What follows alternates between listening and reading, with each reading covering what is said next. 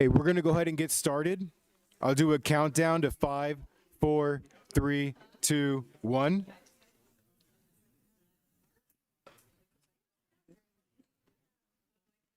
I didn't hear. We're good?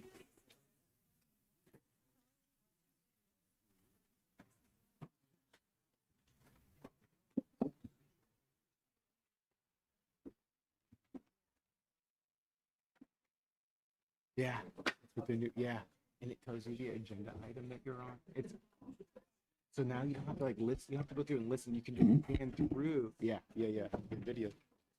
Okay, awesome. All right, we'll go ahead and call the meeting to order. I will pass it to Clementine to do roll call and to share announcements with the public. Councilmember Barber. Present. Councilmember Garcia. Here. Councilmember Rash. Here. I see Councilmember Smith right there. Thank you. Mayor Williamson. Here. And public comment and participation information is provided on this meeting's agenda, which is online at monterey.gov/agendas. In-person attendees, please keep your electronic devices muted to prevent audio interference. Consistent with the First Amendment and the Brown Act, individuals have the right to speak at public meetings, which includes the right to criticize or support city policies or actions. The city encourages your uninhibited and robust feedback on public issues affecting the city, and we thank you for participating. Awesome. Thank you, Clementine. Welcome, everybody, to today's council meeting. We're going to start off with presentations. Item number 1 on the agenda is to recognize Defense Language Institute Quarterly Joint Service Award recipients. This is something we do, obviously, every quarter to recognize the great work that a lot of our service members are doing up at the Defense Language Institute. So I'm going to go ahead and read the proclamation that we have for one. They're generally the same, but just to kind of give everybody a sense. So this is for Staff Sergeant Gloria Campbell.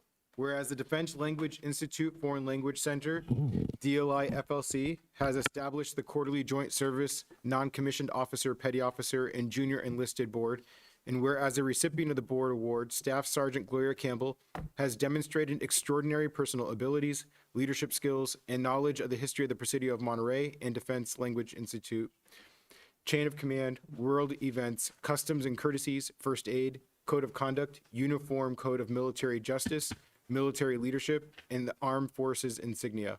And whereas the Monterey community is proud of the country's service members as well as its outstanding relationship with DLI FLC, now therefore be it proclaimed that I, Tyler Williamson, Mayor of the City of Monterey, on behalf of our City Council and citizens, hereby recognize Staff Sergeant Gloria Campbell, United States Marine Corps, for a job well done and thank them for their continuing contributions to the armed services and to our nation.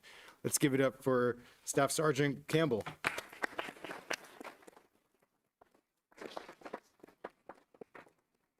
And we'll have her come on up, and then what we do is we have them share a few words with us in the language that they're learning, and then we'll all have an opportunity to guess afterwards. So welcome. Thank you. Okay. はじめまして、グロリア・ケンベルと申します。7年間海兵隊に在籍していて、最近ニト軍曹に昇進しました。Yeah. That was like one of the easier ones. So. It's very noticeable. All right, come on up. We'll take a picture with you here. Sounds good.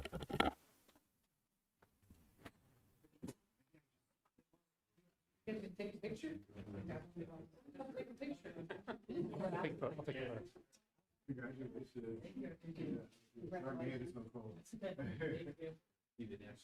Congratulations. Everyone say konnichiwa. That's pretty good for us to smile. Good. Congratulations. Yeah, please give it up for a minute. All right, up next we have Lance Corporal Zachary Gonzalez. Okay, we'll make sure somebody grabs this for him and maybe we can send it to him via mail. Absolutely. And then the last one we have here is Staff Sergeant Urbe Martinez. Did I say that correctly? Yes, sir. Did I? Are you sure? Urbe. Okay, I was a little bit off, but please come on up.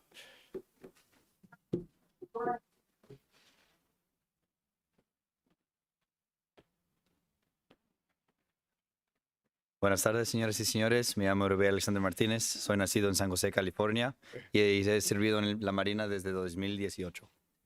I feel like you had that down before you even got here. Do you know what? Does anybody know? It's pretty hard. I don't blame you. You got it. Absolutely. Brilliant. Yeah, please come on up. Thank you.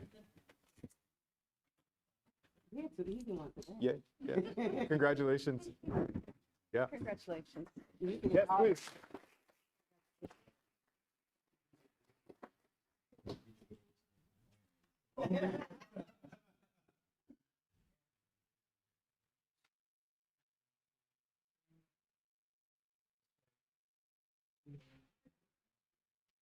Awesome. Congratulations.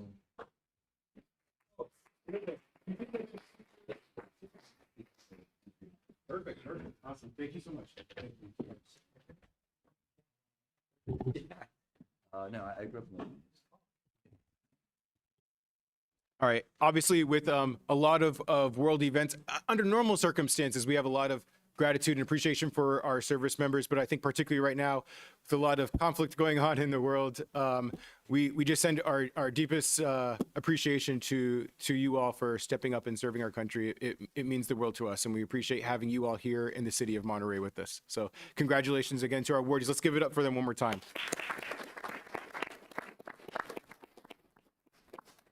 All righty, and don't feel like you have to stay. We're going to go ahead and transition to our next agenda item.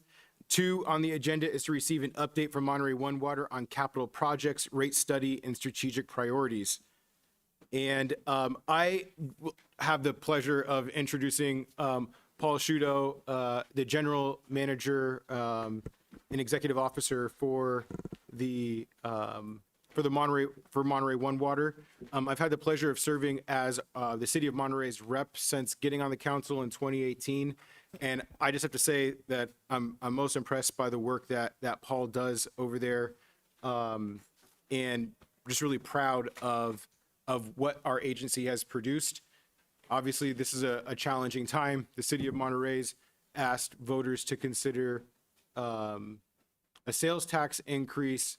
Of course, utilities are going up, all the while folks are struggling economically. So recognizing those conditions, we don't take the decisions to ask voters and ratepayers to bear more of the load of the cost of the services that we provide.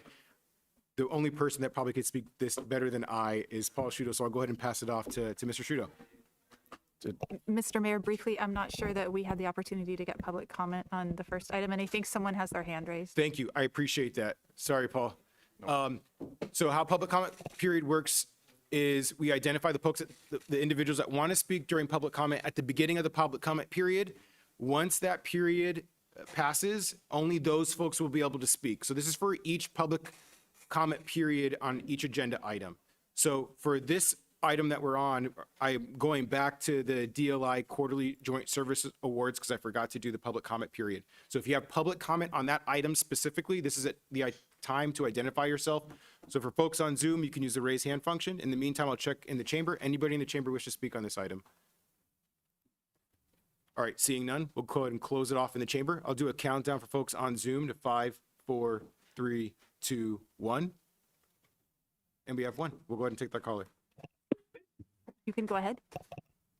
This was a comment for the first presentation. My name is Nina Beatty. I don't consent to the presentations to Americans learning languages and cultures to groom extremists and overthrow other governments or work for dictators like the former Shah of Iran. The Pentagon Channel covered this on our own TV, and he suppressed human rights so that American and British companies could get cheap oil. There's also, we don't know where all these graduates go, but we do hear of training by the American military, paramilitary death squads in Latin America, in Africa, and Asia, with the result that they kidnap, torture, and kill dissidents, farmers, health workers, teachers, men, women, and children. This training has caused devastation in many countries, including Afghanistan, and that's morally wrong. The rationale isn't defensible, and I please ask you to stop supporting this agency and its actions. Thank you. All right, we'll go ahead and close off public comment and move on to item 2, which is to receive the report from Monterey One Water. So I'll pass it back to Paul. Hi, Paul. Thank you, Mayor Williamson, council members. My name is Paul Shudo. I'm the executive officer at Monterey One Water. It's been a while since I've been here, so I very much appreciate the time to give a brief update. It will be brief. Nat mentioned that it has to be 7 minutes or less, or I will get a parking ticket. So please, let's time that. Yeah, that's what I'm a little worried about. Just kidding, guys. Yeah, just kidding. So with that,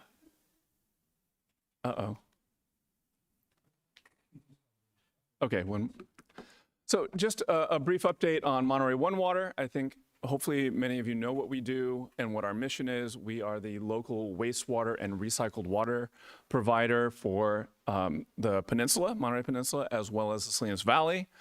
We focus on water, energy efficiency, certainly serving our community as best as we can, preferably being an employer of choice so we can retain the highly skilled workforce that we currently have, an appropriate use of technology, as you can imagine, with pump stations and wells throughout our service area. We rely on technology to, frankly, help us with our jobs and make sure the environment is safe. And then, of course, positioning ourselves within the industry to best represent Monterey County. Next slide, please.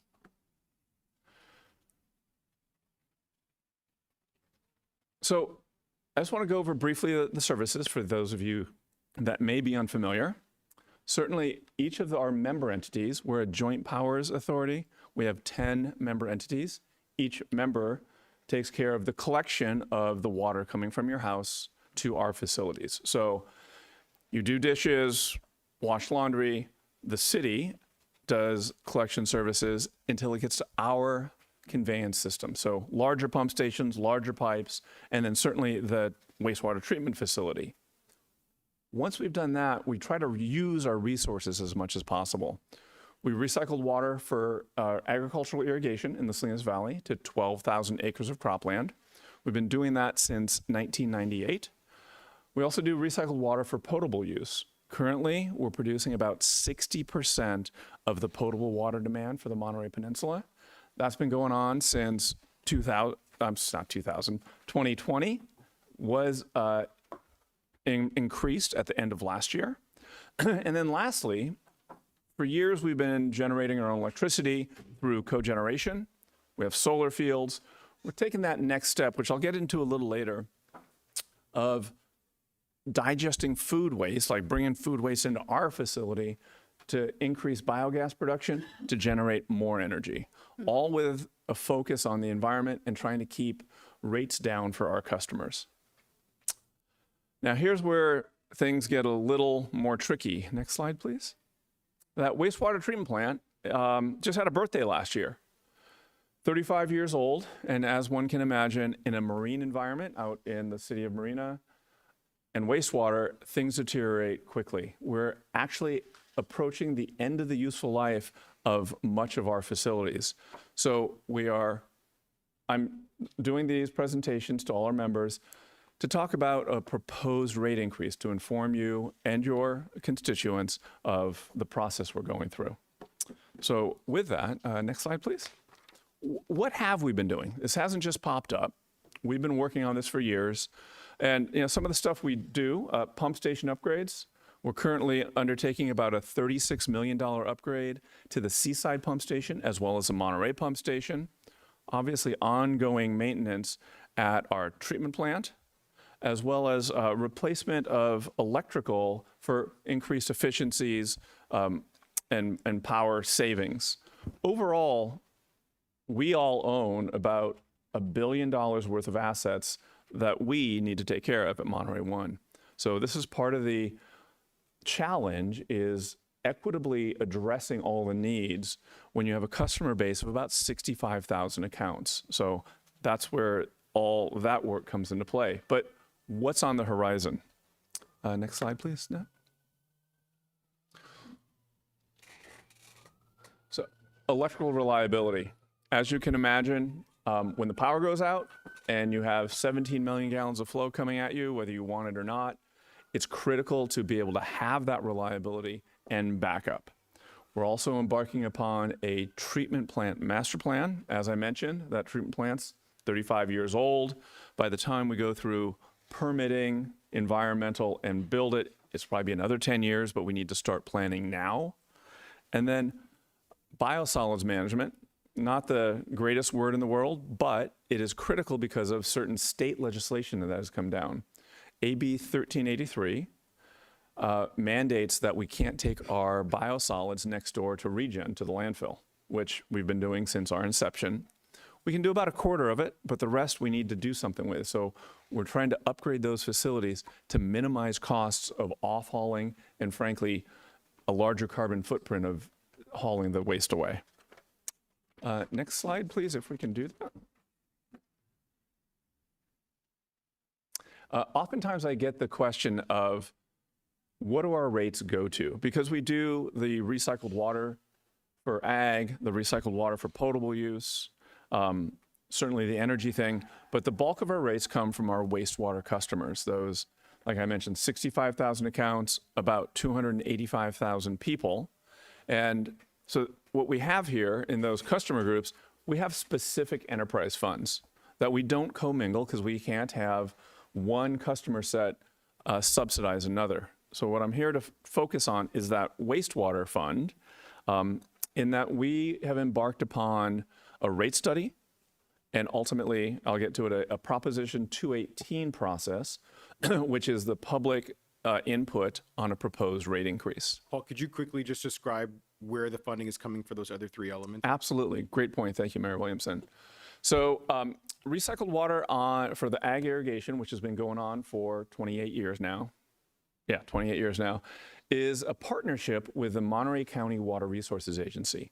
So the funding for that aspect of the project, of our project, is specifically Water Resources Agency and their customers, which in the 12,000 acres is about 26 landowners, owners, and growers that contribute funds to have that water available to them. On the recycled water potable side of things, we have a three-way water purchase agreement between the Monterey Peninsula Water Management District and California American Water in order to sell the purified water to Cal-Am ultimately. So that is entirely funded through that water purchase agreement. On the energy side of things, at this point in time, it is not generating revenue, but we've set up a separate enterprise fund because later this year, we're going to, well, in about a month, we're going out to bid on a renewable energy project, which will ultimately generate renewable natural gas that we can sell back to PG&E. Therefore, it's a revenue stream that goes to all three of those funds. So in order to establish something where we're not subsidizing or getting undue benefit to one customer class, that has been set up. So I hope that answers that question. Okay, great. Next slide, please. So that rate study that I mentioned, we haven't done a rate study formally since 2017. We've updated an old rate study through 2021. So we hired Will Dan Consulting to do a comprehensive rate study. And it starts off with providing the financial plan to them. So our budget, our capital improvement plan, it goes into their rate model, which generates a cost of service or what that revenue requirement is to do what we need to do. What we need to do, obviously, the level of service that everyone expects, as well as the big ticket item, those capital projects moving into the future. Once the consultant has that, then the actual rate design is determined. So what drives the rates? Certainly reliable service. We need to have redundancy.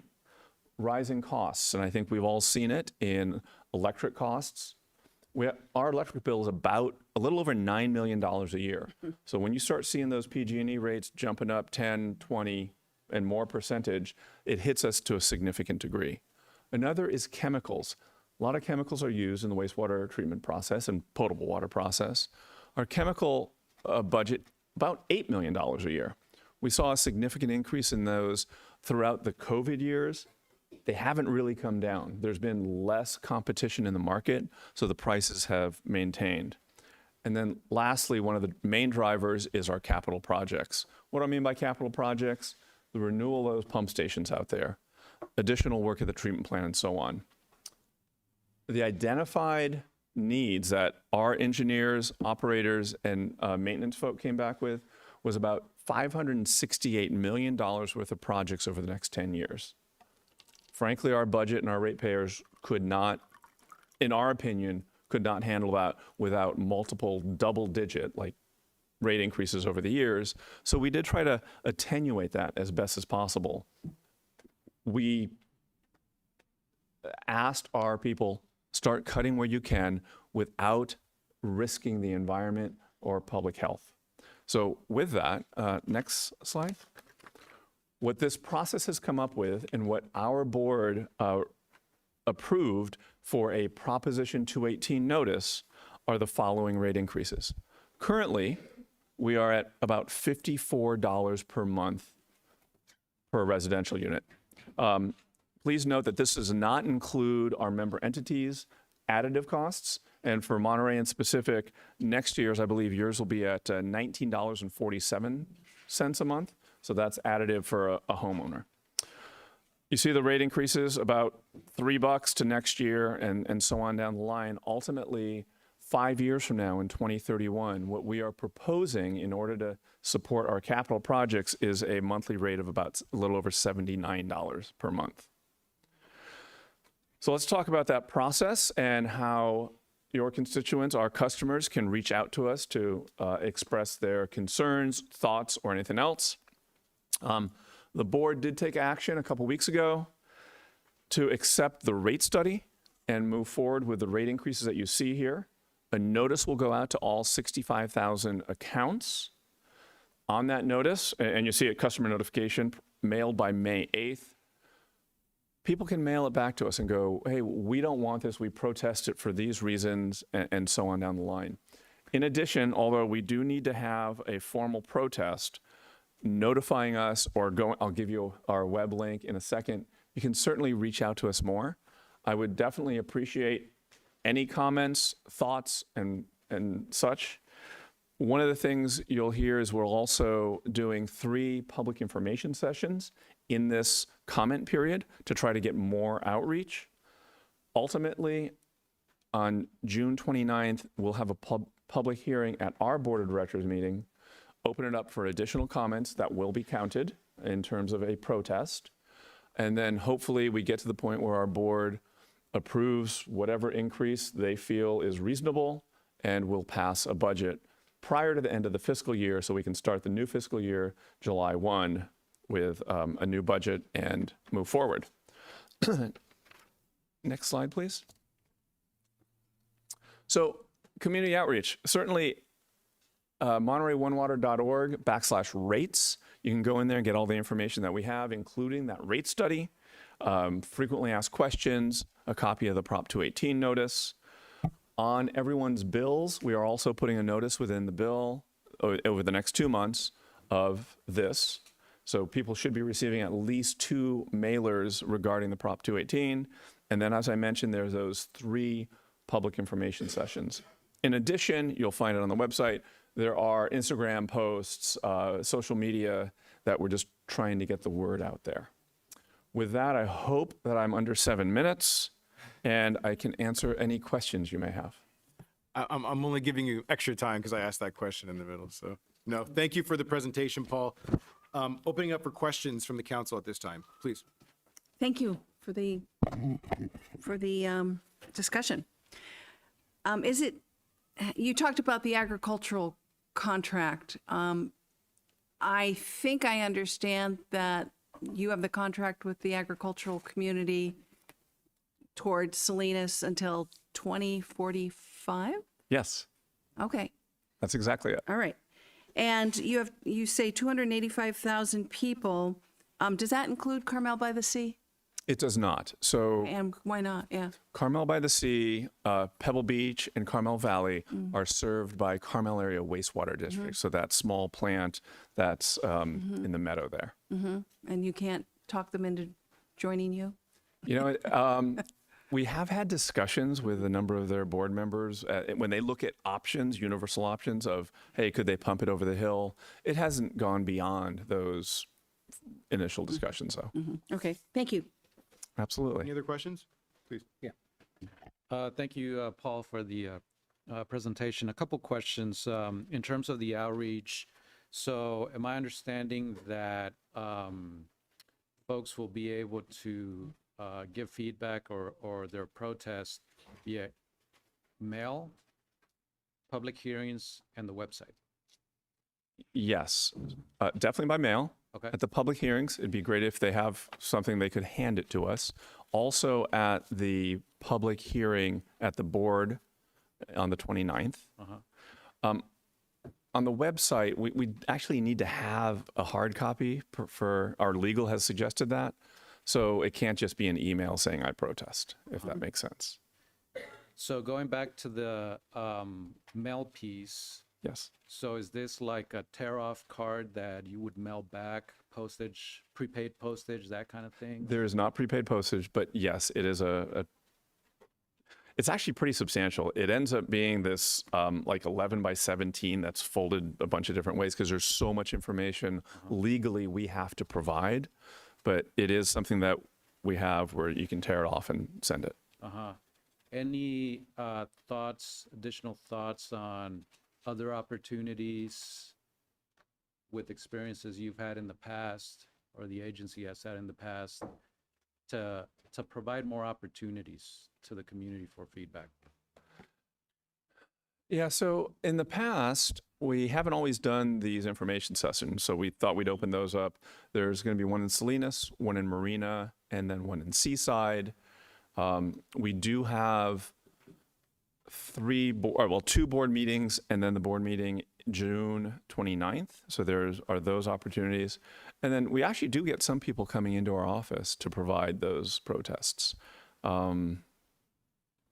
Beyond that, I guess we haven't looked at other venues to promote those. Okay. If I can touch on one thing that I forgot to mention, we understand that this is a significant increase, and our board a few years ago established a customer assistance program.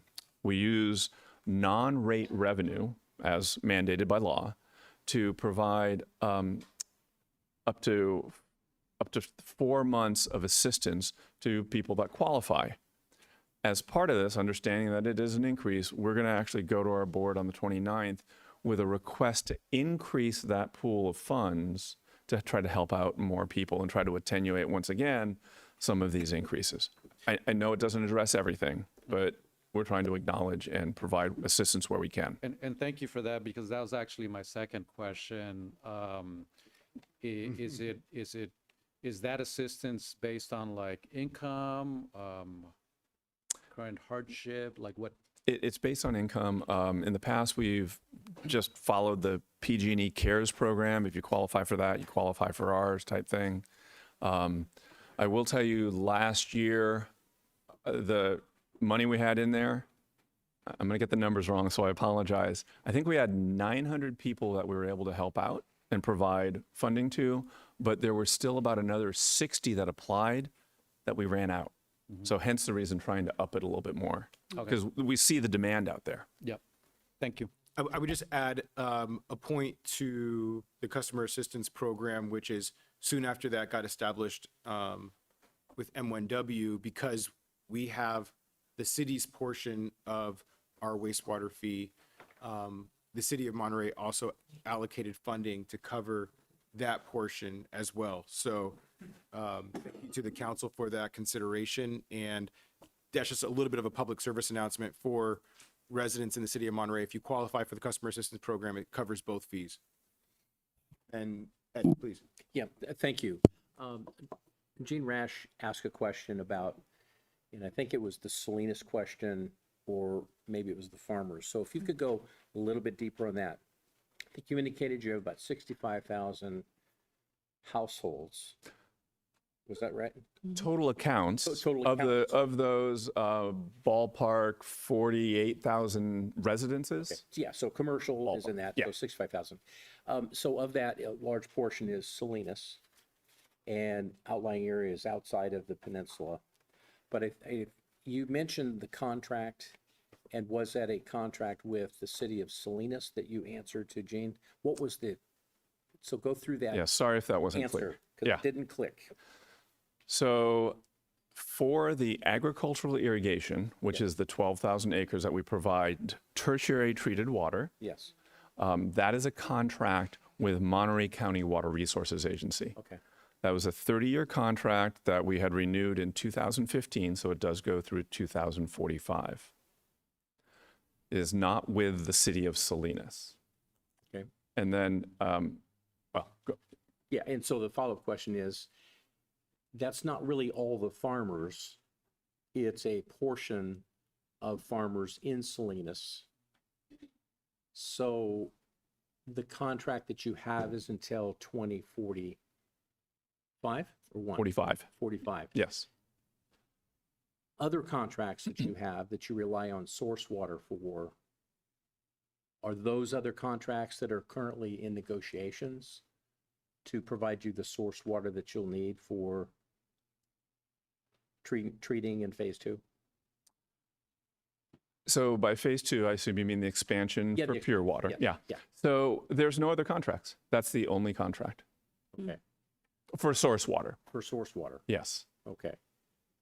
And Obviously, we can dive down a little deep, but it gets somewhat convoluted with the details of the contract and such. so, but I guess the question is, are you confident that you have the source water that you will need to provide the peninsula with the water and other service areas with the water that you need? Or are there things in the short term or long term that would keep you up at night that you need to solve? Other There's, than the capital improvements you just talked about. so thank you for that, because yeah, it's the capital improvements that keep me up at night, Yeah. and the fact of things failing and catastrophic events and such. In reference to source waters, it doesn't keep me up at night, and I'll tell you why. Based on the contracts we have with Water Resources Agency, there's an agreement. We provide all the wastewater with some caveats that goes in the summertime. We get some, and it's specified in the agreement, certain water. In normal and wet years, there's more than enough water for everyone, and water still goes in the outfall. In those exceptional dry years, and when I say exceptional dry years, think of 2022, 2015, there was, and 15, 16. In those years, in the summertime, Pure Water Monterey would not produce what's anticipated because we have a contract, we're getting water to ag. The way expansion was constructed was as a peaker plant. We push it in the wintertime, and let's just say wintertime, October through March, and we can produce a heck of a lot more when there's less irrigation demand.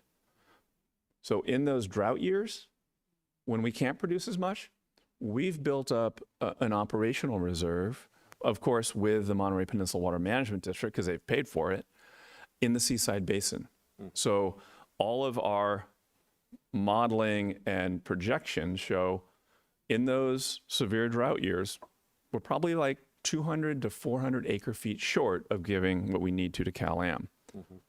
We have over 2,300 acre feet in the ground right now in the Seaside Basin.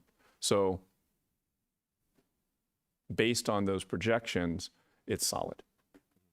Yeah, thanks. That make sense? Yeah, yes, we need a deeper dive. Absolutely. There's a lot of data there. There's a lot of lot of data detail. and a lot of variables. Yeah. I yeah. totally agree. A lot of variables and certainly a lot of contracts and service areas that you have to cover. Yes. Mayor, that's the only thing I had. I just want to follow up on one thing and I'll pass it to you, Dr. Weber. There was the piece around the CSIP agreement essentially, and that contract expiring in 2045. So the source water for the CSIP project, a substantial amount of it does come from Salinas, but I believe about half or maybe close to half of it comes from the peninsula's wastewater. Is that correct? That is correct. So, I mean, ballpark, a little under 50% comes from Salinas and the remainder from the peninsula, Marina Coast. How And many acre feet more or less is that? Depends on the year, but we are probably averaging ballpark about 18,000 acre feet, 17,000 acre feet. And then when you take that and you recycle it, how much of that is actually potable?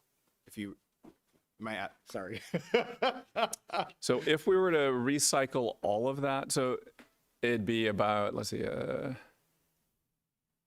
about 13,500 acre feet. Okay, okay. So if we kept our own water on the peninsula and recycled it through the Pure Water Monterey project, There'd be plenty. there'd be plenty of water. Okay.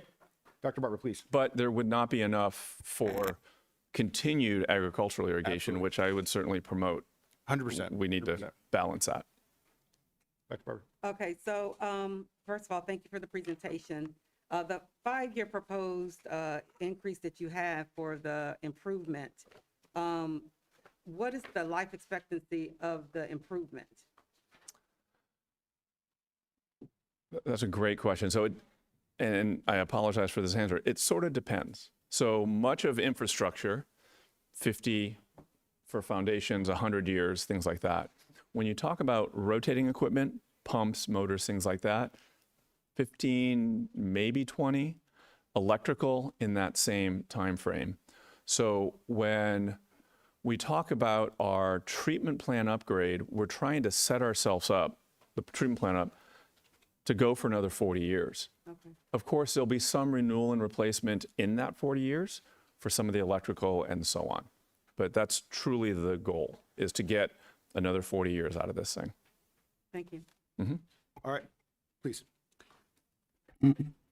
How would you define what you feel your role is in convincing the State Water Resource Control Board that you have enough, that you're set? And of course, I'm going to the cease and desist order in Yes. condition 2. Yes.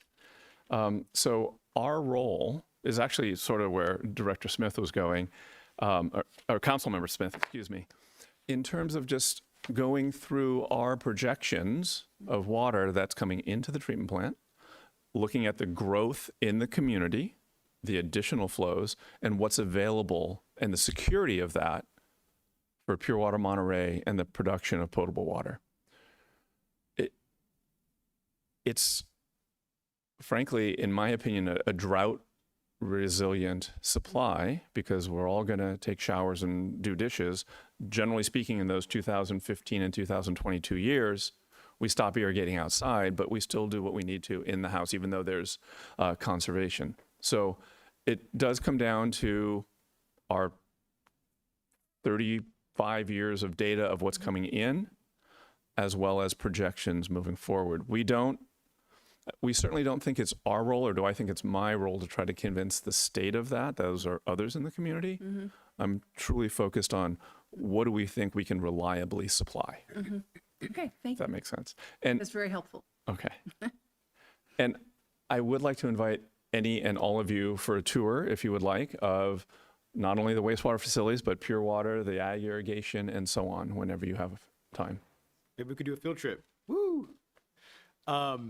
I just want to add a little bit to that last point. One of the things that our source water doesn't show, and correct me if I'm wrong, it doesn't incorporate new development. So as we build and we expand the demand, we're actually increasing the supply, but it's not incorporated in the current source water allocate that are identified to support the project.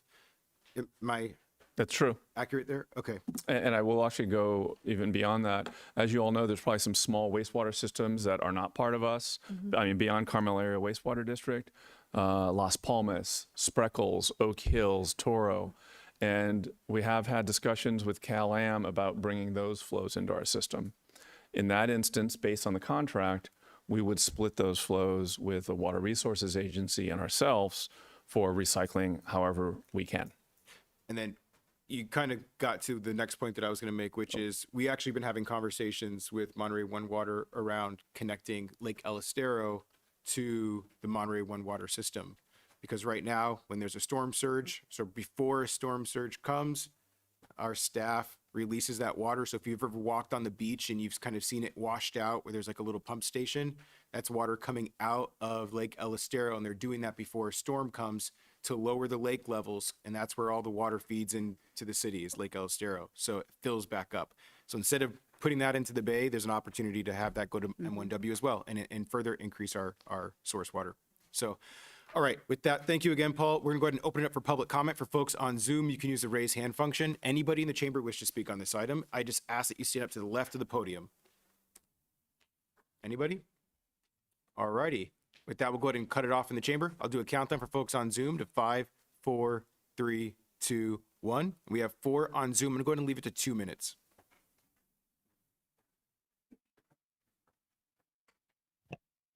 Esther, you can go ahead. Good afternoon, everybody. Paul, thanks for the presentation. I also want to thank you for consulting with me on the assistance program a couple of years ago. But I got to tell you, I mean, these assistance programs leave out more people than they help. It's this whole, area is being squeezed by everyone not having planned for infrastructure maintenance. The city is having the same problem. Other jurisdictions are. Where in the world are people that make less than 6 figures supposed to get this money from? All the utilities are going up. I understand where you guys are as far as the infrastructure, but are there federal grants? Are there state grants? Where is it possible to get some help? Because people, I can tell you that the majority of the renters in this city, which happen to be 66% of all the residents, are not getting increases in their income to cover all of these infrastructure issues. I sympathize with you guys, but the lack of foresight that, all these agencies and all of these administrations have had to not plan for this and now come to us that we're already struggling so much.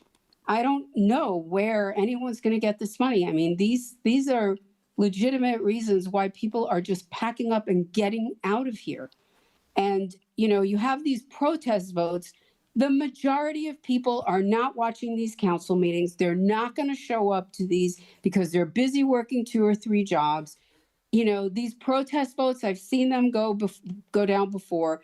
It just isn't, all this outreach doesn't, at the end of the day, help the people who need the help to cover this. And you guys got to find some other ways of covering it.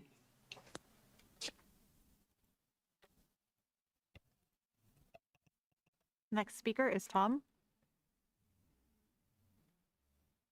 Thank you. It's good seeing Paul after so many years. You haven't aged a day, I would say. When it comes to the subject of source water, the mayor touched on this. I take it that also includes urban runoff, stormwater, water from the lake.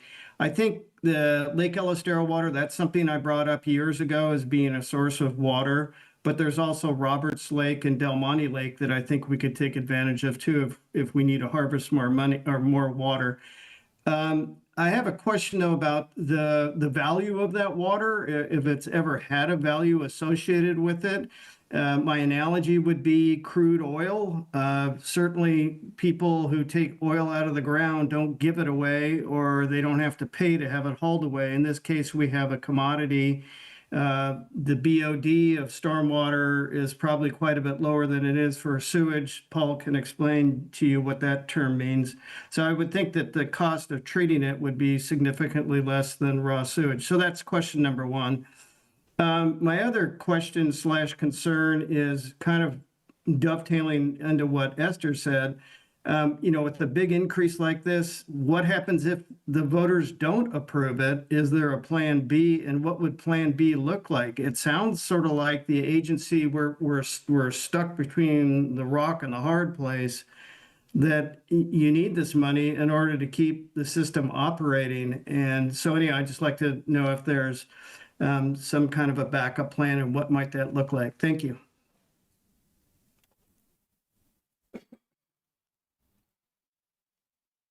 Lori, you can go ahead. Good evening, all. I'm just going to sound a lot like Esther and Tom and others, and you'll probably hear more protest votes. But yeah, I got to say, you know, whether you're a renter or homeowner, just trying to hang on here, these rate increases, when I moved here just not that long ago, in 2019, this bill was $20 a month, $19 a month. And now, look, it's just exploding. And I, like Esther said, we didn't all come here prepared to pay for infrastructure. It would be great. Maybe we can factor this into city council and some of the budget management, that if we would really pinch our pennies, then maybe the city could absorb some of this cost so it doesn't impact so many folks. But when you're looking at I got to get my time clock up here. Just quick calculations, and some of these are going up for me, $50 a month in some cases. But we've got Monterey One Water, Cal-Am, Monterey Peninsula Water Management District, PG&E, garbage collection. Those are just the basics most of us pay. And that doesn't even count that we all need a phone anymore. We all need internet so we can zoom into these meetings to hear about what more rate increases we're going to get. And cable, which mine went up $70 recently, and I slashed it the last possible slashing just so I get the basic 3 local channels, and I'm still paying $70 a month for that. So roughly figuring, if you just conservatively factor in $20 rate increases a month every year, and that's conservative for most of these utilities, which most of them do, that's $1,900 a year. I can tell you, as a federal employee, I get zeros. I don't get any rate increases ever. So that's everybody needs to think about, not just renters, homeowners as well, $2,000 a year. That's too much. And our last speaker is a telephone caller with the last 3 digits, 705.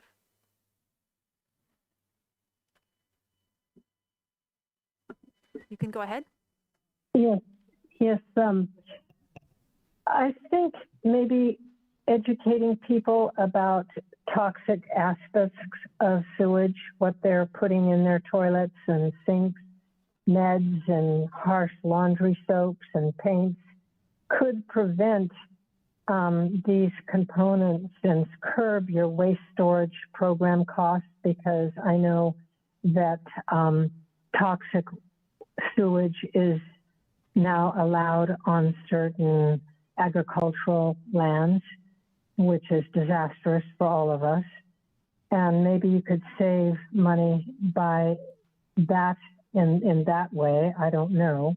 And then also a reward process for people who use less water than other residents, a rate decrease program. I don't know if that works or not, but that's just a couple of ideas. Thank you. Okay, with that, we'll go ahead and close public comment. Thank you for all those that shared. There was a few questions there, and I'll just pass it to you, Paul, to kind of close us out with maybe some final thoughts and maybe some answers to the questions, if you. Yeah, if that's appropriate, I can sort of touch on some of them at least. There was some commonality. So yes, we understand the rate increase is substantial, and we are in a rock and a hard place. This agency went 12 years with no rate increase and 14 out of 17 years without a rate increase. So I understand, let's say 10 years ago, the rates were relatively low, and we are having to get them up to afford what we're trying to do here. Even with that, projecting forward, based on our local comparables, other wastewater entities in the northern Monterey area, we are below median. I don't know if that's helpful to anyone. It probably isn't, because it's still an increase. I get it. In reference to a plan B, absent a rate increase, there is no plan B. I will say what we've done is, if we'd like to get projects done in a 10-year time frame and we don't get a rate increase, we just start pushing them off the list, and we rely more on maintenance and emergency repairs, which some of the equipment, as you well know, is beyond getting service, et cetera. So it does get a little more expensive. Hence the reason we're trying to plan our things moving forward. I wish I had a good plan B of where those funds could come from other than we do a bake sale, but it is just, there's not much available to us. However, to grants, a former board member told me, why aren't I knocking on doors in Sacramento and DC? And I started doing that back in 2015. And we've been relatively successful. To the Pure Water expansion, we received $42 million in grant funds on a $66 million project. 2/3 of that expansion was funded from grants, both state and federal. We will continue to do that, looking for funding for our wastewater facility. Sometimes a little more difficult in this environment, but we do that. In terms of paying for water, I have had that question of me many times when we've talked about bringing stormwater in, but there is an understanding that there is a cost to treat that water. It is less than treating domestic wastewater because there is less stuff in it, generally speaking, but there's still a cost. So what I have seen and looking at, rough economics is there's not value in stormwater to pay, but there would certainly be a reduced cost for treatment, or it is then borne upon the end users of whoever is using the water from a recycling effort. I don't know if there's any others that you would like me to touch on, but I think that hit many of the questions. I would just add that the idea of pushing projects out, the capital projects out, which staff has already did in the rates package that's being proposed. The further that we push things out, the greater the risk that we're taking in regards to something failing. And if we do push stuff out, the costs are going to only continue to go up. So we can expect to pay that higher cost to do that work later on, as opposed to making that investment now. So I think we've done a really good job of trying to balance that out, though. Equal to your comments, these comments are just hard for some folks that can't afford the increase, and that's something that's completely understandable. So I think we're all set. Thank you, Paul. Thank you so much. Appreciate it. Awesome. Thanks. All right, with that, we're going to wrap this one up. We have a couple more things on the afternoon agenda here, so I'm just going to jump to general public comments. This is for non-agendized matters. If you're on Zoom, which just ask that you use the raise hand function. Anybody in the chamber wish to speak on this item, just ask that you stand up to the left of the podium. And remember, you have to identify yourself at the beginning of the public comment period. So once folks are identified, I'm going to close it off, and then only those folks will be able to speak. So you have to identify yourself right now if you want to speak for the general public comments for non-agendized items.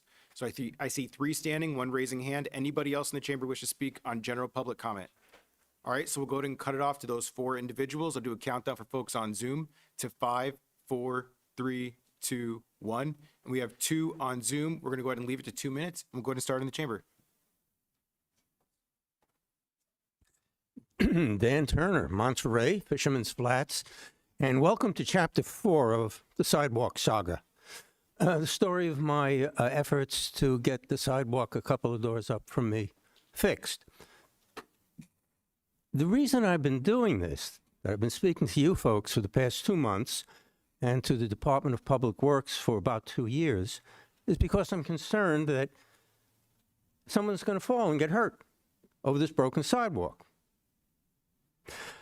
About 2 months ago, just about when I started speaking to you folks, I ran into a woman I've known for about 15 years. She's about 85 years old, and she had a cast on her forearm. I asked her what happened. She said, well, she lives in Pacific Grove, where sidewalks are often broken up because of tree roots. And she caught a toe on it and fell and broke a bone in her forearm. I don't know if you've ever thought about it, but the difference between falling and breaking a bone in your forearm or falling and breaking your hip, which is very serious business for old folks, or fracturing your skull. The difference in how you fall is that much, not much. And you know, you don't have to be 85 to fracture your skull. That can happen at 25 or 5. I spoke to a fellow named Billy at Public Works, or he called me actually just after I spoke to you guys first time. He only has one name, like Madonna. Anyway, he said April. He said this will be done by April. Well, there's still 9 days left in April. Could happen. I'll let you know in 2 weeks.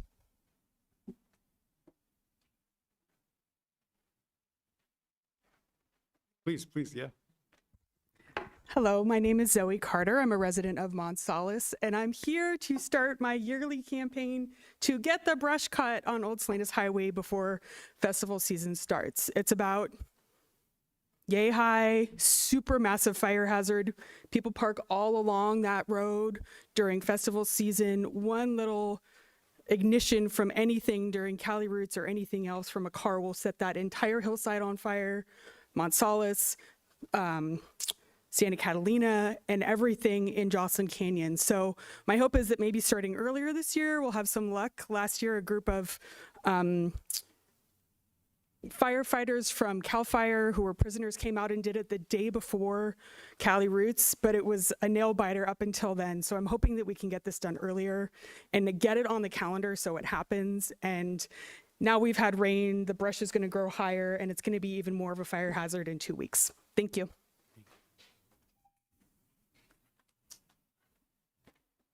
Hi, everybody. My name is Megan Range. You just came to introduce myself. I feel so short in this moment.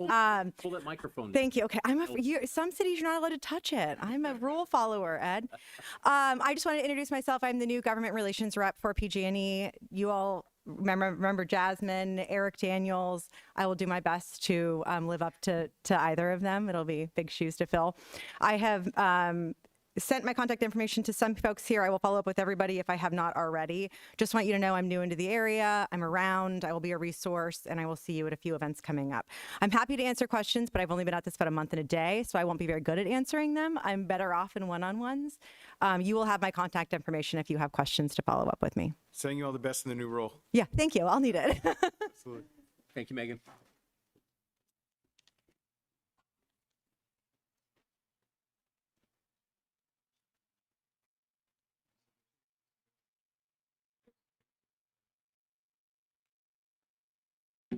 Hello, Mayor. Hello. Hello. I want to make sure this is on this time. Hear you. It's on. You said that a couple of times on YouTube, and my voice was stopped. Okay, yeah. So. Go ahead, please. Thank you. A couple of different items. We'll start with back with the ticketing of disabled people. And once again, because last time I mentioned this subject, my voice was edited on the YouTube. So a visual, 1,000 tickets in 1 year for disabled people is an excess. Having the ability to have an area that's so beautiful, but yet so populated by the disabled people, the disabled community has been affected largely, where the city says it's a minor issue, but over 1,000 tickets for disability people is an excess. And also receiving a ticket and going and appealing it in this room, appealing a ticket and proving the ticket was incorrect, incomplete, but having the city attorney talk their way to that appeals court hearing director and basically lying and saying it's acceptable when any document that's incomplete is incomplete and none. It was a false ticket. And getting back to the street, I'll talk about street vending. The street vending, it's been over a year since you implemented these program and studies. And it's very concerning to me to try to run a business and to have this table set up in such a way that, I don't know if you can zoom in on this picture, but last week, this gentleman stole $350 worth of silver merchandise from my table. It's very unsafe for me to run my business in a jewelry capacity when the table setting arrangements is so difficult for me to be able to have my table protected. And when I can't go face to face with the person, it allows for people to rob me. And it's created by the structure that you set up. Thank you. All right, with that, we will go to our callers on Zoom. All right, first we have a telephone caller.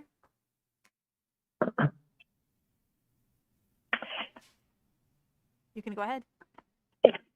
Yes, hello. I sent most of you on this board a report this morning given on video by the top go-to fire scientist in the United States, Jack Cohen, on how homeowners can save their homes from wildfires. This information is not included in your wildfire management program and should have been because, as Jack Cohen states, trees and eucalyptus trees are not the problem. It's dry leaves and pine needles. It's also a home ignition zoning problem. And to remove eucalyptus trees is not going to solve the problem.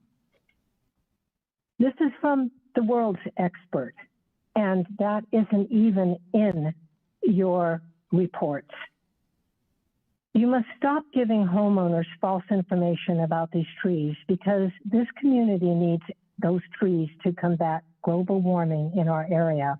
Our National Marine Sanctuary is heating up, and with each tree removed, regardless of its native or non-native status, is one of the big tools in our toolbox to combat global greenhouse gases. So far, 2,000 large eucalyptus trees have been removed along with deadly herbicides to kill their trunks. 2,000 trees represents 2,000 tons of global greenhouse gases those trees no longer absorb a year in our area. We've lost 520,000 pounds of oxygen a year that these trees could have created. The rainfall these great trees could have created a year through transpiration of their leaves was 300 million gallons of water a year. Their contribution towards keeping our area cool and thus the bay cool is immeasurable. The chipping process released tons of carbon and stored pollutants as well. In Jack Cohen's video, the #1 cause of house fires is not trees, it's dry leaves. Please, you need to stop killing our eucalyptus. All right, thank you. And our next speaker is Esther. Hello again. I just wanted to actually thank a number of city staff that were out here at Laguna Grande Park with us on Sunday. We were doing a celebration of the JPA in conjunction with Earth Day celebration that Seaside was having. And it was really nice to see as many staff turn out just on their time off, like Dante and Nat were there. Nicole from Parks was there.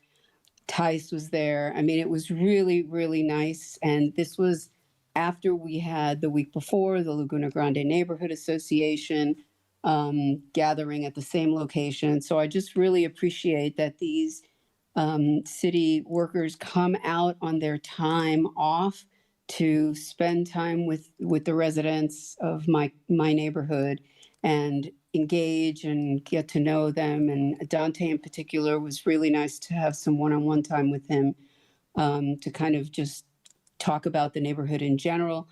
You know, police department, fire department, always supportive. I also wanted to thank the Audubon Society for all the work that they do, partnering with us and getting attention on the park. And I'll go back to MFD. The fire chief and I have been in conversations about defensible space concerns over here because we have residents whose homes are right on the border of Seaside and they're right outside their backyard fence. It's Seaside, but their yard is obviously Monterey. So we had a long back and forth about how we need to kind of address that a little bit better. So I'm looking forward to hopefully getting some attention on that issue over here because it seems like most of the fire attention goes to other parts of the city, but we're at risk over here as well. Thank you. All right, with that, we'll go ahead and close general public comment. Thank you for all those that have contributed today. With that, we will move on to our consent agenda. There's been no items requested to be pulled from staff. Anybody on the council wish to pull anything? Yeah, I'd like to pull number 6 and 7. All right. 6, just a brief presentation, and 7, just a couple questions. Okay. Anybody else? All right, we'll take it out. You have questions? No, I just had a question. Oh, perfect. Okay. So we'll go ahead and open up for public comment on consent agenda. There's an opportunity to speak on any of the items on consent except for 6 or 7, or if you'd like to pull anything else. So with that, for folks on Zoom, you can use the raise hand function. Anybody in the chamber wish to speak on consent items? All right, I'm seeing none in the chamber, so we'll go ahead and cut it off in the chamber. I'll do a countdown for folks on Zoom to 5, 4, 3, 2, 1. There's nobody on Zoom. Bring it back to the council for motion and deliberation. I'll make a motion that we approve consent with the exception of items 6 and 7. Second. It's been moved and seconded. Any other discussion? All right, all those in favor? Aye. Any opposed? Motion passes unanimously. And with that, we will go ahead and do a brief presentation on item 6 to authorize the police chief to execute memorandums of understanding with cities of Delray Oaks, Sand City, and Pacific Grove for California law enforcement telecommunications system services. With that, I'll pass it to Dante for staff presentation. And I'll have our police chief provide the presentation. Thank you, Mr. City Manager, Mayor, council members. Item number 6 is to execute or to allow me to execute a memorandum of understanding with the cities of Delray Oaks, Sand City, and Pacific Grove. Basically, this is so that we can provide 24-hour service to enter information into the California Law Enforcement Telecommunications System, or CLETS. These are for time-sensitive entries, locates, modifications, and cancellations, things like stolen vehicles, missing and unidentified person system, restraining and protective orders, automated firearm system, and automated property systems. The reason for this is that those 3 cities don't have 24-hour coverage. We in Monterey do. We've been providing some of these services for many years before I got here 11 years ago for free, and we are now going to start charging. And an example of this would be if a police officer in, let's say, Sand City at 2 in the morning takes a report of a stolen vehicle, that vehicle has to be put into the system immediately. So they then don't have staff other than police officers at work at night. They would call Monterey. We would provide that for them. We went through a costing out of this to see how much time we thought it would take our staff to do, which we've been doing for many years, and decided to do it in batches of 30. So that it's worth our time. They usually average about 30 or less a year. So that's why we did it in batches of 30 at $2,500 per batch of 30 to make a whopping $7,500 a year. Thank you for that. Yeah, that's all I needed. All right. Thank you. Okay. So we have heard item number 6. Is there... we're going to go out to the public comment for item number 6. So at this time, if there's anybody that has a comment question on item 6, we'd ask you to stand to the wall and we'll address you. And while people are considering coming up, we'll go out to the public online. So if we have any other members of the public that wish to make comments on item 6, we'll do a countdown. 5, 4, 3, 2, 1. Okay, one item. Any members of the public in our presence wishing to make comment on item 6? I do not see anyone, and we'll address the one online. Clementine? Yes, this is our telephone caller. You can unmute and you can go ahead. Yes, was item 6 the discussion just previous about from the fire chief? Nope. Item 6 is to authorize the police chief to execute memorandums of understanding with cities of Delray Oaks, Sand City, and Pacific Grove for California law enforcement telecommunications system. That's right. And that's what this previous fire chief was talking about, right? Because that's what I want to comment on. The police chief. Yeah. So it is, if it's my understanding that that's what he was commenting on, I think that aren't they fire chief, all of them being paid by our tax dollars already. So this additional charge seems unwarranted. Thank you. All right, thank you for your public comment. With that, we'll bring it back to the council for motion and deliberation. I'll make a motion to approve item number 6. Second. It's been moved and seconded. Any other discussion? All right, all those in favor? Aye. Aye. Any opposed? Motion passes unanimously. With that, we'll move to item 7, to authorize agreement to transfer $7,269,813 held in escrow for the benefit of the city of Monterey and the city of Delray Oaks for the South Boundary Road project into an interest-bearing escrow account. With that, I'll pass it to Councilmember Garcia for his questions. Yes, thank you.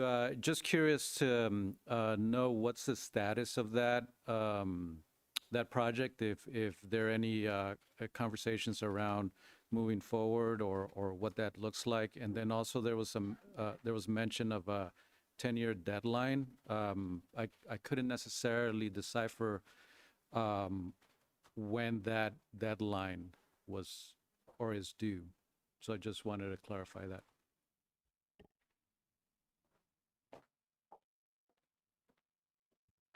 Okay, I can address the deadline. The deadline started when the initial escrow account was established, which was in 2020. So we're already 6 years into that 10-year period.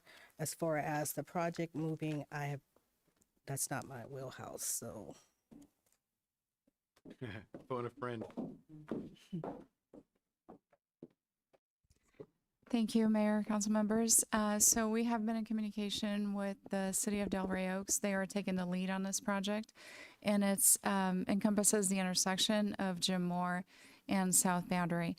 We reached out to them. My understanding is they were out of the office, but we have been communicating with them on the status. So it is in design. We're trying to find out at what percentage design they're complete, but we don't have that information right now.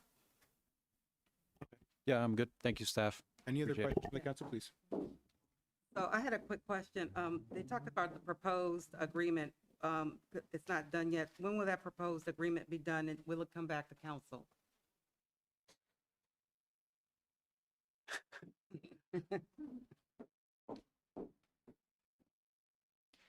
Right now, the city of Delray Oaks is leading the design. So we, as a partnering city, we would look at the design.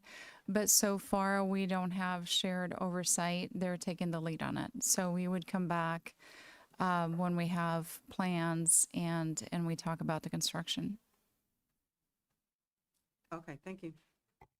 All right, any other questions? Just a comment. Okay. All right, with that, we'll go ahead and open up for public comment. For folks on Zoom, you can use the raise hand function. Anybody in the chamber wish to speak on this item? All right, seeing none, we'll go ahead and cut it off in the chamber. I'll do a countdown for folks on Zoom to 5, 4, 3, 2, 1. And we have one on Zoom. Go ahead and take the caller. Tom, you can go ahead and speak. Thank you. I brought this concern to the finance director's attention back when I was a city engineer. I served on the Infrastructure Technical Advisory Committee at FORA. And as I recall, the federal funds often included what was called an arbitrage clause, which prohibits the local agencies from investing money, making a profit basically on federal funds. So I asked the question, and the response that I got back seemed to be that, well, I'm sure they accounted for that. Well, that doesn't help me at all. As a matter of fact, that reinforces my concern, which is that perhaps the reason it's in a non-interest bearing account now is to abide by the arbitrage clause of a grant, which might be buried back somewhere in history. So I'd like to hear definitively there is not an arbitrage clause, or that if there is one, that putting this money in an interest-bearing account will not violate that arbitrage clause. Thank you. All right, with that, we'll go ahead and close public comment. I'll pass it to our city attorney to see if there's a thought on that question. I think it's a very good question. I have not seen the terms and conditions of the agreement that it's in right now, so I'll have a look at that. Okay, are we good to approve today? And if we need to, we can adjust? Yes. Okay, okay. All right, bring it back to the council for I apologize. Yeah. Motion and deliberation. I do not have the answer on the albatross clause. I just wanted to highlight some of the public may be confused about what this agenda item is and why there's $7 million in a trust account that is divided between the city of Delray Oaks and the city of Monterey, going back to the property that Fora, as the closure of Fort Ord, left the city of Monterey and also left the city of Delray Oaks. That fund was set aside for our future projects of whatever that may be.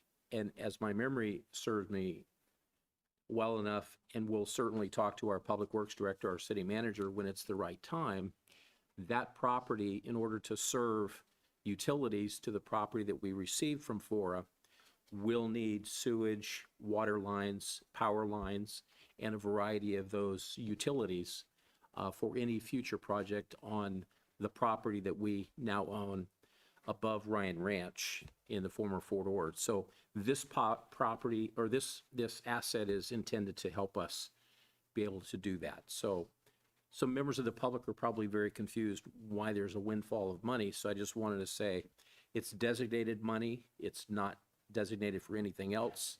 And this action tonight gives staff the direction to be able to take the portion that belongs to the city for a future project on that property that belongs to us now. That's the former Fort Ord. Awesome. And Sorry for the long explanation. No, appreciate it. I am assuming too that there would be no power lines. We would be putting the conduit underground for the project. That I don't know either. It's new construction. Yeah, New exactly, construction, so the exactly. opportunity would be there. Any other comments? Is there a motion? I'll make the motion. It's been Second. motioned and seconded. I would just make one final ask of staff, which is I recognize that City of Delray Oaks has graciously taken lead on this, but I think the worst case scenario would be for us to lose out on this funding or a great reduction in the funding once it's dispersed. And I don't know how that dispersion process works once we reach the anniversary. So in as much as they're taking the lead, I hope that we keep that on top of our mind. And if we need to take over in order to make sure that the project gets done and we don't lose out on this funding. All right, so there's a motion and a second. All those in favor? Aye. Aye. Any opposed? Motion passes unanimously. With that, we will move on to our public appearance items. Item 9 on the agenda is to approve recommendation for Lower Presidio Historic Park lease operations. With that, I'll pass it to Dante for staff presentation. Thank you, Mayor. This next item is about the operations and long-term management of the Lower Presidio Historic Park. Over the past year, staff has gathered a lot of helpful input from the community and from commissions. And today, they'll share what they've learned, along with a recommendation of how we might move forward with the lease and future planning for the site. So with that, I'll turn it over to our Library and Museums Director to walk us through the report.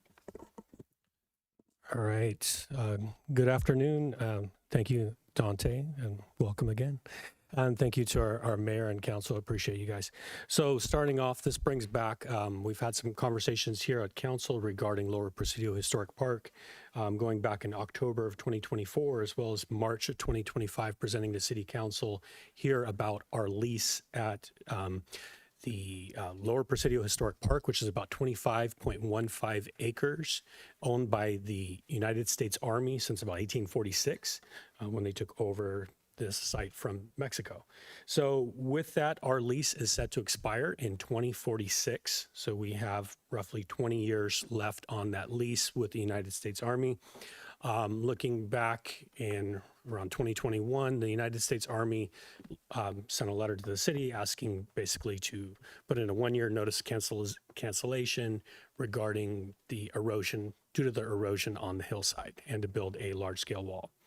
During this period, we recently in March, I know council approved the letter that we sent to the United States Army recommending one of their proposals for building the wall off there to support the archaeological site, and that would be, under our understanding, would be funded by the United States Army as well, rather than funded by the city of Monterey, because it is their property as well. With that, we held a community survey. We entered the survey results in the packet as well. So those are publicly accessible. If anybody wants to look at those, get all the specifics on there. We had the survey on Have Your Say Monterey. We sent it out under the Friday newsletter. We put it into our City Focus newsletter, but in the library newsletter. So we sent it out to different people and had only 95 responses. It's pretty small group, but a lot of great feedback, but also presented at the Historic Preservation Commission, Parks and Recreation Commission, and Museums and Cultural Arts Commission. And with that, we got one commissioner from each one of those commissions. So thank you to Commissioner Monique Caldy from our Museums and Cultural Arts Commission, Justin Ono, Parks and Recreation Commission Chair, and Historic Preservation Commission Vice Chair Juan Rodriguez. So those three commissioners all volunteered their time to work with me on a public meeting that we had at the Lower Presidio Historic Park and did a walkthrough with the public regarding the park and the operations, the history of the park, then did a community feedback session there inside the museum. But just to point out a couple of the things, the ultimate goal we are looking at for council to approve is to continue with this lease for the park, with the goal of looking at an agreement eventually with the National Park Service, just to go into working with, and our assistant city manager and myself have been working with Congressman Panetta's office to get what's called a special resource study, which would have to go through the House, for the Secretary of Interior to do a study regarding that park. With that, I will say there, National Park Service operates 433 individual sites. They're not all national parks. There's 19 different types of designations that they have over there. But what this does, there are sites like national heritage areas, which they operate. There's 62 of those across the country. There's only one in California, and that's the Delta. But those provide federal funding every year, $150,000 to $750,000 every year for help manage the operations of the site. And those highlight cultural resources, heritage tourism, those help to highlight and fund those sources. And those are a partnership with National Park Services as well as local agencies. There's also National Monument like Cabrillo National Monument down in San Diego, which is on Navy site, but it's also operated by National Park Service. So it'd be very similar to what we have. And national parks, it's a very small, the size of the park at 25.15 acres would be the smallest of the national parks. I think the St. Louis Arch is currently the smallest park site. But with that, just to highlight some of the feedback we got from the community and from the different sessions is people are really interested in Native American history. It's an archaeologically important site. They're interested in getting more restrooms. That would need another infrastructure need, which the city has other challenges for infrastructure. People like that it's kind of natural as well as secluded and that there aren't a lot of like playgrounds or different things where you had some people that do want things like a dog park or other things. And those we just can't do because it's an Army it's a site as well as an archaeological site. People by and large throughout the feedback as well as the sessions really interested in local control as well as getting federal funding and public access. People wanted more special events at the site, and there was interest. There is a scout lodge that's been on that site since I believe the 1960s, which when the city took over the lease, the United States Army said you're going to continue to allow the scouts to operate there. But that building also has significant needs and issues just along things. Park maintenance was one of the things we talked about on there with limited park staff and reduced budgets. It's hard for, park staff to consistently go through and manage these, all of the different parks, all the different sites that we have throughout the city, as well as public works coming through, janitorial. So that's where the $80,000 that we estimate annually costing the budget, that's from primarily staff time, janitorial costs, mowing, those costs, but it's primarily a lot of staff labor on there. Our museum is staffed primarily by volunteers. So that's why it's Saturday and Sunday. People do want more hours, but we we have volunteers all around at our sites. So it's difficult to operate more hours when you're solely volunteer-led. So with that. And I will say for the other part about wanting more community events, more programs, everything there at the site, any event that we get from the city, that we receive a request for that city, we have to review that through the United States Army as well. So any event that comes in there that goes through my office, and then generally I'll send it to Nat and Dante, and then send it then through the Army channel, and they send it through their own legal. So it's a very laborious process for us to get any kind of approval for any kind of event happening there on those grounds. So with that, just to say, overall, the National Park Service, what they would do is look at we feel that that's a great way to go forward, because what they would do is they're going to look at the site, have a study done, see what was the national significance, and we feel there's an expansive national significance on that site. And is it culturally significant? Is it a suitable addition to the parks? What is it feasible? Can they run it, or will they need to help fund or partner with another agency to do that? Does it require direct management?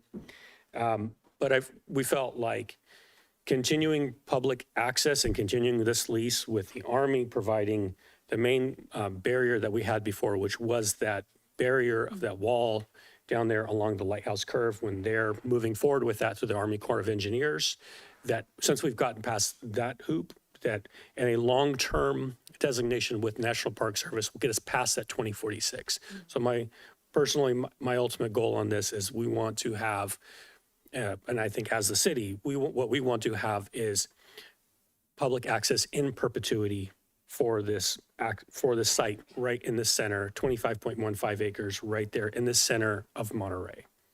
So happy to answer any questions on that. Thank you for the presentation, Brian. Any questions, please?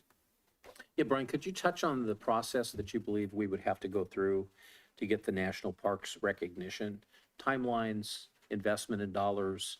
I know you mentioned that they have to do a study first, but would like to know more about the achievability of that. Yes, I could talk a little bit, and I'll turn it over to Nat too. I believe the timeline is roughly around 3 years, I believe, from the start, from introduction.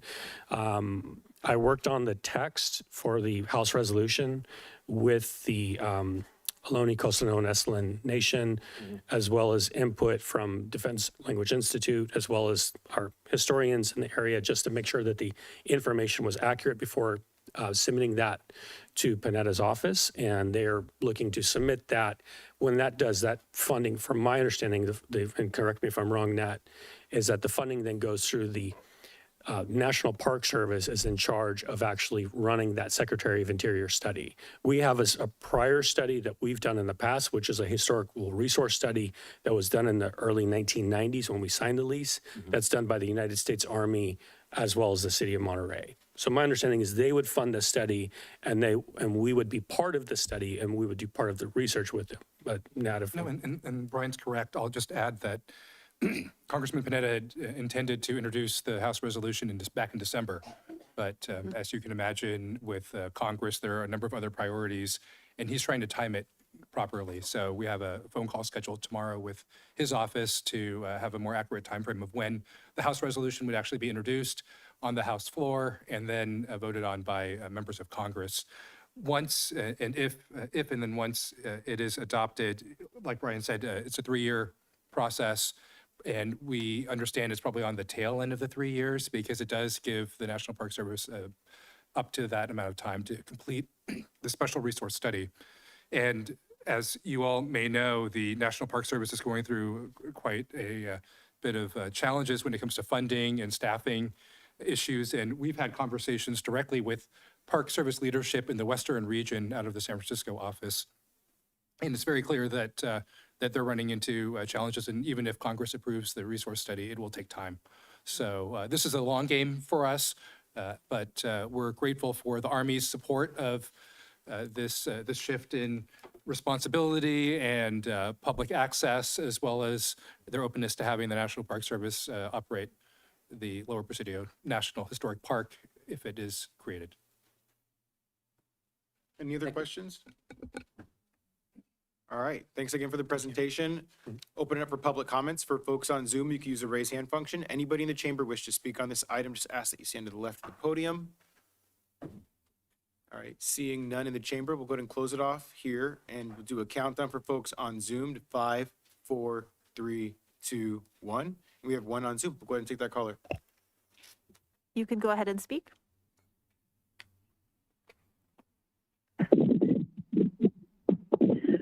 I'm very concerned about this so-called national parks program because what is happening is the timber industry has got everyone believing that the trees are the problem and therefore they need to be cut down. And they are being cut down, and old growth is being cut down, which doesn't burn like young plantation trees. And fire chiefs are wonderful. They are not fire scientists. You have to go to fire scientists to understand where the problem really is. It's in the fuel loads. It's not in the trees themselves. And so it's very important, and this is not being done in throughout all the cities. It's the fire scientists like Jack Cohn are not being listened to. And you have to listen to them because our national parks are going down. They're being cut down into park-like settings, which actually encourage fire. And that is part of what this whole program is about, is fire protection. So please include fire scientists, not just fire chiefs. Thank you very much. Okay, with that, we'll go ahead and close public comment, bring it back to the council for a motion and deliberation. Before we get there, can I make a comment? Please. Yeah, I want to make a comment. I had some input from some folks this week, and I think there's an opportunity, Brian, this is the long game, I agree, as we go through this process. I know that what might be helpful is if we form a citizens group that was volunteers, maybe some of the maintenance that happens up there. I know State Parks has a cadre of folks that volunteer monthly to help the gardening around the First Theater and the memory gardens. So maybe there's an opportunity for some citizens to get involved. It would then be an advocacy for, as this unfolds itself, to be in a position to be a stronger, more robust citizens group that helps shepherd this as it moves forward to a national parks system. So we can talk offline, and I think there's some folks who want to get connected with you to see what they can do to help. And they don't want to interfere. They want to see, and they want to be in a standby position to help wherever we can augment what we need in the park maintenance and to make sure we draw a greater interest there so that we're in a better position to advocate for what it is that we're asking the national government to look for. So I'll connect offline. Thanks. Brian, great presentation. This is a win-win. I appreciate your work because now we'll hopefully have a permanent relationship like you mentioned, and we'll be able to preserve it. And we don't have the cost of the retaining wall, which was our big worry. So I appreciate this solution. I think it's great. It's a wonderful asset to maintain a relationship with. So thank you. Anybody else? I'll make a motion that we approve the recommendation. Second. So moved and seconded. Any other comments? I'll just echo my colleagues here. I would like to give a special shout out to the Old Monterey Foundation because I know that they're doing a lot of work around the Lower Presidio and have been helping to championing the work associated with the park. So and to Councilmember Smith's point, maybe an opportunity for a public service announcement for those that might be interested in helping to volunteer for the museum and that helping to maybe create that pathway where we can be open for more hours throughout the week. So, all right, with that, I'll go ahead and call the question. All those in favor? Aye. Aye. Any opposed? Motion passes unanimously. With that, we will move on to item 10 is to adopt and approve funding for FY 25-26 Neighborhood and Community Improvement Program. With that, I'll pass it to Dante for staff presentation. Thank you, Mayor. As you know, this is our annual process where We bring the NCIP committee recommendations to council. Each year, we work closely with residents, the committee, and staff to make recommendations for community-driven projects for council's consideration. And tonight, council is being asked to review and adopt the proposed FY 25-26 NCIP project list and funding plan. Staff will walk us through the available funding and the committee's recommendations and the process that was used to evaluate and prioritize projects tonight. And with that, I'll turn it over to Reggie Paulding, our senior engineer, to provide the full report.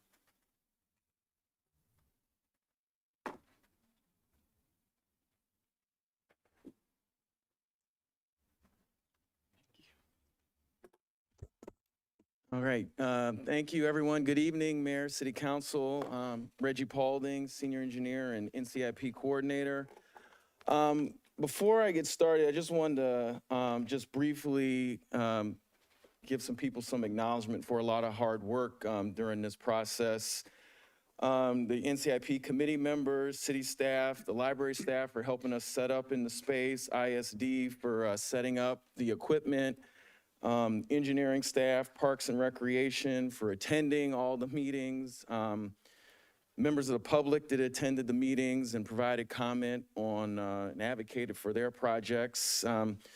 Just for your knowledge, in 2025, we had 11 NCIP committee meetings and one special joint meeting with City Council. Average meeting was minimum was 2 hours. We had one that went about 3.5 hours. So a lot of time spent in the library community room. So here we'll get into it. Here on the first slide for you that can see. So a bunch of numbers. The top line number is about $19 million, which is what was in the NCIP account. So where does the money come from?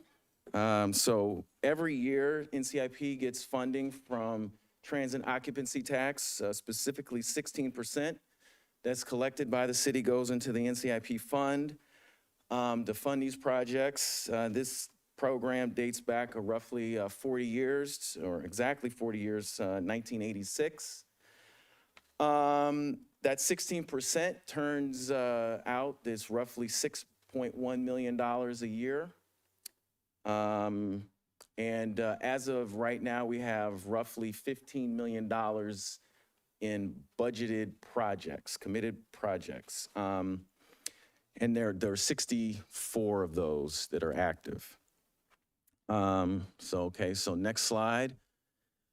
Just give you some other numbers. So dating back to January of 2023, we've added 105 projects and completed 43 of those through the end of December of 25. In the first 4 months of 2026, we've completed 6 additional projects. And we are looking to add another 14 here this evening, which would, we currently have 14, so plus another 74 plus 14 would give us what? 98. My math is right. 88, thank you. So we'd have 88 projects. So the process we went through, let's take a step back. So for those that remember, we also changed the calendar this fiscal year. So for quite some time, NCIP projects, we would take nominations through early February. And starting this cycle, we changed that to take projects through July 31st of 2025. And then in September, we started up the review process. We kind of held back because that's also when we, I guess some of the extent of the deficit came to light. And we had some other direction from City Council. So we actually got into reviewing the projects in like earnest in November and December. So during that review process, 20 projects were found to either not be fit within the requirements of the program or were duplicates or were withdrawn. So then on December 17th, the NCIP committee gathered and voted to rank the projects. So at that point, we had 53 projects eligible for ranking. All 15 neighborhoods were represented. And we did the voting. This year, we also did voting differently than we had in the past. For those that have been around, there have been different forms, I guess. We did cards and held up cards where the staff would note the vote from each individual representative.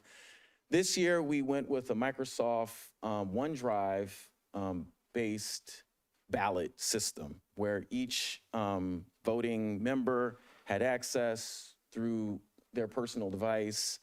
So either a cell phone or a laptop computer, which they brought to the community room, and then we provided them with a ballot, which they could then access and vote on. We were able to record the votes instantly, and we were able to read out the results at the meeting. So we felt that that was a big improvement, was able to turn around the voting process and let the public know which projects were top rated that evening.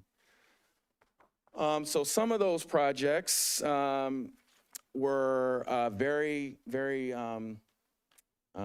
strongly endorsed by city staff, including additional funding for Fire Station 13 for repairs and improvement at the fire station there. 2 projects at the police station, public safety building, one to do some near-term interim improvements for the locker rooms and office space. Another one to look at some options for long-term planning on what we can do to improve or build a new facility. Significant funding, $800,000 at Wharf 2 to support and from grant funding there. Another $1 million at Hilltop Park Center for a total of $2 million to do some needed renovations there. Approximately $760,000 to support the improvements needed at the library. $1.25 million for forest management, and some other big projects, including radar speed signs throughout the city. All told, these projects that come out to approximately, $4.7 million, or 78% of the available funding. So it's a significant amount of the funding going towards projects that were strongly endorsed by the city.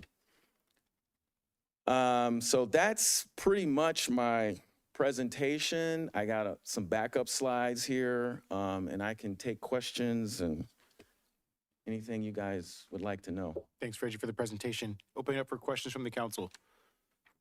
Please, Dr. Barber. Thank you, Reggie, for that presentation. So I'm just getting some clarification. I noticed it says 76 approved backlog projects that we have. Is that correct, that we had 76? I'm trying to figure out the number between the 74 and the 76. Right, so that's the dynamic nature of the NCIP program. So since we wrote the report, we've been able to close out 2 more projects. Okay. So yes, like April 1st, there were 76. Today, there's 74. Good job. So just from me talking to you in this 2 minutes, you guys did. I love it. We had a very good spring, actually. Okay. Yeah. So we were able to complete 6 projects this year. That might be what he's got in his back pocket. That's the Slides. He's back got, yeah, slide. got the back I pocket missed that back slides, yeah. slide. Okay. All right. I was just trying to get the clarification on that part. Thank Yes. you. Any other questions? All right. I do have one. I acknowledge that a lot of these have been identified as having support from staff as it relates to our capital projects that are due to deferred maintenance, and there's a great need to push these things forward. So I would just ask staff, are there any things on the list that are not a must-have versus would be nice to have? That's, I mean, that's a tough question, right? Because everybody would say, for somebody, they're a must-have. And I would ask it in the context of city staff's professional role that they play as it relates to the capital needs within the city. Professional role, I'd say.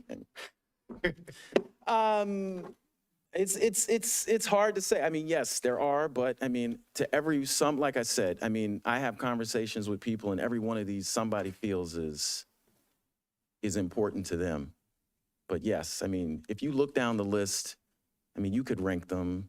I mean, it's a difficult call, but if it needs to be made, it can be made, yes. I'm going to leave it there for now, and we'll go ahead and open it up for public comment. Thank you, Reggie, for that. For folks on Zoom, you can use the raise hand function. Anybody in the chamber wish to speak on this item, just ask you to stand up to the left of the podium. If you would like to remain seated, I'll ask for hands here in a second, so you don't have to keep your hand up right now.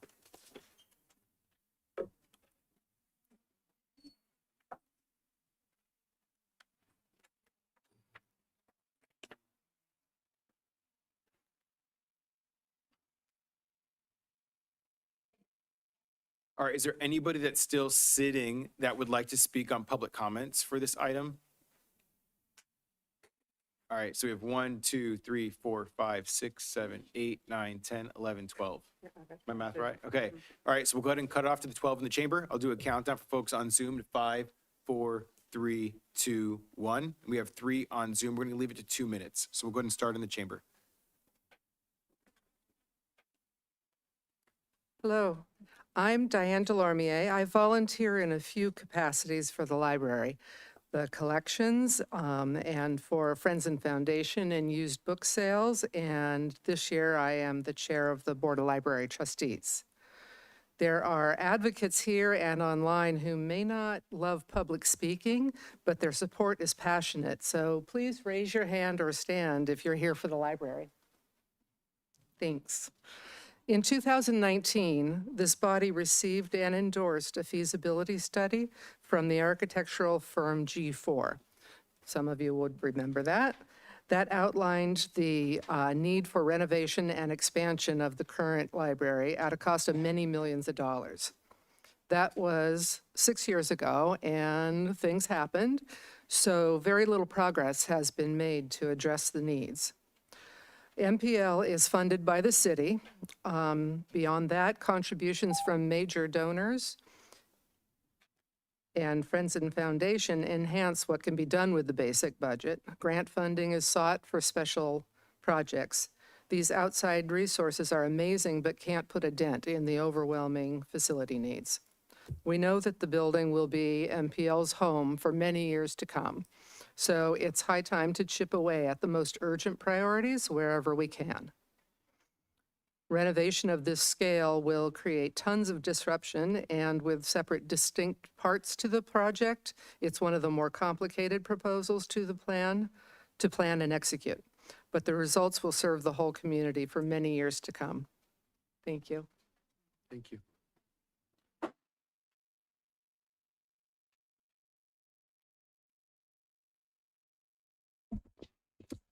Good afternoon. My name is Harish Joshi.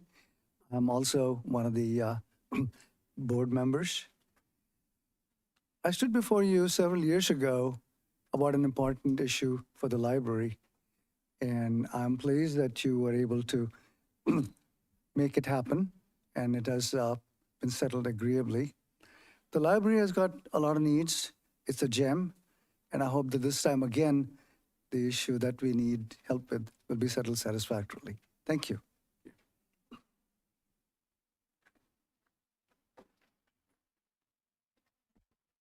Good afternoon.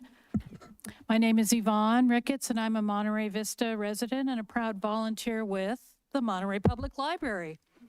I'm drawn to support our library, which is often seen as providing soft and unprofitable services in our city. I often hear from people I know who say, well, I didn't know the library does that. Yes, many of you know that the library does so far much more than book circulation. And many of these services are preventative for human mental health and community well-being, as well as responsive to community needs.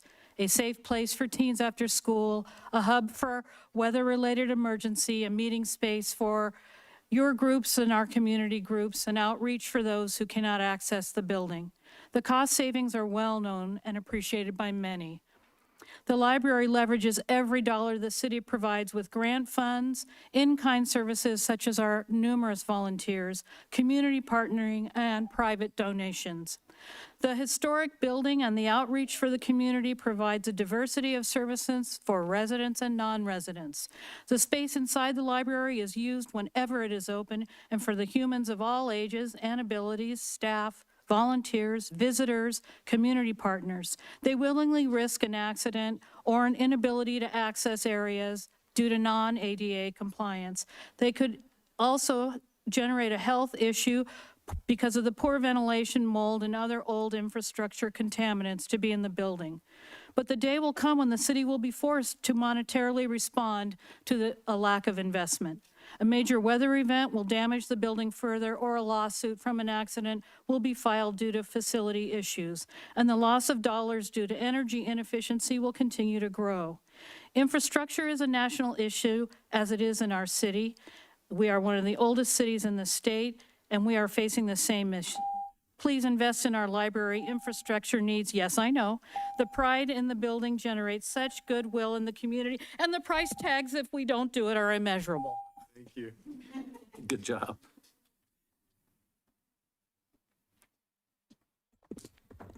Good evening, Honorable Mayor, members of the City Council.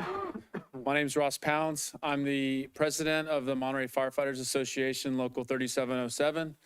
And on behalf of the men and women that serve the Monterey community, I would like to speak in support of the adoption and approval of the NCIP funding for this fiscal year. This addresses some long-deferred investment in the stations, primarily stations 12 and 13. As most of us know here, those stations are over 75 years old, as is the main station here. And the NCIP has stepped up and has supported funding some improvements to those stations, which once again are long overdue. And I'd like to personally thank, and on behalf of the men and women of Local 3707, thank the NCIP for their ongoing support. As was identified in the civil grand jury report 2 years ago, the stations were in dire need of repair, and this answers that report. This is an investment in not only those city buildings, but it's an investment in the service that we provide as firefighters. We've made a lot of progress over the last 2.5 years, and there's more work to be done. And I hope that you do approve the funding for these fire station improvements. And once again, want to express our sincere thanks to the NCIP for supporting us. And thank you for your ongoing support, and appreciate the time.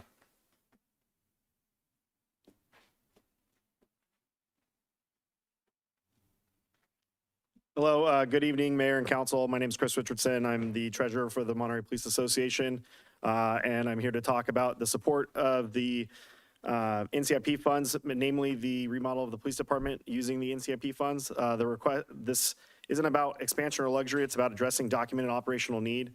In the civil grand jury report, the police department was identified as operating in a facility that creates inefficiencies, limits workflow, and does not reflect the current size or demands of the department. Since that time, our staffing and responsibilities have continued to grow while the building has not been meaningfully updated. Our building was built in 1956 and originally was staffed with 26 employees. Since then, the city's population has doubled, and as a tourist destination, we often serve up to 70,000 people. During the day with as few as 4 officers and 1 sergeant on duty.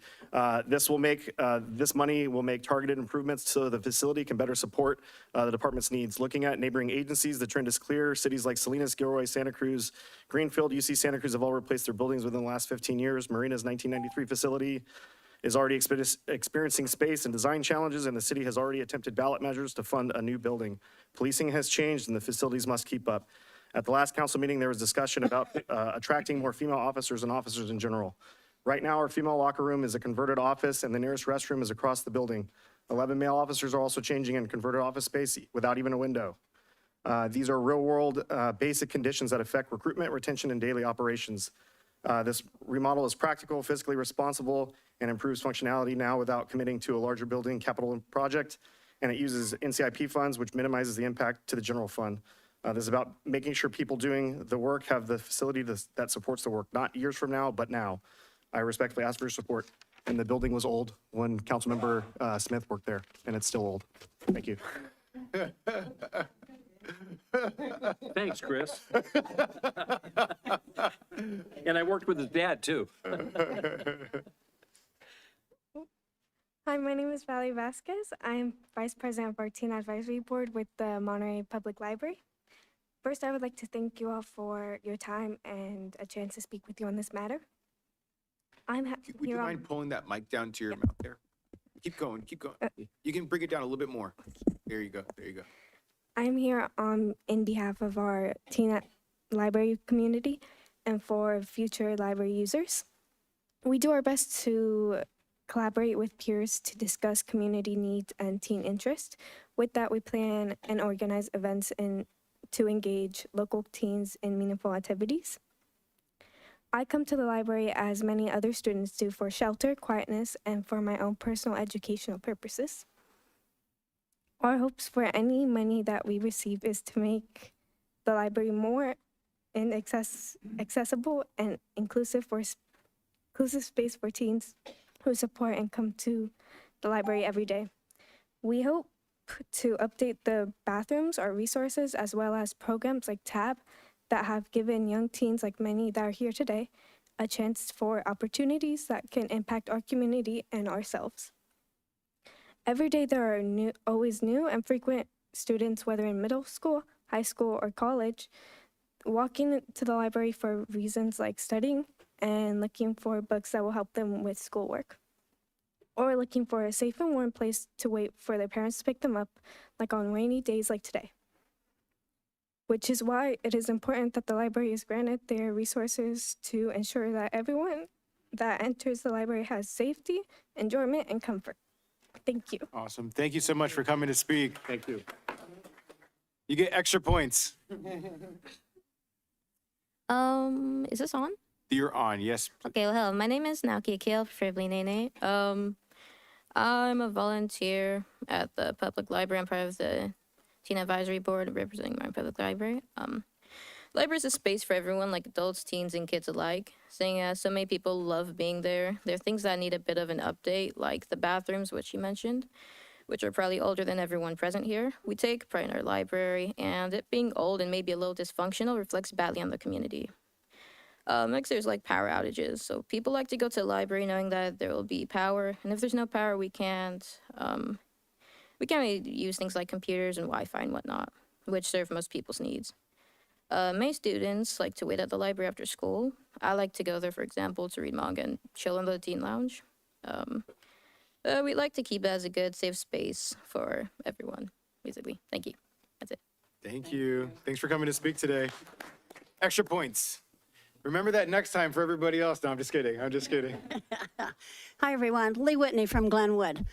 Back in 2010, I put my first project in for the committee. I was a resident. And who knows, down the road, I became the representative for my neighborhood. Public safety and fuel reduction have always been top priorities for the committee because we have to save our citizens and our town, and we have to keep them safe. Without that, we're not here. So I want to give a shout out to the fire department, the fire inspectors for what are we up to 4,000 inspections so far, and to the city forestry department for what they have done. And if you don't believe me, get a ride in your car and go around and look in the neighborhoods. Come on down to Iris Canyon and just look at that for an example. You can actually see the dirt. They have cleared all that flammable underbrush. So a shout out to you guys. Great job. Keep going. And please continue to let us spend our funds on those two categories, safety and fuel reduction. Thank you. I forgot I was sitting over here. Good afternoon. I'm Hans Janisch, NCIP rep for Monterey Vista. Too bad that Tyler stepped out, but my point is I hope that you guys really pass this list as it is. The reason being we worked really hard over the last year, listening to residents, evaluating the projects, and realizing full well the financial stress the city is in, and taking all those considerations to account to really work on prioritizing this list. And yes, it may seem like you would like to cut out some, but a lot of these projects have either are longer projects, they've been built up over time, and they really need to continue. And one example I guess I'd like to give is the undergrounding project that was started in order not to lose the money from that we already have accumulated with AT&T, with PG&E to underground North Fremont. And I think there was such strong support from the public for this project, and in part because the undergrounding group that is working on this has accelerated this project from 2035 to starting this year, and which has cut the project cost from over 9 million, 9.8 million down to 7.2 or 3 million, I think. So I think having those funds, the extra funds that we need to cover the cost of the project, which now is only about $3.5 million, and we are almost all the way there to ensure that this project gets done. So I really appreciate you taking a look and voting the list as is. Thank you very much.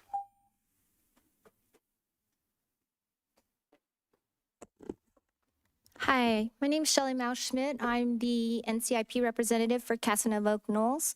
I wanted to just let council know the hard work that the committee did this year. We really did prioritize need versus want. And when we went through that list, we had many discussions amongst ourselves to discuss that. A lot of those projects are city buildings that need updating. To echo what the police officer said, I'm a retired deputy sheriff. I noticed at the sheriff's department, even the locker room for the female officers was significantly smaller, and it was not as nice as the male officers or the male deputies' changing room, locker room. That was newer and bigger. The lockers were a lot nicer. And if you really do want to attract female officers, you do need to put some thought into updating those facilities to reflect now versus back then. As I want to speak real quickly about the Casanova Oak Knolls project, which is one of the few not big public safety items. It's a $2,000 project, and it's mostly to replace the gate that used to be there that broke shortly after it was installed. It's to keep the playground secure. The person who submitted it said that they've seen large dogs run in there, and the kids are small that are playing in there. Also, when I went to the Parks Commission meeting, one of the commissioners said that their son has actually darted out of the playground towards the busy streets that are right there. It's a pretty busy street. So just want to let you know that I don't think any of those projects, there was a lot of thought put in those, and they all reflect some sort of public safety in different aspects. I don't think there's one on there that's not a public safety item. Thank you.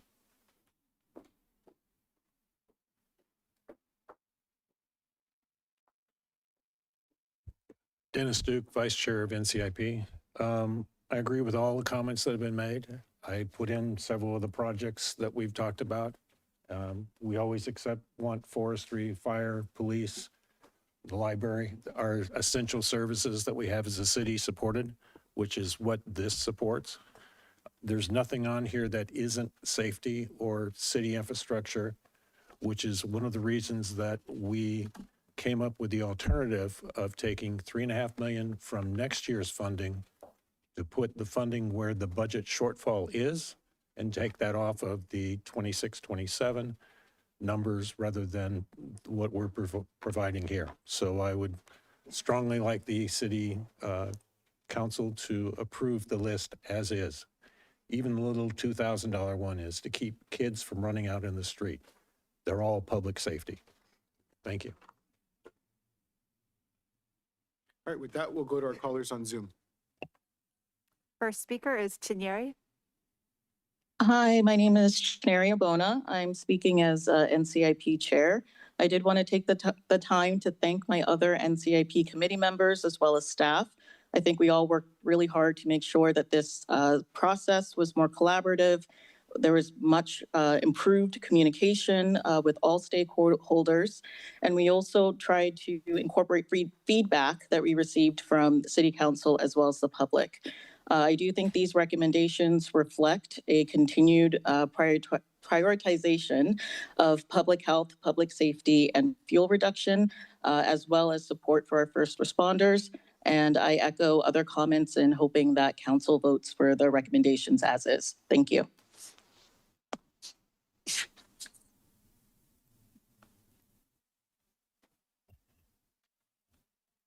Next speaker is Esther. Good afternoon again. I'm going to not repeat a whole lot of what was already said. I completely agree with the previous comments. I want to thank the committee members and Reggie in particular as well, because they put in a lot of hours and more hours than usual this cycle. So they deserve a lot of appreciation from us that are going to benefit from these projects that hopefully will all get passed. The safety buildings for our first responders has always been a priority for me. I've been advocating for the police departments since 2013 when I took the first community academy class that was brought back after years. And here we are over a decade later, and we're still hemming and hawing about it. The library as well is an important community asset. I personally use it for checking out audiobooks all the time. I do want to speak a little bit to the fuel reduction. Of course, we all support that. But I mentioned earlier in a public comment on another item, I'm interested in finding out if my side of the city is seeing any of those funds, because we've got a problem here on Laguna Grande Park. And I have never been able to get a straight answer on who is going to take care of our defensible space needs and the fuel reduction. We have a PG&E substation here that is very susceptible to triggering a fire with all the fuel that's there. So while I do support all of these, I'd like a little bit of scrutiny given to the fuel reduction once it is passed. And I do encourage all of these projects to be passed. Thank you. And then the last speaker will be Jim. Good afternoon, Mayor and City Council. I'm Jim Thompson, and I'd like to speak in support of Project D207, the Monterey Public Library facility renovations. As background information, I was Monterey's assistant city manager 20 years ago and worked closely during that period with the library director and library board for over 9 years. Later, after I retired, I was appointed to the library board and was on a library board subcommittee to work with the G4 consulting firm evaluating and making recommendations on needed library renovations. As many of you know, that report was reviewed and considered by the City Council back in 2020. And while the NCIP project DT07 only addresses some of the needed improvements that have previously been identified in the Monterey Public Library, it's nonetheless a very important step in the right direction. I'd therefore like to thank the NCIP committee for recommending this project and urge the City Council to approve this critical library facility renovation project. Thank you very much. All right, with that, we will go ahead and close public comment, bring it back to the council for motion and deliberation. I'm ready for a motion, then we can have discussion. I'll make a motion that we approve the list as it's presented and the staff recommendation. I second. Okay, it's been moved and seconded, and we'll Thank you for that. I apologize. Yeah, we've got the Yeah. conflicts. Do you want to like withdraw your motion? Maybe we could Well, try do we that. do that? Yeah, I guess we have to have that out of Give the me way first. one I'll second. withdraw the motion because we have a legal procedure for conflict of interest spacing of where the council resides. Give me 1 second here. I think it was just the two of you. I have it right here. So there's the 500-foot rule and the 1,000-foot rule. And so I'm going to start with the 1,000-foot rule. So this rule may disqualify a council member that's under the 1,000-foot rule from participating and voting on the project identified. And we'll go through those here in a second, because the public generally exception to disqualification does not apply. These representatives need to consider the 5 factors listed above to determine whether there is a conflict. So that's the parcel's development potential, income producing potential, highest and best use, market value, and if it would change the parcel's character by substantially altering traffic levels, intensity of use, parking views, privacy, noise level, or air quality. So we're going to go ahead and start with project MN05 to replace radar speed signs throughout the city. And so the question here is for Dr. Barber, if you need to determine if you find yourself disqualified based off of the factors. For the 1,000-foot, yeah. Okay, all right, so yeah, you can go ahead and step out for, oh, wait. I'm sorry, technically, we should probably start with a 500-foot since it's a firm disqualification. If you want, I can walk through the process. Please. Okay, so we'll start with you, Mayor Williamson. We're going to do the MN05 for the intersection at West Franklin and Clay Street. Mayor Williamson does live within 500 feet of this particular project. So if you could leave the dais right now, and then council can deliberate and vote on that one.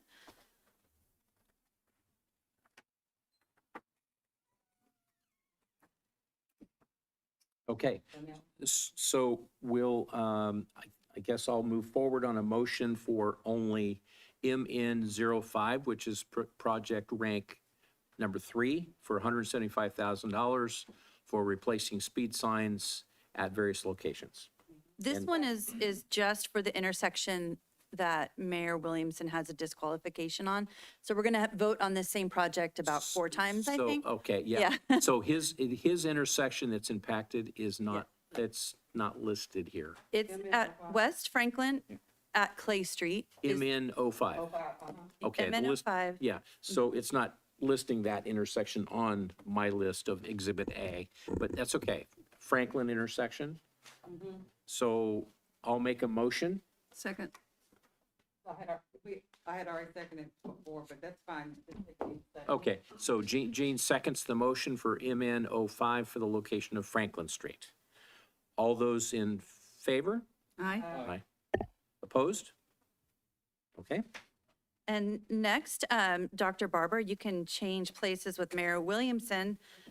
This is a vote on the same project, MN-05, but this particular vote is going to pertain to the intersection at Prescott Avenue at Fillmore Street, southbound and westbound.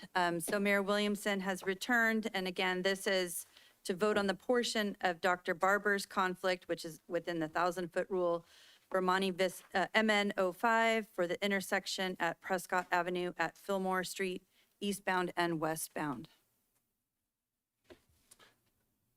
Any questions from the council? Is there a motion? I'll make a motion that we approve MN05 for those impacted close to Dr. Barber, and I believe it was a couple intersections Second. listed. Then moved and seconded. Any other discussion?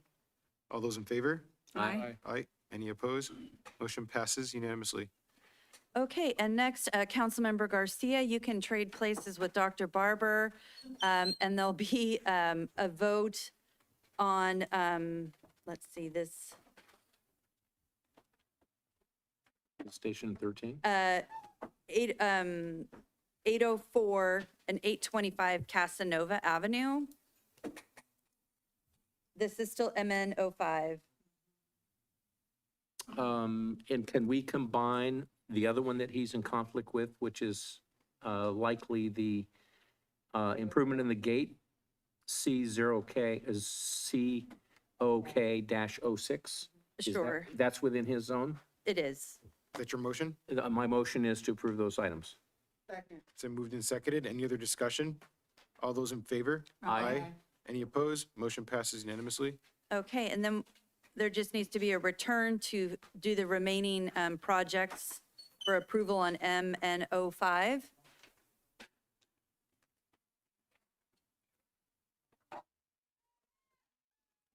Could we not have that with the rest of them? This is voting on the balance of the projects with no conflicts for that same item number. So the rest of the intersections in the city would be covered by this vote, other than the conflict ones that you just voted on. But it has to be a separate vote from everything else? It does. Okay. All right. Is there a motion? Is there? Second. All right. Moved and seconded. Any other discussion? All those in favor? Aye. Any opposed? Motion passes unanimously. All right. And then Ed, do you want to try again for everything else? Yeah, I'll introduce a motion that we approve all those still remaining for under the list of Exhibit A in the staff report for the NCIP funding for 26 and 27. Second. All right. So moved and seconded. Any discussion? Now's probably the time to give our Time is just, this is discussion. Thanks. Yes. Just a general statement. Thank you for all the NCIP folks, staff in the work. Just a general observation. It seems, Reggie, that you've come up with some really good technology that probably saved these folks from having to work through their bedtime. Thank you very much for that. This list to me appears to be lean, focused on safety and health, and also a very balanced approach with the bare bones essentials. The cutoff, it gets us down to a very few number of projects compared to years past, with 14 projects instead of 40 projects or 35 projects. And there's a comment from Dennis, the 3.5 million that's recommended from next year's budget also means that we'll have this year and next year, Reggie, with likely many fewer projects that get added to that stack, which means we could see for 2 years, actually substantial projects were getting done and not adding to the long list of projects that are waiting. So I think that that's a good thing. And thank you all for those that have been participating, that are members of the associations, that really provide for this council a sense of what needs to be done. And with your generous hearts and your time, we much appreciate it, because this is something that the city council, quite frankly, would probably not do as well, because this is the epitome of community collaboration, where you get to the lowest and the greatest level of service fastest to your communities, and it makes it harder for us to do that. You do it well, and thank you very much. Anybody else? Please. Really just echoing, thank you for the hard work from everybody. Reggie, I know you have your hands full all the time, and so thank you for that, and all of NCIP and everything they've done in this whole past year, how it's been just a collaboration. I love to see even more, so thank you so much. Anybody else? Starting with appreciation, gratitude for all the work that went into putting this list together, and also and I think especially this past year, there's been a lot more detailed conversations because of what we're all experiencing with the deficit, and in trying to collaboratively just address those challenges. I would, because the figure 3.5 came up, I would like to reiterate, because this is also a concern for me. I think these are all great projects, and I do agree that they're all very important projects, and great that the list of projects gets approved. The concern that has been mentioned in previous meetings with regards to the actual funding is that if we wait until the next fiscal year to allocate the 3.5 at that point, we as a city do run the risk of potentially having to cut programs and staffing this fiscal year. So just wanted to put that back out there because I think it's a serious consideration that we need to really think about before moving forward here. And I think potentially an option could be that we do approve this list with a reallocation of the 3.5 now so that we do know what the identified projects are. There will be a balance remaining to cover whatever projects we can in the meantime. And then those projects that don't get to that funding or don't get funding for moving forward, that they at least remain frozen on a list so that we're not having to go through this process. And actually, NCIP doesn't have to go through this process of identifying projects next year, and we can just continue working on that list next year as the funding becomes available. So just wanted to elevate that, open to see what my colleagues say. Thank everyone in the NCIP program and anyone who put in a project. It's a stellar program where some of the funds of the city are allocated from the ground up, from the residents up. I think it works very well.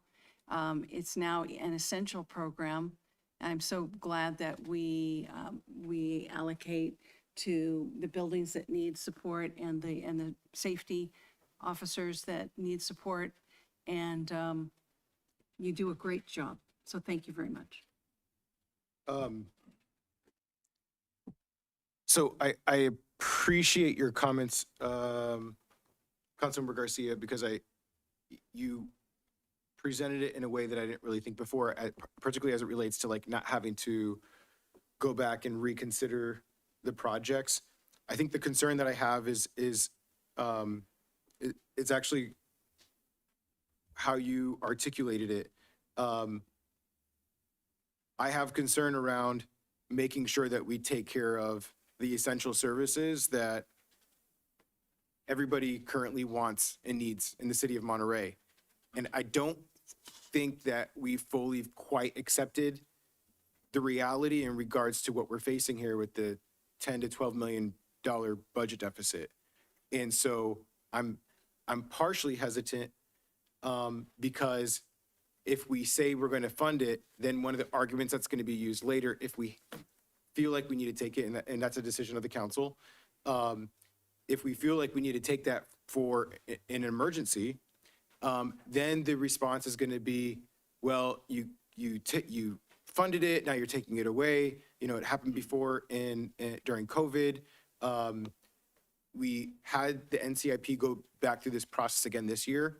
And so I'm willing to support, but it's conditioned on this more fluid conversation that we need to have as a community in regards to how do we deal with the deficit, because we will be having to cut programs. I mean, we're hoping that Measure D passes, but if that doesn't, what does that mean for the less revenue that will be coming in to support the $10 million structural deficit that we're anticipating? But I do want to give gratitude, and this is true from the bottom of my heart. I know that every single member of the NCIP and those members, and I appreciate, Gene, you bringing up the members of our community that are submitting applications, are trying to do really great work in supporting the values that we have in the city of Monterey. So thank you all for the dedicated time and hours that you put into doing a lot of this work, particularly over this last year, when not only were you dealing with a shift in the calendar and the deadlines, but on top of that, we asked the NCIP to rack and stack all these projects from the past, And so you had all these meetings, lots of hours, lots of work has gone into this. So that doesn't go unnoticed, and just have a lot of gratitude for you all and also for staff for working with them through the process. Just a final kind of few thoughts here. I shared this when the police department came to us a couple of years ago around funding a fence around the public safety facility. And I said at the time that we're putting small investments into these facilities that need to be completely rehabilitated. And I will push it back to the council. We need to think seriously around some type of bond measure or other type of measure to get the public safety facility replaced.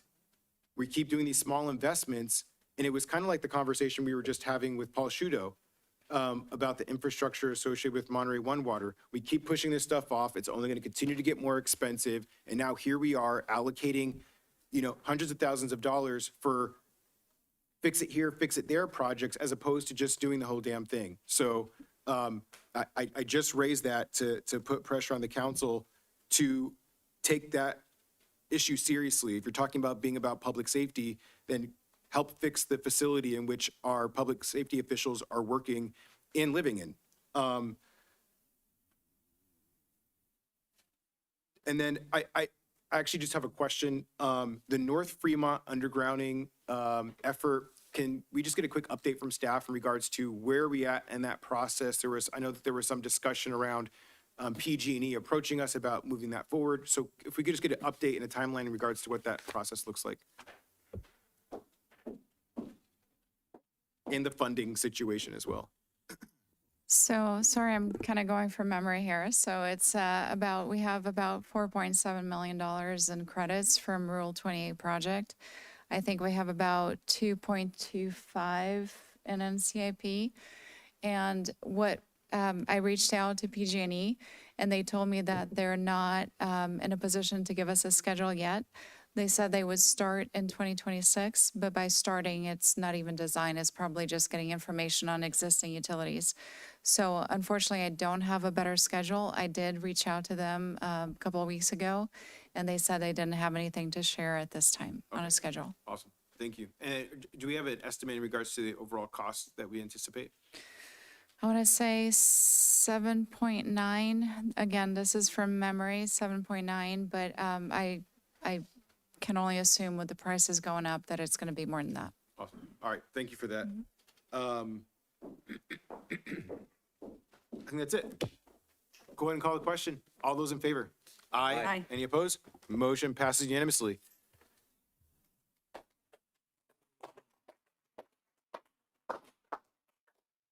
And with that, we are going to take public comment for closed session agenda items. Item 11 on the agenda is conference with legal counsel, existing litigation pursuant to Government Code Section 54956, Tac 9D.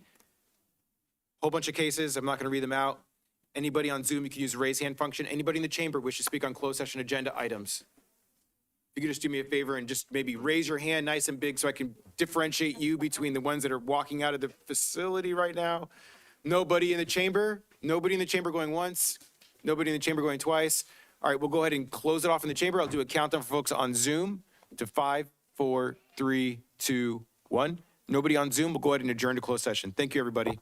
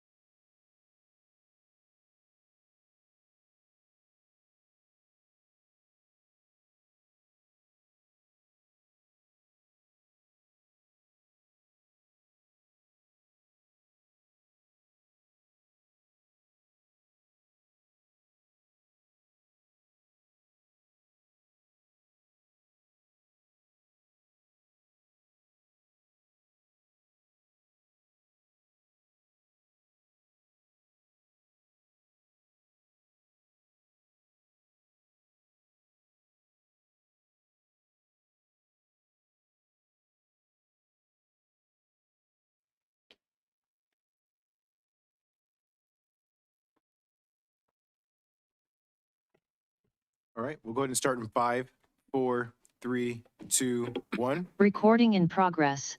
Hello, everybody. This is our council meeting, April 21st, 2026, for our evening session. We're going to go ahead and reconvene.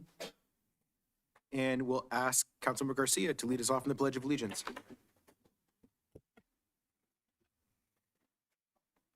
Pledge allegiance to the flag of the United States of America and to the republic which stands one nation under God, indivisible, with liberty and justice for all. Thank you, Gina. All right, and then next up, we'll do a continuation of general public comments. So this is for items that are not agendized. So if you want to speak on anything that's not on today's agenda, this is your opportunity to do so. How we do the public comment period. So for this one and for the subsequent agenda items, I'll ask people if they want to speak during public comment. Once those folks are identified, we will close it off, and then only those folks will be able to speak. So you have to identify yourself at the beginning of the public comment period. I'll start with folks on Zoom. You can use the raise hand function. While you're navigating your way there, I'll check in the chamber. Anybody in the chamber wish to speak for general public comment for items not on today's agenda? If you want to step on up. Anybody else? This is general public comment. This isn't for the tree ordinance. This isn't for anything that's on the agenda. It's for general public comments for non-agendized items. So I see the one public commenter. Anybody else in the chamber? All right, so we'll cut it off to the one speaker in the chamber. I'll do a countdown for folks on Zoom to 5, 4, 3, 2, 1. And we have one on Zoom. We'll go ahead and start in the chamber. Good evening, Mayor and members of the City Council. My name is Anthony Gonzalez, and I'm a co-owner and the Community Relations Officer for Off the Charts Monterey, the city's first cannabis license dispensary. Tonight, I'm asking the council to amend Section 7-718 to align permitted hours with California state law of 6 a.m. to 10 p.m., which our current ordinance restricts us to 9 a.m. to 9 p.m. I'm submitting tonight over 400 signed letters from Monterey residents and our customers.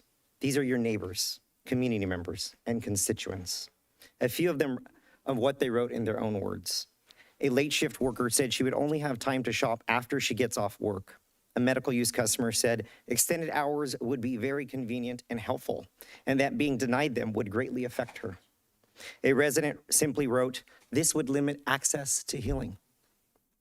A working mom said having the option to shop early or late would be beneficial because of their busy schedule. And a long-time resident pointed out that people being hurt by restricting these hours are the employees who rely on this job for income. These aren't edge cases. They represent a pattern. Early workers, medical patients, caregivers, and people with demanding schedules do depend on hours the current ordinance doesn't allow. Right now, if we're closed, those customers drive to Seaside. That tax revenue leaves Monterey for a city that simply aligned its regulations with state law. The same alignment we're asking for tonight. This is a straightforward fix. I respectfully ask the council to direct staff to prepare an amendment to Section 7-718. Thank you for your consideration. And I'll leave these with you guys as well, the letters. And with that, we'll go ahead and go to our commenter on Zoom. Yes, this is a telephone commenter. You can unmute and go ahead. Thank you. My name is Nina Beatty. About 10 years ago, at a cell tower hearing in Monterey, the public objected to the microwave radiation hazards. After the meeting, Naval Postgraduate School personnel scoffed at the objections, saying the cell tower radiation levels are nothing compared to the quantity of radiation coming out of NPS. That's frightening because there are cancer and illness clusters around regular cell towers. Now the Navy has adopted 5G. Naval Support Activity Monterey, including NPS, has ramped up radiation levels further and partnered with AT&T. Navy radiation will continue to increase, even though the Navy knows what it does to humans and to nature. The Navy has studied this intensely since the 1950s. From 1971 to 1976, the Naval Research Institute reviews found widespread health and biological effects, including DNA damage, heart problems, seizures, brain barrier permeability, sleep disturbance, changes in the blood, tinnitus, psychological impacts. And in 1989, Walter Reed Army Research Institute stated, microwave radiation in the range of 1 to 5 gigahertz, a militarily important range, penetrates all organ systems of the body and thus puts all organ systems at risk. These are 4G and 5G frequencies. Walter Reed also said microwave pulses appear to couple with the central nervous system. Federal research also confirms it's a carcinogen. The Navy knows the damage it's doing to the people and life in Monterey, and that includes the children at Bayview Academy in Santa Catalina, the neighbors in Oak Grove, Villa Del Monte, and in the hills overlooking the facility. How big is the cancer and disease cluster around Naval Postgraduate School, Fleet Numerical, and Navy Research Lab? How many have been injured and killed by the Navy's radiation? And the radiation stresses plants and trees, causing them to emit volatile terpenes, increasing fire danger. The public doesn't know about this hazard because it's invisible, and the transmitters and radar equipment are mostly hidden from view. With a lack of disclosure, residents won't know what caused their stroke, their heart attack, their cancer, their miscarriage, their child's birth defects, their inability to sleep, the louder and louder high-pitched microwave squealing they hear. The Navy treats Monterey residents as expendable, harming the All right, thank you. Your time is up. All right, with that, we'll go ahead and close general public comment and move on to our public appearance items. Item 12 on the agenda is to authorize staff to draft proposed changes to Chapter 37 of the Monterey City Code, Preservation of Trees and Shrubs, Ordinance, and authorize paying for the preparation of an environmental impact report. With that, I'll pass it to Dante for staff presentation. Thank you, Mayor, members of the council. This item is to update our city's tree ordinance. We've heard a lot of, or staff has heard a lot from the community about wildfire risk and the challenges of the current permit system. And this effort is really about making the rules clearer, more workable, and aligned with what today's needs, what we need today.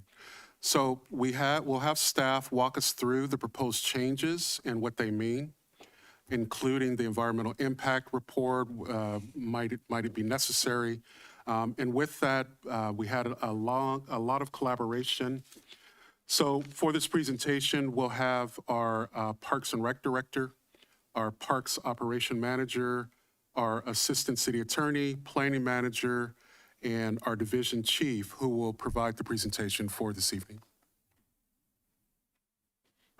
And while everyone's queuing up, I'll just briefly do announcements from closed session. We heard existing litigation report on multiple existing pending litigation, and there is no reportable action. So that is the announcement from closed session. Thanks, Chrissy. Hi, good evening. Nicole Banks, Parks and Recreation Director. Thank you for having us in this evening to talk about our team's review of the tree preservation ordinance. Very important to our community and timely. And just to give a little bit of perspective, in my previous role, we spent 6 years updating our tree ordinance. And so we are very understandable and know that there's going to be a lot of interest and input on a topic such as this. I'm going to introduce this evening, and then we have members of our team who will be here for the formal presentation and Q&A. So our our staff team from Parks and Recreation, City Attorney's Office, and Community Development have undertaken a review of our tree ordinance. The team took input through community listening sessions. We conducted a survey with hundreds of responses weighing in, and we received a survey submitted by a community group that provided helpful insights as well. We also consulted with staff from fire and forestry, our professionals within the industry, to help us with our review. Proposed ordinance changes that you'll hear about tonight are responsive to the input that came in, including concerns around wildfire risk, storm impacts, and the complexity of the current permitting process. I'd like to discuss 3 points with you before we get into our presentation. The first item is what I just spoke about, incorporating community input into our proposed updates. We did hear support for increasing flexibility in our reviews and allowing more actions by right for property owners. While we want to provide flexibility for tree removals and pruning, the state law is written to minimize some of that flexibility. It has stringent guidelines that must be adhered to, such as limiting when a tree can be removed. Our current tree ordinance does provide for some flexibility. For instance, if a one-on-one tree replacement isn't able to be accommodated, we have a payment in lieu plan that can be incorporated. So there's certainly ways that our staff can work with our residents. Second, we are grateful to the community members and staff who have shared their ideas and expertise through discussions and in our community surveys. What you can see if you look at the survey data, perhaps unsurprisingly, is that we have a diversity of viewpoints on our city trees. For example, some people feel property owner rights should be paramount, while others feel environmental conservation and preservation should take precedence when permitting tree removals and replacements. Thinking about the larger ecosystem, including wildlife habitat, erosion control, aesthetics, and air quality, many people feel that all trees are collective assets of the community. In this vein, I want to stress that these types of questions are more in line with what a forestry management plan might cover, so how our team operationally would take care of our urban forest. And while the city does currently have a fuel reduction plan, we don't currently have a forest management plan. So we see a lot of questions come in about those care and taking care of our urban forest. Lastly, the third item, we did receive valuable feedback requesting additional information be shared about the ordinance and other topics related to trees and our urban forest. In that vein, we have begun to update our website, monterey.gov/trees. We also have maps that we've placed on the website showing where pruning and tree removal efforts were completed this past year. And in addition to our $1 million annual budget for tree work, we have utilized almost $3 million in NCIP and CAL FIRE grant funds over the past 3 years for tree removals, pruning, and fuel reduction work. So all of that, it will be available on our website, and we'll continue to make further updates, which you'll see and hear about some further on in the evening tonight. With that, items to think about as we go through our presentation, I'm going to turn it over to Tice from our Parks Operations Division.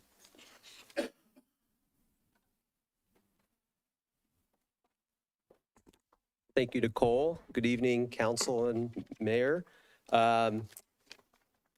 As Nicole went over, we are here to look over Chapter 37 of our, that covers our tree ordinance, which is, as the title says, preservation of trees and shrubs. Meaning at some point down the line, the city decided that they wanted to make a point to make sure there's certain criteria, standards that ensured that we had some degree of urban forest.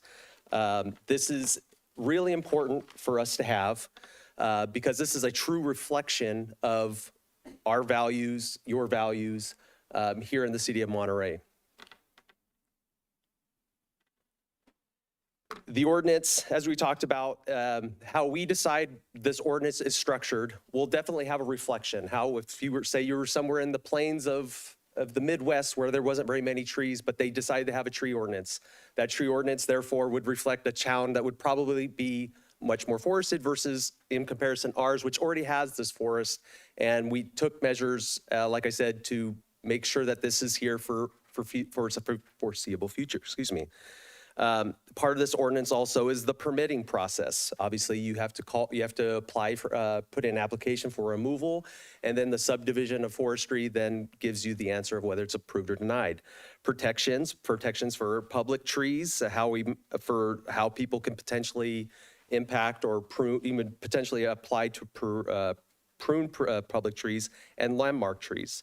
The development, how trees are protected during proposed projects, that would be more in the planning department. And then unfortunately, the part we don't like doing is the enforcement, but it's part of the, nevertheless, part of this ordinance that there is a code enforcement element to it.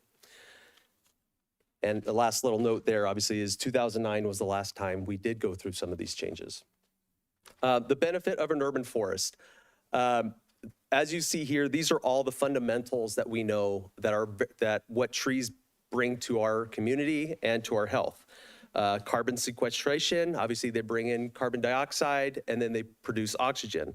Storm water, as it's been noted so many times, the roots not only holds soils or slopes down, maintaining our soil structure, but also absorbs lots and lots of water.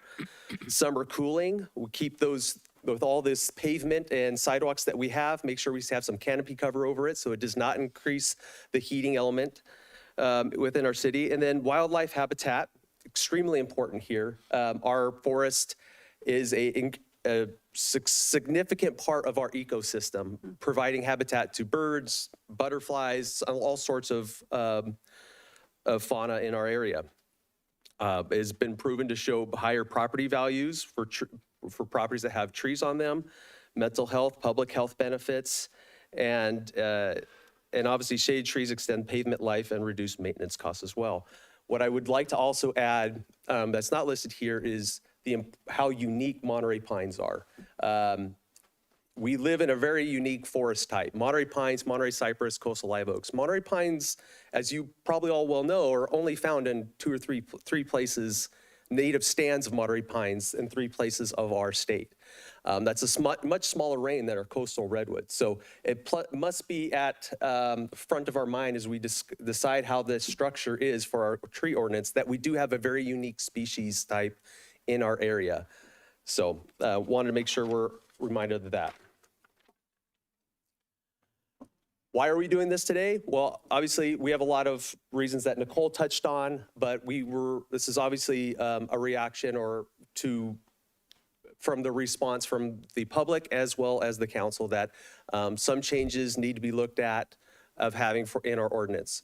Wildfires, significant storms, all of these have unfortunately led to a lot of our residents being dropped by their insurance carriers. And it's very unfortunate.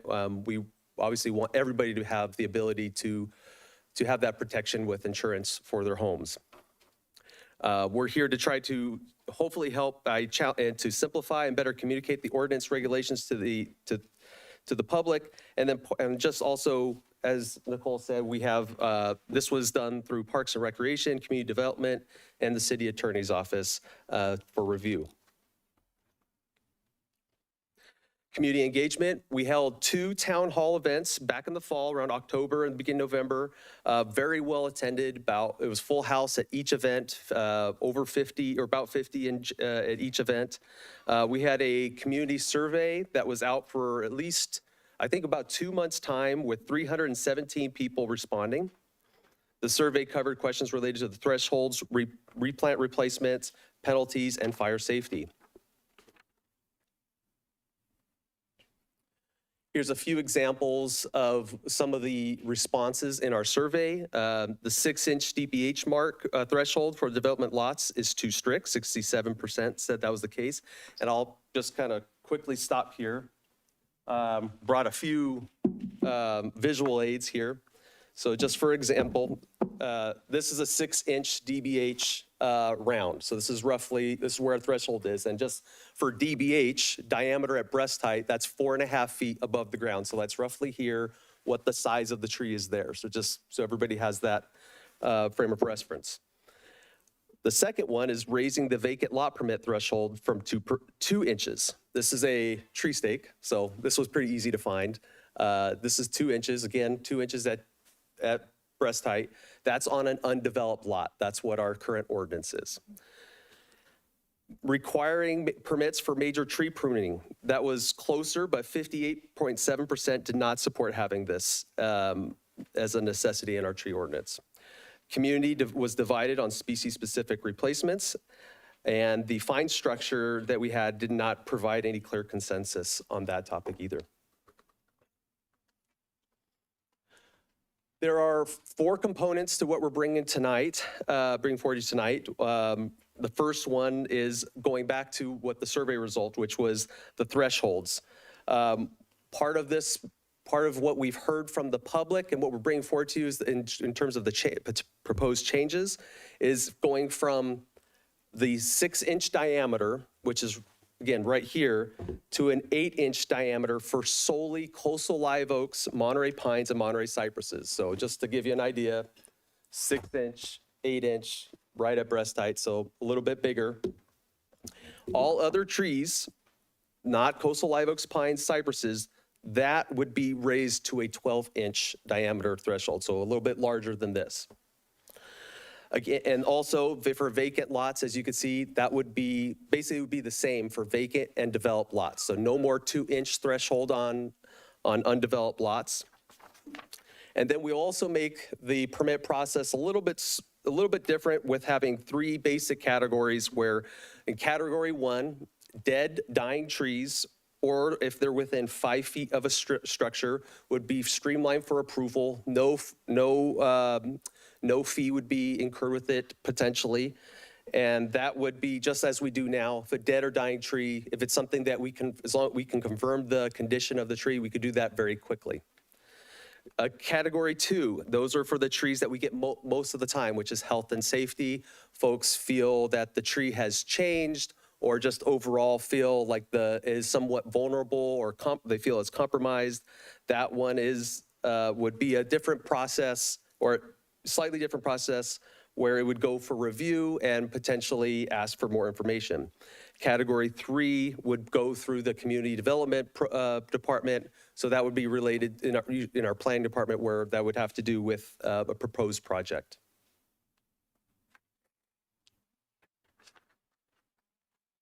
Component 2 has to do with replant requirements, the penalties enforcement. Category 1, this would be different where right now, if we have a dead or dying tree that obviously we would approve for removal, we do currently require a replant requirement. Now, and as part of this change, a category 1 would not require a replacement. Category 2 would kind of stay the same with a 1-to-1 replant. However, we would not be like for like species. We would have an approved list of native trees that would do well in our area, but they could choose from any tree from that list. And then category 3, or if you were to appeal the decision, it would stay the same of a 3-to-1 ratio.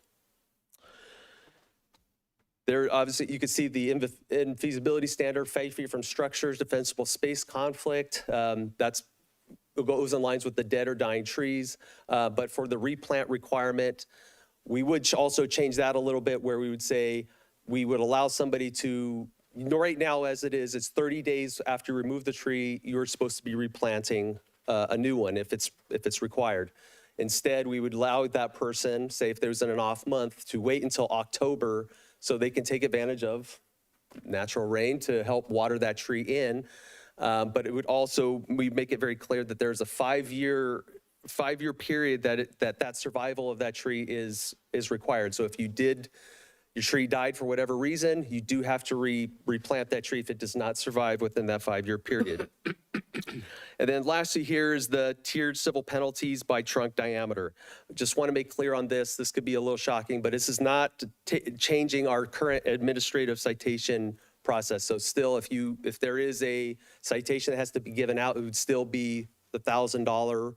This is only if we had a more severe issue that we would have to follow suit with. So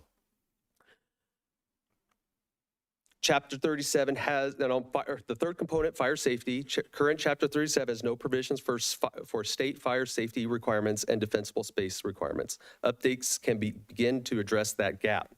Trees, such as the trees within 5 feet of a structure, may be removed under the Category 1 permit. Also, the in lieu fee is available when replanting and conflicts with defensible space guidelines. Folks, if we do feel that we go onto a property and feel there is space for a tree to be replanted, but they consistently or just really disagree with our call, they have this opportunity to do the in lieu fee so that a tree could be planted off property by the city.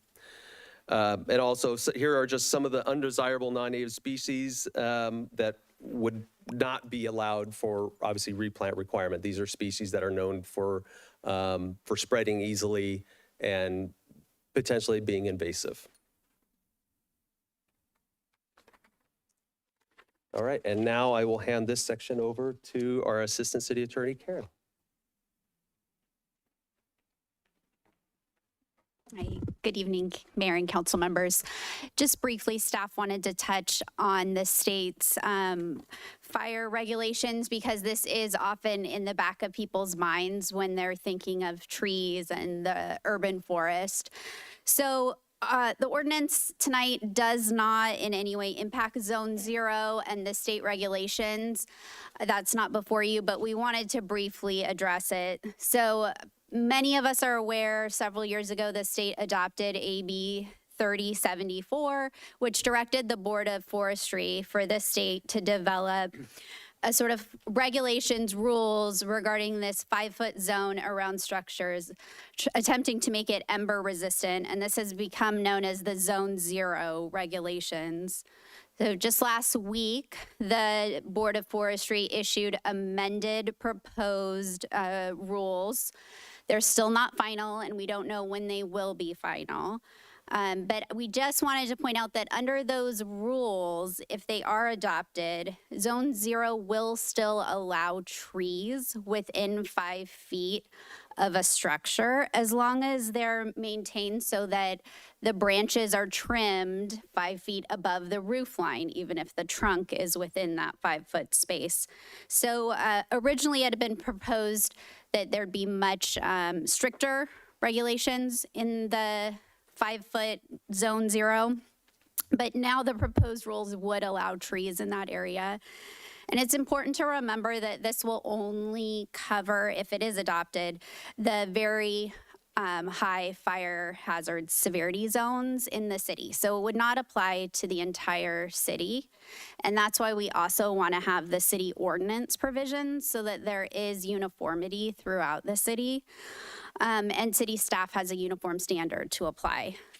But regardless of what we do with the ordinance, once the state adopts this, unless we were to have stricter regulations adopted, this would go into effect in the very high fire hazard severity zones. So that's just briefly the background, and I'll turn it back to Tice.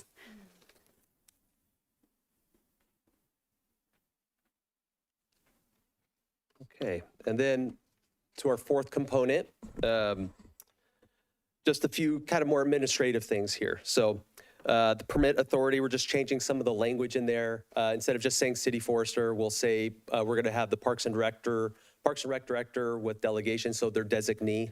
So if it's she can designate myself, she could designate right now our only forester, assistant city forester, Mike Tope back there, or whoever else that would be available. Because obviously right now we're not fully staffed in that division. Also, you can see landmark tree designation. ARC has since been dissolved, so we're now shifting that formally over to the Parks and Rec Commission. And then view trimming permit provision removed. We're not necessarily removing pruning permit, but we're removing the view part of the trimming permit. So it'll just be a pruning permit in general rather than view shed. And then we're going to try to make this a little more clear with the right-of-way tree maintenance, who owns it. It's going to be whether it's a city tree or a public tree. That's a common one that we deal with. Prior permit conditions must be fulfilled before new applications are processed. That's primarily dealing with replant requirements. And then if we have an appeal based on either category 1 or category 2, you will have to have an arborist report as part of the process to go forward to the appeals committee hearing. And on this one, I'll have our planning manager, Levi Hill.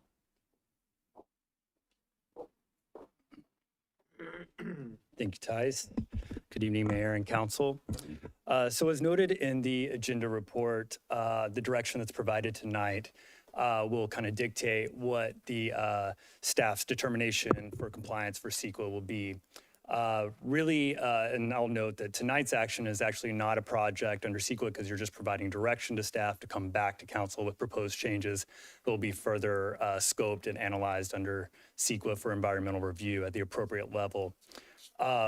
Factors that support or will dictate whether or not environmental impact report is going to be required for the ordinance changes would be primarily anything that would lessen the city's restrictions on tree removal. So as Tice mentioned earlier, changes to that DBH threshold or reduction in findings or the burdens required for tree removal are types of things that would require staff to prepare an environmental impact report for the consideration of this council for this ordinance.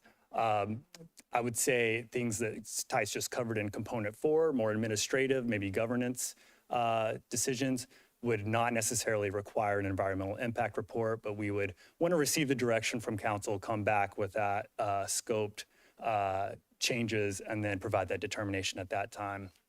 As you're aware, environmental impact reports are somewhat time consuming and are also expensive. So we have put together some ballpark numbers as far as time frame. Typically, these take from 6 to 8 months to prepare and can be anywhere from $150,000 to $200,000 to complete. So just something to think about for your consideration. I would say, like I said, in general, I think with staff's, components 1 through 3, what you see tonight would almost certainly require an environmental impact report. Some of those governance changes that Tice went over in component 4 could be considered for an exemption. So I'm happy to answer any questions on that when we get to that point.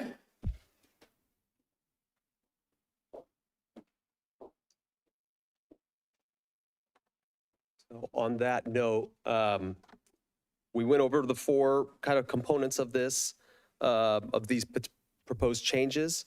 But as you can see, if the recommended policy direction would require an EIR under the state law, basically looking for your direction here, whether to go forward, proceeding with these changes, which would therefore, we would need to go reach out to a consultant and look into getting an EIR for this, or do we prefer not to move forward with these amendment changes at this time? So. Awesome. Thank you, Tyson team. With that, we will open up to the council for questions at this time. I think I want to hear from the public first. I've got some, but I want. Questions, anybody? Yeah, questions. Some have been answered. Many have been answered. So the update from Friday's California Board of Forestry and Fire Protection are a little gentler. There can be some vegetation in the 0 to 5 feet. And we really had thought it was going to be very restrictive. You had to just clear it. So that's a little easier. And can I presume that's because there was a public outcry, or? My understanding from comments in the Board of Forestry's announcement was that they took into account many different public comments received they held many meetings, and yes, so I think that's fair to say, but. And do you think they were responding to public pressure, or do we think there's less fear of burning? I mean, this might be for Detective or Captain. Well, I don't think we should really speculate on the Board of Forestry's decision-making beyond what they actually issued in their public statement. So I would counsel us all to not do that. They issued the regulations and felt, I think, that this was a balance of public safety and then the benefits of forests in the state. Okay, I'll buy that.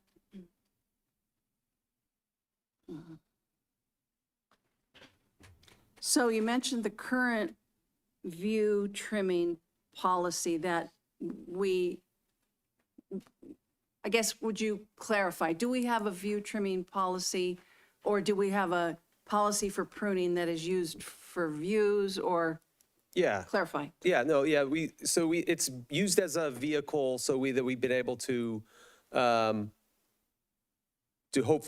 or not help, but so we can still make sure pruning standards are done or held as best as we can. Obviously, with insurance companies coming and saying, we don't want one limb hanging over a house, but the person wants to keep their tree there, right? They don't want to make sure this is completely hacked up. They want to try to use a professional, make sure that these cuts are done as best they can. It's a very difficult thing to accomplish, but yeah, so this pruning permit could help us, is helping us as a vehicle to make sure people are attending to the trees as best as they possibly can, given the demands that are made. But yeah, view pruning, it was pretty much to make sure, from what I understand, is we had allowed a viewing permit. So the value of our homes people can maintain the wonderful view shed that they had. But yeah, we're glad that this was still here. We were still able to use it so people can address these type of challenges. So I'm still a little confused. Oh, sorry, okay. We aren't removing it then? So if I could just assist Tice here. So the staff recommendation was to remove that separate permit and still have it's called excessive trimming, which essentially is if you want to trim more than 25% of a tree. So there would still be a vehicle for a permit to trim your tree, whether it be for views or other reasons. Okay, all right. So we aren't calling it view, but we'll still have the ability, of course, to prune, and that will be between homeowner and homeowner to be appropriate, less than 25%, not kill the tree. In both scenarios, so our current ordinance and in the proposed new ordinance, there would be a permit requirement. And so really that is filing for that permit so that we can give that professional feedback on, over pruning can kill a tree, and so we want to avoid that. So in both scenarios, you would have the permit, you would work with our staff to assess the situation. We would be able to hear what the homeowner is trying to accomplish, but give parameters so that the tree isn't lost in the end if it's over pruned. What we're doing, I believe, is just trying to change the terminology there, so it's not specifically for a view. It's more of an overarching pruning permit. But both scenarios would require it, and we always want our residents to reach out to us so that we can help and guide and be a part of that. Not trying to, create bureaucracy, but provide support for those situations.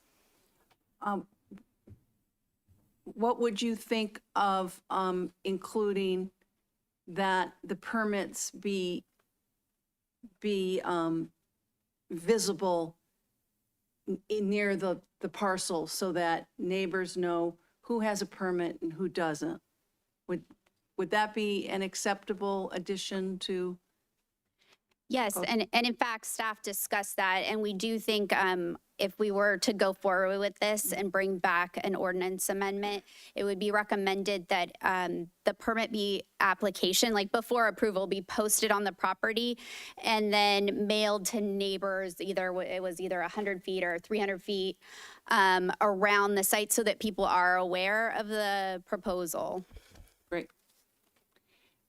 Does anyone think, and I'm hearing no, that a requirement for an arborist report would equal a CEQA review? I'm not hearing that it would, but would there? I'm gonna have all of you up there, aren't I?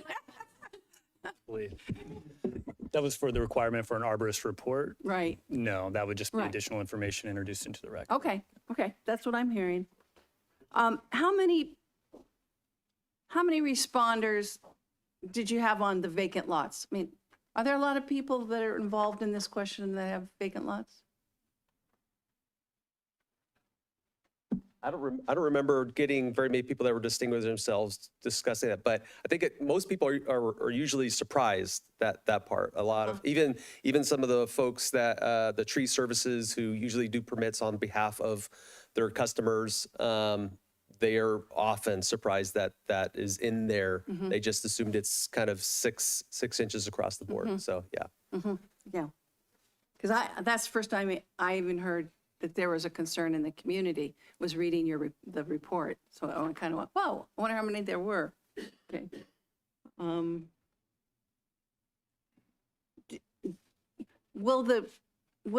In your proposal, will the definition of pruning remain at Around 25%? Yeah, it's really basic International Society of Arboriculture Standards, which you can find on the website. But yeah, it's typically when we're topping a tree, if somebody wanted to top a tree or take more than 25%, or a significant size limb, depending on the tree, yes. Okay. Yeah.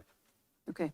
And in that, you've earmarked potentially the $200,000, up to $200,000 fund.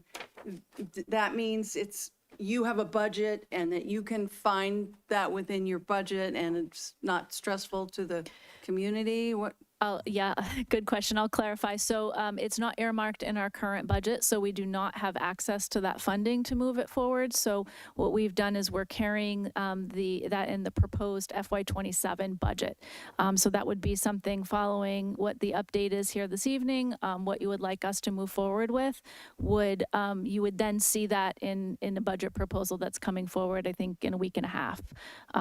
And so we're just letting you know sort of the estimate of what's in there, and we have estimated it on the higher end, holding that 200,000 just so that we can, we do think there would be a lot of questions, public comment that would come in during the review. And so that's our recommendation of what would be needed in the budget. But you're like everybody else. You have a tight budget, and can I presume adding $200,000 is going to be an impact? I mean, you're going to have to find it. Just like if I wanted a new car. Sure. Yeah. Our department will put forward our proposed budgets alongside of all the department budgets. And so that's something that would be coming forward to council as part of the budget process. I don't know if our city manager wants to add anything else on the budget, but I think just that we'll be hearing those updates very shortly as part of the budget proposal. And in the proposed penalties that you talked about, I might have missed it, but I'm not hearing a penalty for the oaks that are between 6 inches, 8 inches and 12.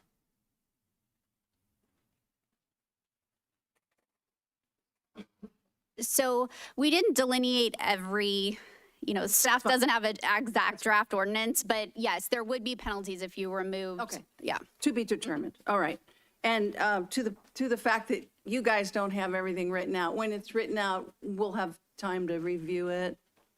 Yeah, so the goal tonight is we get direction from the council, and then based on that, if it is to go forward, we would have a clear sort of scope of work to give an EIR consultant. And then once it was all written back, you'd actually adopt an ordinance, just like a regular ordinance adoption. Great. That's all my questions. Thank you. Thank you for answering them. So, thank you, team. Appreciate everything that you, all the information you gave us. So kind of one of the slides you had up prior to the component one, there was a $1 million budget piece that was there. I had a question on that. Is that something that's actually already in the current budget? And what was that? That was kind of broad, and I think Nicole brought it up earlier about what our current budget, I don't know if you have those numbers, you still have those handy, but yeah, that was basically what that number was about what we spend for city trees, citywide maintenance, roughly. That was your general budget that's already allocated in your budget now, is that correct? Before NCIP. Yes, currently the approximate 1 million, that's as budgeted, and then that includes our tree maintenance operations throughout all of our street trees, greenways, everything that we care for. It also includes our storm management operations, and so that's where we can see fluctuations, and it could be over 1 million or below 1 million depending on what we get for storm status each year. Okay. And then the grant funding is above and beyond that. I believe there was a grant, Tice was here recently for the CAL FIRE grant. So those funds, as well as the NCIP funds, we took what we've had over the past 3 years. That was an additional $3 million going into removal of trees, damaged or dying trees, tree pruning, keeping up on that, as well as fuel reduction efforts that our team has been managing. So significant amount of work and funding being invested into our forested lands. Okay, great, thank you. Also, on the California draft zone zero regulation, it showed that this would impact the very high fire hazard zones. Would there be assistance? I know before the fire department was talking about some of the grants they had for defensible space and whatnot. I didn't know whether there would be assistance for those, if it was passed, that would be impacted by those very high fire hazard zones. Good evening, Mayor, council members, staff, and citizens. My name is Justin Cooper, Division Chief, in charge of our Fire Prevention Division within this last year. It is true, obviously, we still don't know the final terminology for Zone Zero coming out, but we have been pursuing grant opportunities across the board. We did get even though it was a small grant, a $25,000 grant from the California Fire Foundation for some vegetation fuel reduction work that was done in the Don Davi Park area.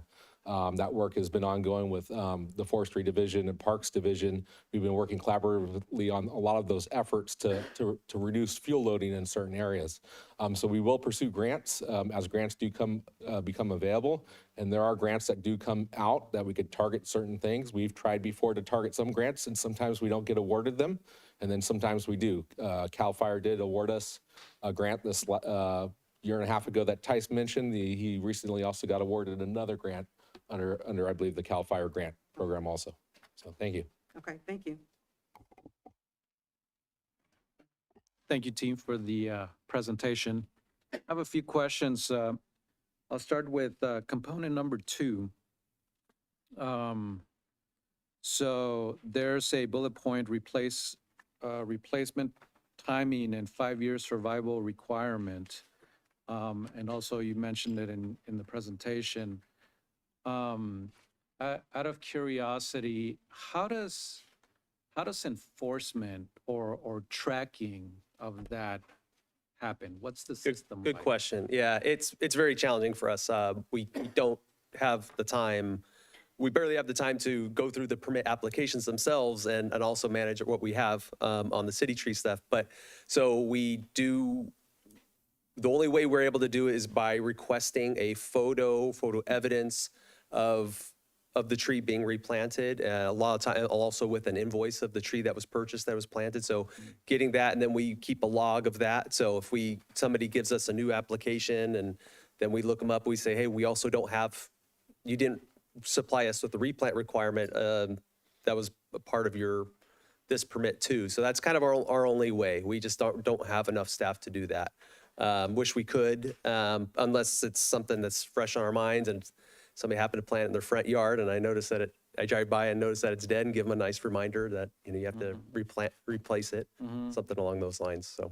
Okay, not trying to plant the seed here, but I mean, like if somebody, right, had to replant 5 trees and let's say 3 years in, 3 of them have died. Yep. There's really no way of staff to know that unless. It would be challenging. Yeah. I mean, yeah, it would be challenging. Yeah. I follow up with that. Would there, But that's. Yeah. would there be a use for Google Earth and AI that could do that job for us? I don't know if I don't know. Maybe. Yeah, I'm not. Go back. I like to you. that. Yeah. Creative use of I know technology. they're using Google for determinations of Sorry. trees having been cut down. Looking our attorney, I don't know if they had. Can I if they're using that, loop but- something in there that's, I think, connected? If the tree permit that's pulled is required to be posted, and then we always, look for complaint-based. So you might have a neighbor or somebody else that drives past, so Tice is not the only person, but the eyes and the ears of the community would then report, hey, there's a couple dead trees there, or these trees got planted, but this guy's not watering them. They're going to report that. So I think that's generally how, kind of like code enforcement happens. It's by initiation from community reporting. Generic. I was going to add that. We get a call a lot that my neighbor is removing their tree, and I said, okay, well, where's that address? I don't want to say. So unfortunately, You were going to say my address. right. But yeah, so unless that person gives us the information, yeah, we can't follow up on it. So that part's frustrating. We will take action if they let us know, but otherwise, right. Yeah, but I think it's complaint-based. While you're up there, I did come up with a question, but I didn't want to cut you off. You might still have something. Yeah, I have a few more. Yeah. But I think this will go quicker. Component 4, certified arborist report required for all appeals. So this caught my attention because I know of past instances where arborists not working for the city were hired to make an assessment of one tree, 2 separate arborists making an assessment for one tree. Both assessments came back completely different. It seemed to me like both arborists had their tree company referrals or companies that they would refer business out to, right? And it's, I don't know for sure, but I had the sense that their assessments aligned with ultimately their recommendations for those tree companies, one. And then the other, each arborist produced a certain assessment to align with what eventually became a lawsuit. So it feels like in requesting reports from outside arborists, maybe not all are doing the work for the right reason, right? So how does this address? That is tough. And Mike and I come across that a lot, and we have to challenge those people and call them and ask them if, about their findings sometimes. And sometimes we could tell that they didn't put in the work. I'll say, I apologize for this side story, but while I was going to college, I had 2 professors, forestry professors.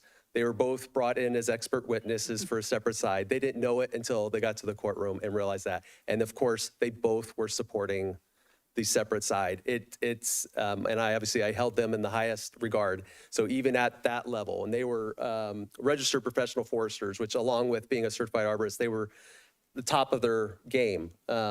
So it does happen at every level. So, I don't know what that really adds to you other than it's typical from all ends, and it's our job. So like when somebody does go supply an arborist report with their application, it's Mike and I's job to review that and to really look at it and to see, oh yeah, no, I could see where they're coming from.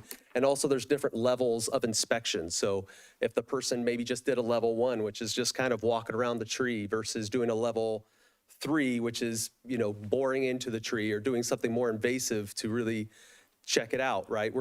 That's a little bit more concrete, more data driven when we get to that point. So sometimes we have said, this is not enough evidence. You didn't really put in the work. So let's give us a level 2 or level 3 inspection to go along with this report. So that's part of our job is to see that. Okay, So, yeah. thank you. And I guess since the ask here is to give direction, that would be part of my request to see if there's anything that can be added, right, to ordinance to address that in some way. So I'll leave it at, yeah. Well, one thing council could consider is, and this would be similar to what's done in the planning department, where instead of relying on the applicants to hire their own experts, they, as part of their application fee in this instance, would give the city amount of money, and then we'd have an on-call list of neutral arborists, and then would say, okay, no, not being hired by one side or the other, and get that arborist report from a neutral party. So that's an option for future consideration. That sounds better than, I think, what we have now. So, yeah. Dueling arborists. Yeah. Okay. So thank you for that. Last question. So how does anything in this proposed ordinance address any interactions between our residents and neighboring jurisdictions? So here's, for me, it's specifically, I'm thinking about District 4, how our city boundary goes up against Delray Oaks. We have quite a few issues there. And I know for a fact residents, including myself, have had issues with trees that belong to Delray Oaks, not other residents, but the city of Delray Oaks. And in trying to get those trees addressed, that has been difficult. So what can our city do to try to address that also for our residents? And I'm, again, referencing District 4, but if I'm not mistaken, I think there are other areas in our city butting up against other jurisdictions with similar issues.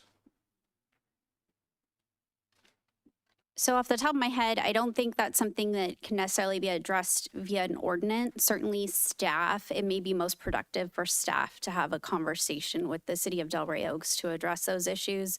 I don't think it's best addressed in the ordinance though. But I understand, and I'm sure staff can. And I guess the way I'm thinking about it is, how can maybe our ordinance, being aware of what the ordinance is for Delray Oaks, carve something into our text to address any issues that come up? I'm just kind of thinking out loud here. Yeah, I mean, as all of you know, our ordinance only extends as far, our law, you know, as far as our boundary, you know, and generally for tree law, there is a whole section of case law about trees. And you can get down to, well, half of, you know, whether slightly more than half of a tree's trunk is growing on one side of a property line or another. So it gets very fact specific then. So obviously if Zone 0 came out and we had fire, if that area was within the very high fire hazard severity zone, then that's something that would apply in both jurisdictions. Otherwise, I think it is going to be pretty fact specific. Thank you, Councilmember Garcia, for bringing up that great question. We currently do work collaboratively with our neighboring jurisdictions on fuel reduction work that happens throughout our jurisdictions. You know, most recently, we have worked with CAL FIRE, and you'll see even CAL FIRE crews coming into our area to do fuels reduction work in a lot of the areas. One of the areas recently that I talked about was the Don Davi area. Some of our neighboring parks that border along Seaside, where we have a mutual threat area for wildfires, we will work with them to try to reduce fuel loading in those areas, obviously logically doing it that way. We work with the Parks Division, but it is a collaborative effort, and we do that with all of our jurisdictions. So if we do have issues in Delray Oaks, we're happy at that point to go speak to them too, to go, hey, how can we improve our even Zone 1 and Zone 2 for the houses that border Delray Oaks Greenbelt areas, to have them do some fuels work in there. We just recently did it with the Monterey Peninsula Regional Airport. They brought in crews and actually mitigated a lot of fuel issues that were between Delray Oaks and the airport parcel properties, and basically putting in a shaded fuel break along there. So thank you. Yeah, just a quick question, Tice.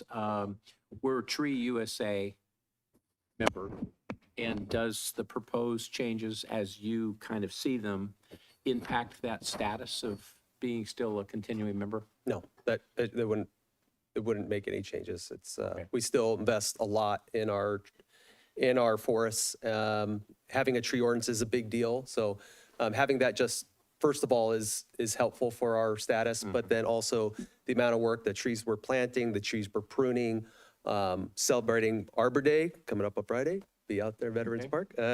But yeah, all those sort of things play into it. So yeah, good question though. Thanks, Mayor. A few questions. In component 1, how did we establish the change in the size of the tree. How did we go, what was the logic behind those shifts? Yeah, that is obviously a combination of staff input along with the survey results. So being that 6 inches was the standard for a developed lot, but that was also not species specific. But we want to show that this coastal live oak, Monterey pines, Monterey cypress are the ecotype, the forest type that we have. So that's where we separated that having a slightly separate, if you will, category for them, and then the other ones for all the other species in town. So showing a little bit more, I guess, I don't know if I'm supposed to use favoritism or not, but obviously preference for our native forest type versus all the other species. Does that answer your question? Yeah. Okay. And then a question that I get a lot, particularly from folks that live in Skyline, is when the city planted replacement trees there that were pines as opposed to oaks that are maybe a little bit more stable. So sure, I'm sure you have some thoughts on that. That maybe you could absolutely. share. So that is in the heart of the Monterey Pine Forest. The Del Monte Monterey Pine Forest is up there where we did that replanting. What I think a lot of the comments were that these were too close together. There's too many. This, that. What I kept, for the folks who took the time to give us a call, what I kept saying, there will be attrition. There's just natural, and if you go there now, you will totally see that. Not all those species made it. Not all those specimens made it. As we were anticipating, that's part of it. So if you went there now, there's a small fraction of those that are left, but that's what we were anticipating. Put out a bunch of them, see what survive. And like you said, we've had to pull those little white flags that probably brought a lot of attention to those little seedlings, but Mike and I have personally pulled out hundreds of those flags because they are no longer next to a tree that survives. So those flags are really just there for when we do weed eating through there, we don't go mow them down. So yeah, they're not nearly, I guess, intimidating as it was when it first was planted. So And I guess the concern that folks have perhaps still exists even for the ones that do survive, which is the roots are shallower, trees falling. We've obviously had a death with somebody walking over there and the tree landing on them. And so is there some kind of mitigation effort to try to help address the risk it poses to the public, whether it be on their private property or the public right of way? I would say by inspections. If it's on your private property, we urge you to call your trusted arborist or tree specialist, some that you know and trust, to do regular inspections as possible. Through our greenbelt, yeah, it's a lot of space, right? We've 790 acres through our that we encompass. That's larger than the city of Carmel, right? Then we have that just in our parks and open space. So just keep that in mind. It is tough to keep eyes on it, but we also have to make sure we reforest. Believe it or not, you look here, you look up on the hill, you see green. That's great, but if you go walking on the forest floor, the amount of regeneration that we're seeing is something that we're not seeing. We don't see a lot of regeneration, and we want to make sure that we don't skip a big chunk of time without having a lot of trees. A healthy forest is a multi-generational forest. So our forest is gradually aging out right now. So we want to make sure we have some young ones coming up. Appreciate that. Yeah. And is it Please. Is it the drought the recent droughts of 15, 16, 22 that is causing the forest to not regenerate as you might expect? I think over time, at least in our green belts where we see it, I have a feeling it was kind of also a mixture of things. It could have been, it was drought.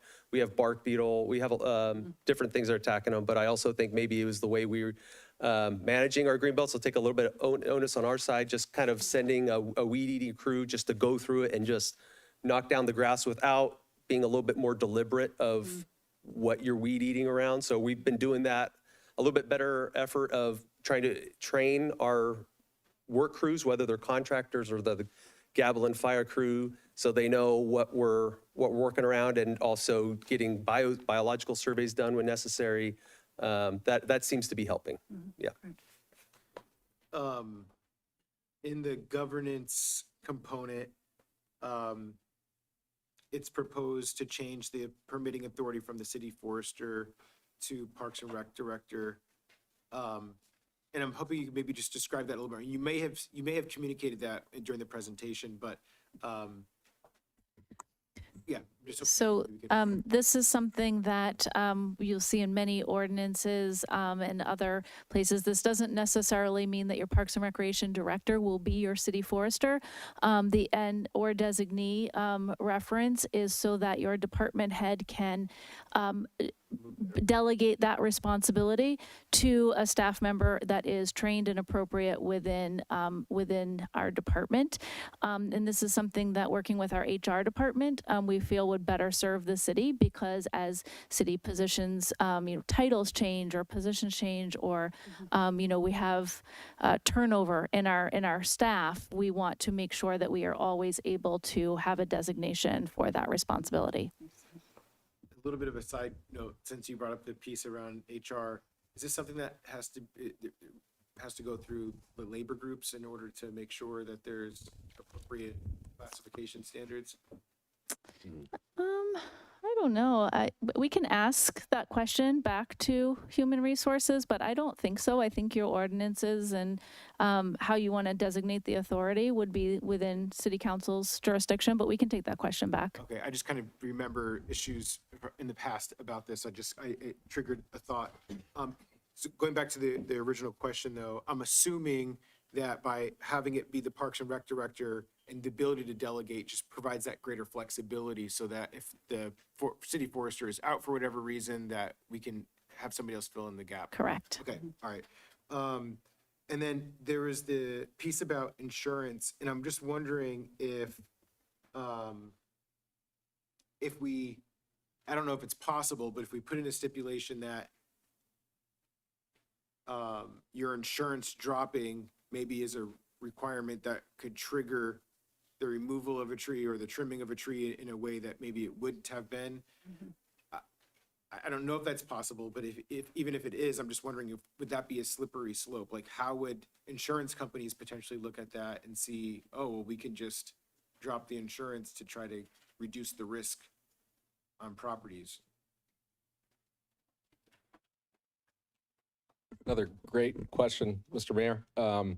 We're seeing that throughout with insurance companies, irregardless of dropping people and they may not even be in the very high or even moderate fire hazard severity zones. They're diversifying their risk, and they're not sharing their risk models with us on how they do that. Each of them have proprietary models for that, and they don't share that and make that public. So I've had it where they've told people, we're going to drop you if you don't cut a tree down.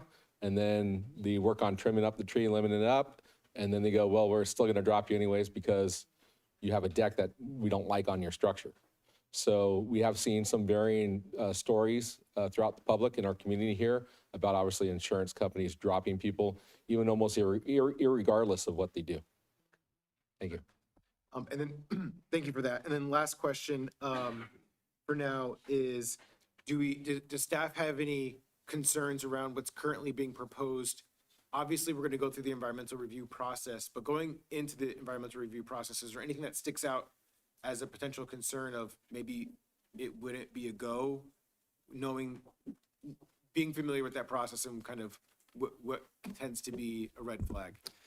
So with the assumption that an environmental impact report would be prepared, I think what's being proposed in this ordinance is not vastly different than what is seen in other jurisdictions. It's hard to speculate on what any impacts or significance of impacts would be before doing that analysis. But likely there would be some level of mitigation still required in the form of replacement that would, in theory, offset those impacts. But it's hard to speculate that until that review's been done and that thorough analysis is completed. Okay, all right. Thank you, everybody, and thanks for the public, please. Just one more. On the governance, the fourth part, the landmark tree designation. Currently, landmark trees are designated by ARC. The proposed ordinance transfers this authority to Parks and Recs. and makes commission decisions final with no appeal path. What would be the issues with the designation of a landmark tree? I mean, are there people who don't want their tree to be a landmark tree, or are there people who really want it to be? I mean, why would this be an issue? Honestly, we haven't had to deal with this yet. Okay. So it's very rare. We haven't had any really proposals for new ones. So yeah, Did I read in my research that we only have 13 lands? probably right. We've lost a couple recently. Okay, so it doesn't come yeah, up a lot. right. And why would we eliminate the appeal to end up with council? I mean, don't we always end up with appeals to council? Why would it end with Parks and Rec? It just feels incomplete. Now, I could be wrong. Under the current ordinance, I thought it was ARC and then appealable to Planning Commission.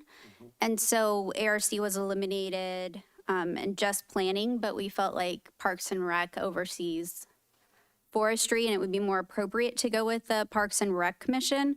Of course, you know, if it's council's desire to have the appeal come to council, that's certainly an option. And like Ty said, we've never had an appeal related to a landmark tree, but. And this would only be for the landmark trees. Correct. I get it. Appeals of permits, tree removal permits, go to the appeals hearing board. Yep. Yeah. Okay. Thank All you. right, thank you, staff, for the presentation and answering the questions. With that, we will open it up for public comment. So for folks on Zoom, you can use the raise hand function. Folks in the chamber, if you wouldn't mind just standing to the left for me. If you'd like to remain seated, just hold tight and I'll ask for hands here in a second.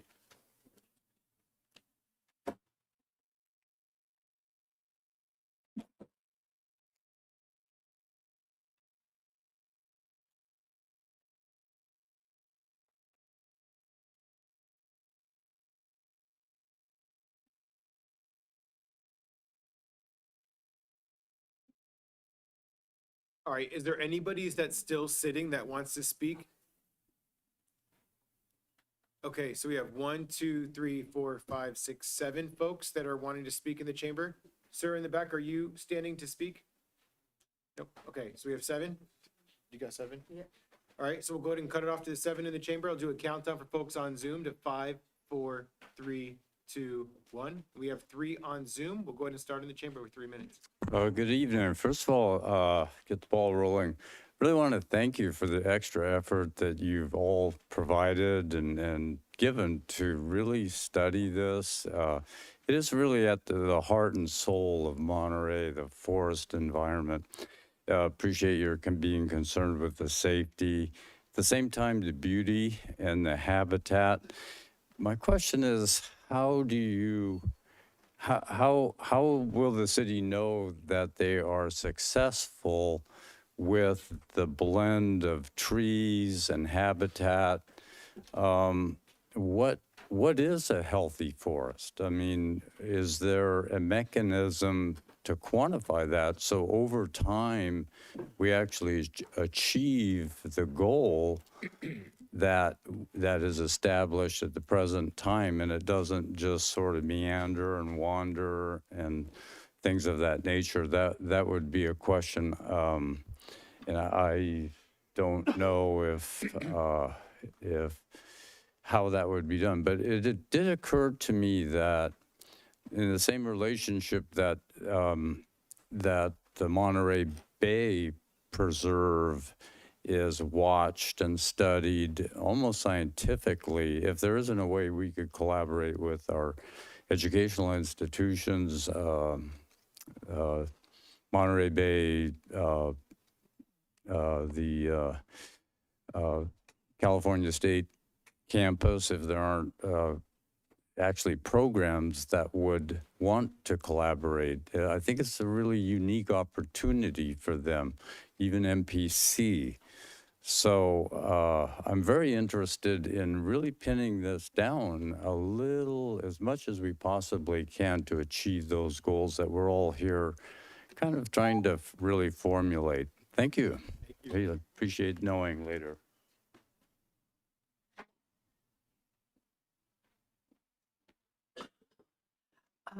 Mayor, council members. My name is Laura Nagel. I'm a Monterey City resident and came here tonight with my arborist friend. I am concerned, having grown up in the city of Monterey, at the state of our forests. I grew up in off Aguajito, and I go back there and I hardly recognize.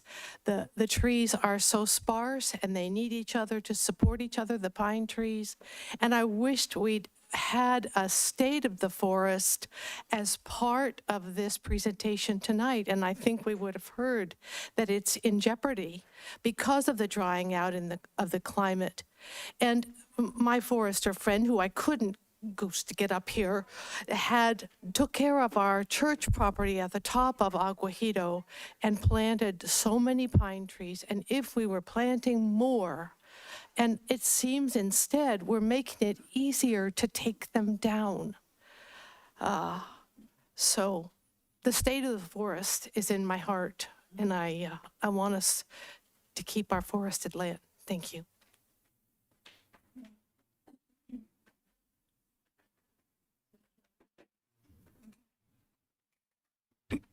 Mayor and City Council members, I'm Pat Benza and a resident of Monterey Vista's high fire area and a board member of MVNA. And we have a slide. In January, we had a neighborhood discussion about the city tree ordinance. These questions on the slide came out of that discussion, and we sent it out to our mailing list of Monterey Vista neighbors. And we sent it to about 400 people, and we received 53 responses. I understand that over 10% response is a good return. Hard for me to believe, but okay. As you can see, the respondents felt very favorable on all the questions. I would like to point out the two highest. You can't see that very good. Nat? Nat, I'm sorry. It's not showing. Okay. Okay. The two highest. The city should have a strategic vision and plan for how we maintain and enhance our urban forest.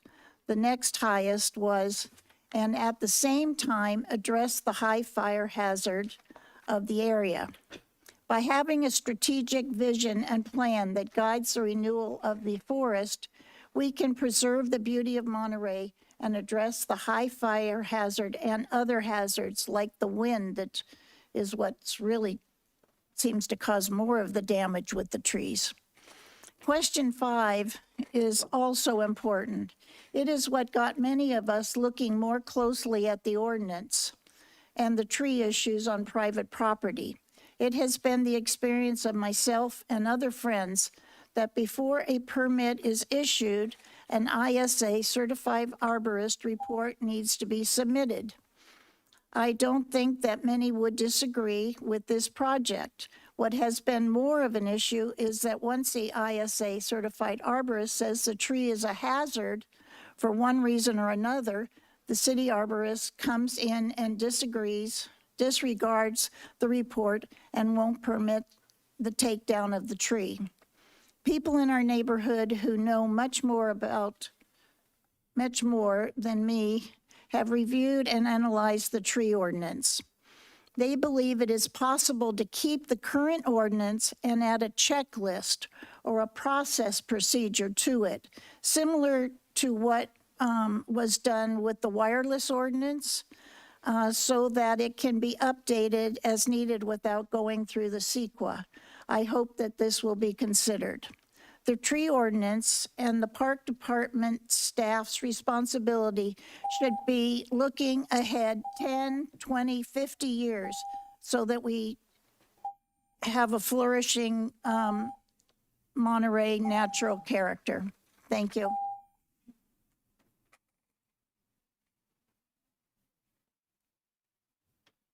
Good evening. My name is Alexander Shank. I'm a homeowner in Monterey. My house is surrounded by trees. The threat of fire is on my mind and has been since the devastating fires in Los Angeles a year and a half ago. Since that time, I have done extensive work to prepare my house for a fire. I've spent over $20,000 on projects related to fire prevention, including trimming all of the trees on my half-acre lot so that their branches are at least 6 feet off the ground, enclosing all the eaves around my house in fiber cement soffits, replacing all of the vents on my house with fire-resistant ones, removing all the vegetation within 6 feet of my house, removing the wood fence abutting my house, and replacing all the windows in my house with dual glazed ones. I even worked with Gene Roche to get MPUSD to clear a large swath of brush on their property in my neighborhood. All these projects, by the way, are what CAL FIRE recommends. It's their list of best practices for fire prevention. And all of these projects were possible to do under the current as-written tree ordinance. There was nothing that I needed to do that the current ordinance prevented me from doing. I'm strongly opposed to any but the most minor changes to Monterey's tree ordinance. That ordinance allows us to live in a thriving ecosystem. It is a benefit, as research shows, to our collective mental health. And on a financial level, the ordinance protects the beauty of our city and allows us to have some of the highest home values in the county. If you want to decrease your property's value, a fast and easy way to do that is to remove your trees. The bottom line is that mature trees, unlike shrubs planted against houses, are fire resistant. Your neighbor's house, if it has not been hardened, not your neighbor's tree, is a greater threat to you in a fire. Again, I strongly oppose any but the most minor changes to the tree ordinance, and considering the financial status of the city and the cost of environmental report, I oppose any of this. Thank you. Thank you.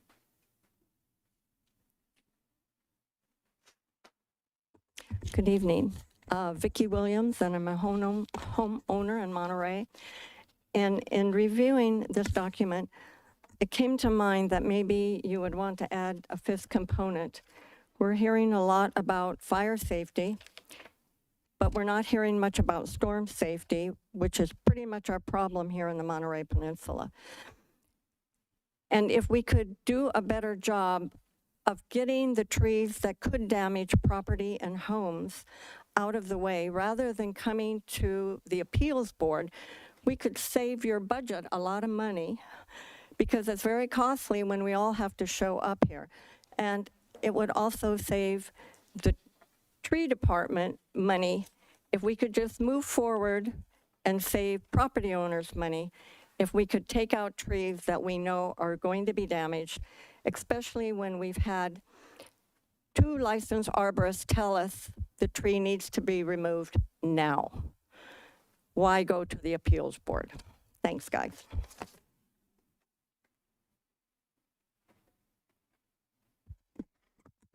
Good evening.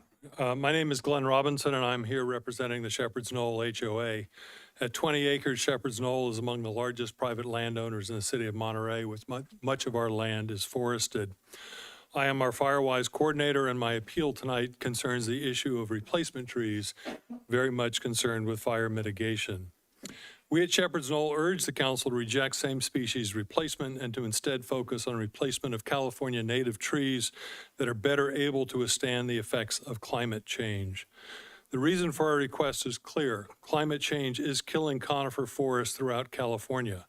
Shepherd's Knoll detailed these data in our letter of October 22nd, including the growing prevalence of so-called zombie forests in California, where climate change is killing conifers at a faster rate than the conifers can adapt to climate change.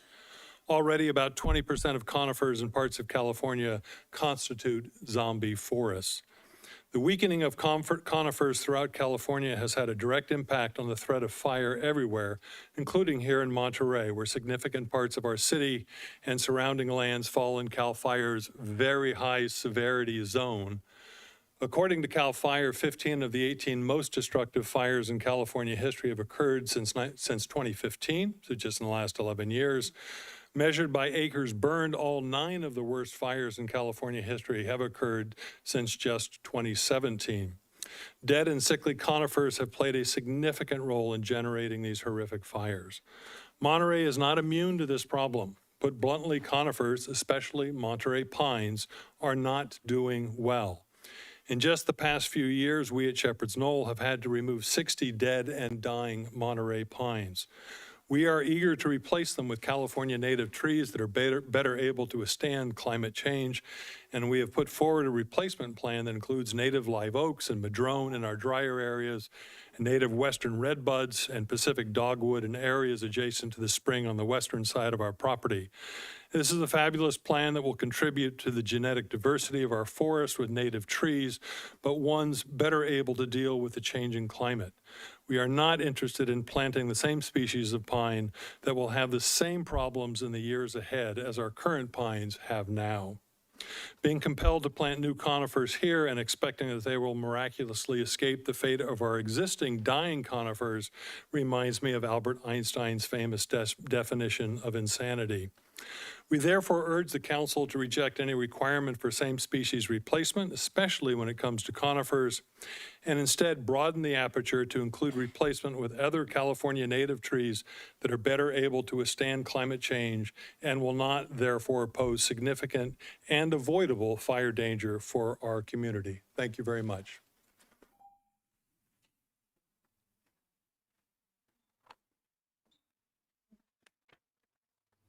Council members, Lorna Moffett. This is a community that burnt down.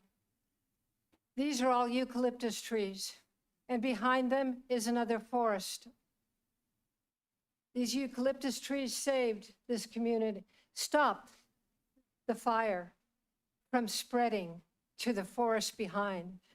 Pictures are worth 1,000 words, and this is proof. This is proof. Just one picture. It's very important that we keep our eucalyptus because they're fast growing and they endure heat. We need every tree we can get right now. We can't afford to say we can cut them down and we can grow more because at a temperature of 104 degrees, all plants stop photosynthesizing, and we're not far from that degrees. So cutting down in your section D or allowing the eucalyptus not to continue flourishing here is not a good plan, and I'm asking you to take out Plan D. Jack Cohen, the top U.S. forest science in the United States, now retired, stated that eucalyptus trees were not the problem. It was a housing zone problem. And that is being ignored. And you mustn't ignore that now. Because, well, you know why. We are in a global warming emergency. We had 100-mile-per-hour winds out in the bay that wasn't even reported to our citizens. That's a hurricane. We're heating up our oceans, and eucalyptus play a huge part in that.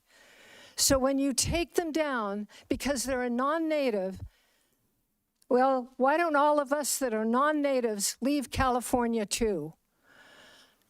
It's insane.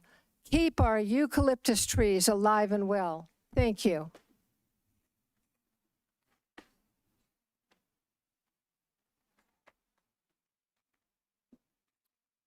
Hello again. Sorry. Can you hear me now?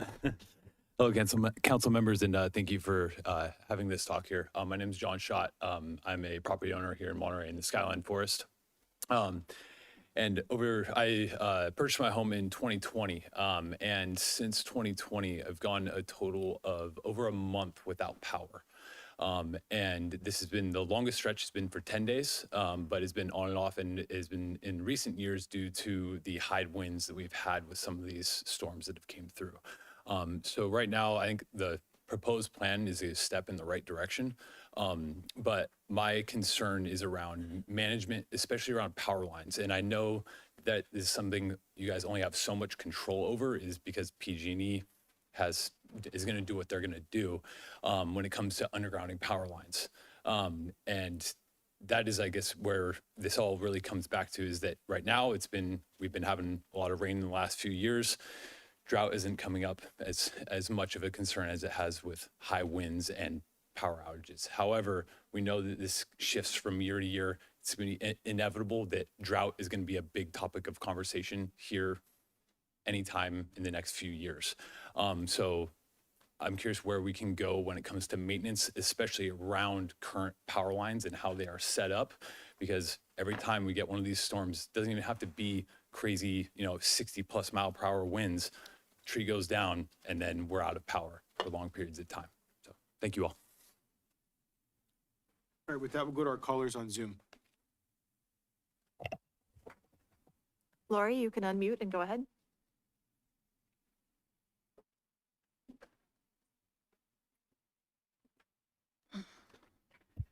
Lori, you're up. I'm here, sorry. Had to find my unmute button. Okay, good evening, everyone. Thank you, staff, for the work on this and the presentation tonight. And appreciate Councilmember Rash's leadership in bringing it forward. I know it's long overdue. I just have a couple questions, clarifications, and maybe even a few suggestions. So I just want to make sure I didn't hear, it sounded like the staff was saying, or folks in there at some point, that this sounded like maybe an either or. If we can't afford the EIR, that maybe this would be abandoned altogether or paused. I would hate to see all this good work not go forward if for some reason down the line the budget wasn't there for it. But in a perfect world, the EIR would be able to be done. But just want to say that I think the staff even outlined that maybe we could do, if it was a budget problem, at least get the good parts of this in. The bulk of it could be implemented. And I, along the lines of the budget, wondered if NCIP funds could be used for the EIR if it wasn't in the budget as the parks folks have planned for next year. And regarding the enforcement and fines, I know we've had a few instances up here, and I completely understand what Tice was saying. I've even been in the situation where I'm watching trees get butchered and thinking, oh my God, I don't want to be that neighbor, or you don't want to friction with your neighbor. But other communities I've lived in had they called it click it, fix it. And it was not only for reporting potholes, but all kinds of other things. And I think if we could implement something like that, even things like this, I mean, these fines would help the budget. So, and enforcement, and it could be done anonymously. So that might be something to look into. I think there's a lot of good uses for that click it, fix it system. Because a lot of people care about trees. They're just afraid to speak up. And I may not have time to get into it, but I'm a little unclear when it comes to removing trees for development, why we're using other arborists, and that I don't know if where the city forester comes into play or if they do it all. A little bit to what Gino and Tice were talking about, kind of this happens at every level where you've got the developer who knows the arborist that's going to give you what the report you want. We've got a situation a couple doors down from me where a healthy cypress tree is going to be removed for a house to be demolished. And I'm just wondering why there's no city involvement, or why, or if the city forester ever can chime in, and why it's just a planning commission decision. Thank you.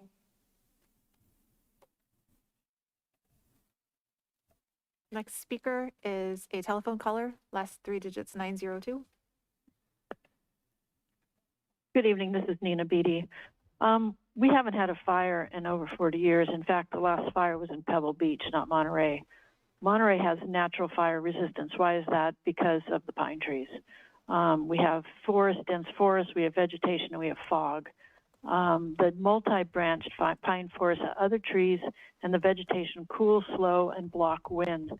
The moisture dampens the air and the breezes. The pine needles also harvest water from the fog and drop it to the forest floor.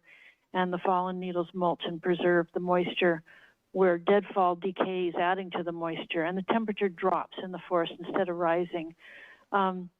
But what is CAL FIRE doing? It's doing the opposite. It's increasing fire danger. It's also increasing access of wind to our forests. I would like to know why parts of Monterey have been deemed a high fire hazard or even a fire hazard zone, because there's no evidence of that.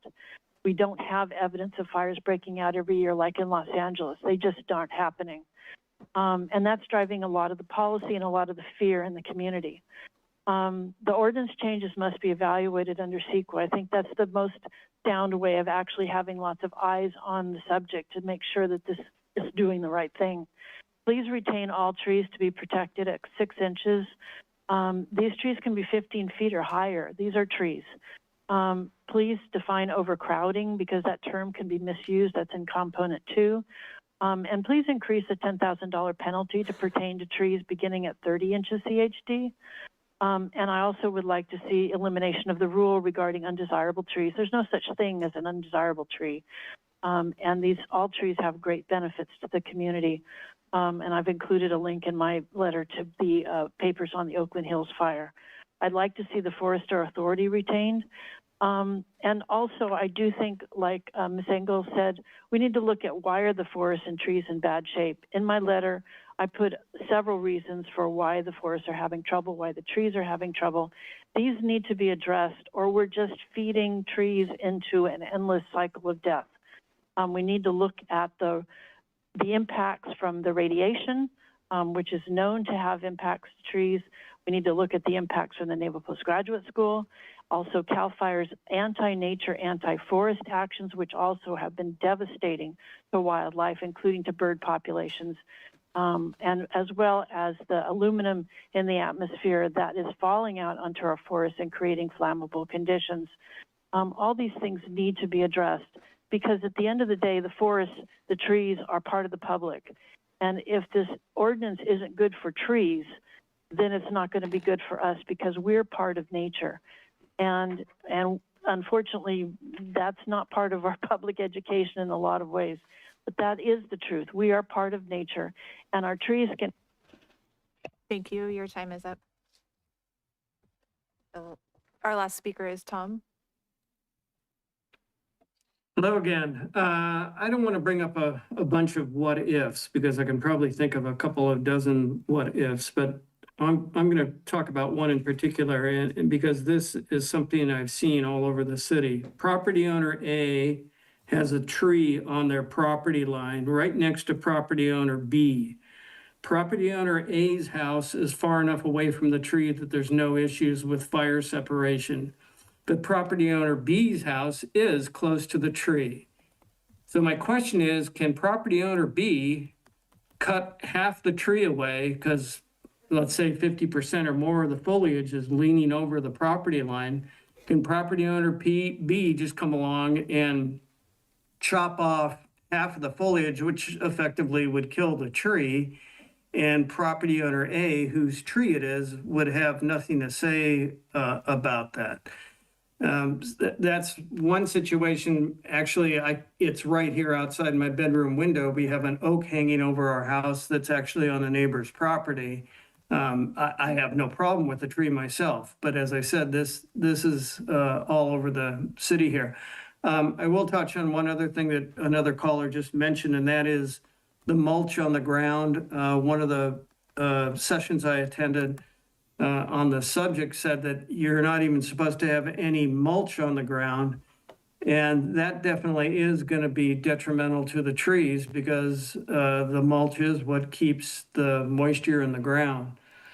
So, I mean, it sounds like what we're kind of coming down to here is we're not going to have an urban forest left, at least not a healthy one, if we really institute these state regulations as they're coming out. Thank you very much. Thank you. And with that, we'll go ahead and close general public comment, bring it back to the council for motion and deliberation. Who wants to start us off? I've got a question. Please. Yeah. And I think several of the speakers had this same kind of question, which is the staff presented that maybe there's one option that would not involve an EIR. So I need to understand if there's a way to navigate the changes to an ordinance without an EIR. And I'm not sure that I've been able to delineate that as a choice. And I don't know if anybody else is thinking the same way, but if there was a way to provide the staff guidance, there's a lot of things about this proposed changes that I like, but if we were able to do that without spending the money for an EIR. So can we pursue that? Mhm. And maybe Gene's got something to add to that. Let's maybe see if we can get staff. That's a good question. I think it would be interesting from staff. So, yes, generally speaking, anything that's going to remove restriction or protection of the trees is going to require, will not qualify for an exemption. So will require some level of CEQA review. There's different levels of that. There's mitigated negative declarations, there's environmental impact reports, there's different legal defensibility associated with each of those documents that is different as well. The environmental impact report is obviously the most defensible and the most thorough analysis of the impacts and necessary mitigation to offset those impacts. So to answer your question, it may not necessitate a full environmental impact report, but that will be a different policy decision for the council to make on what level of environmental review. In staff's experience, based on the legal defensible, most legally defensible route, the environmental impact report, the cost difference is not significant. So most jurisdictions opt to take the safer, more legally defensible, thorough analysis route, do the environmental impact report, and have a more defensible decision at that point. Okay. So if I could carry on with, does staff want to know things that you've presented to us that we agree with, or that we might have a red line where we say, absolutely not?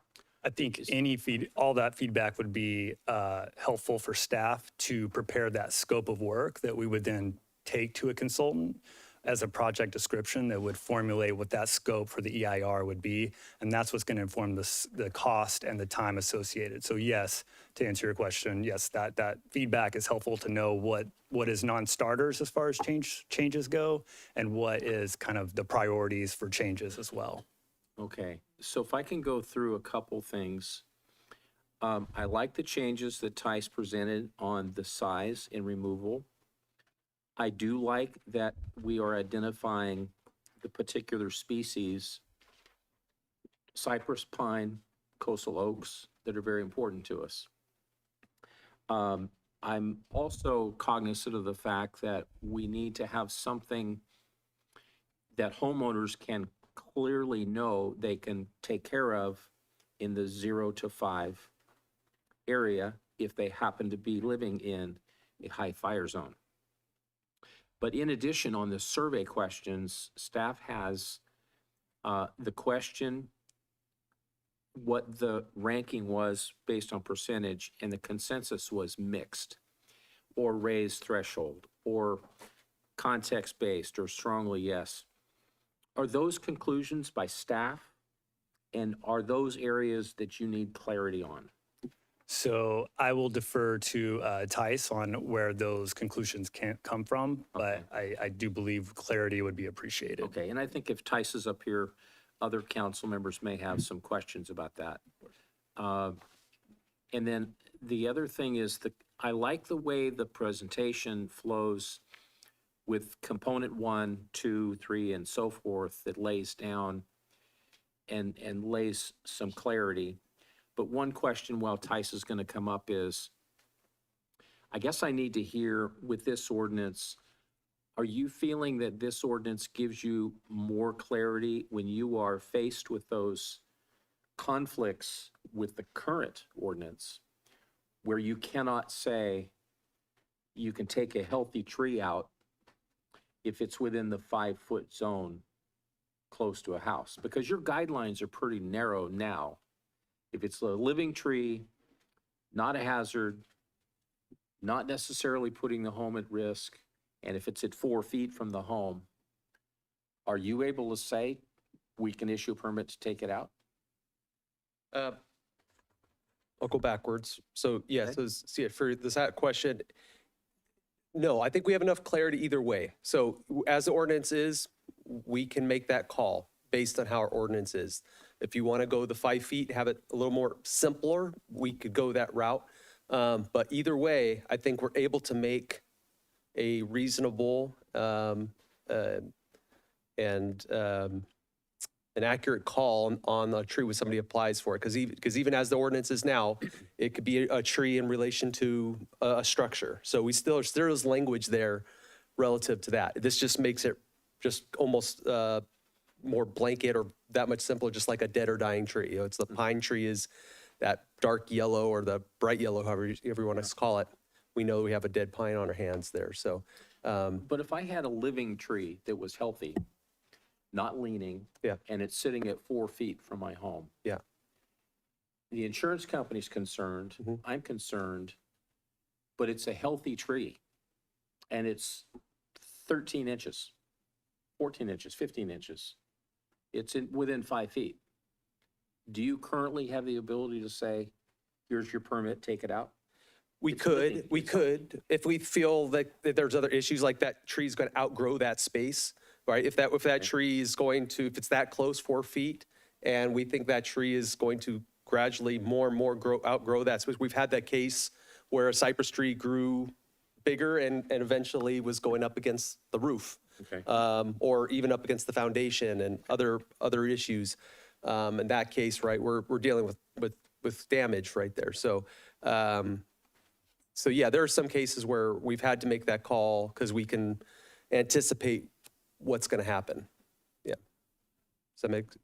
Yeah, it makes sense. Okay. And what I'm looking for is what justifies me saying, let's redo the whole ordinance. Let's do a EIR and go the full Monty.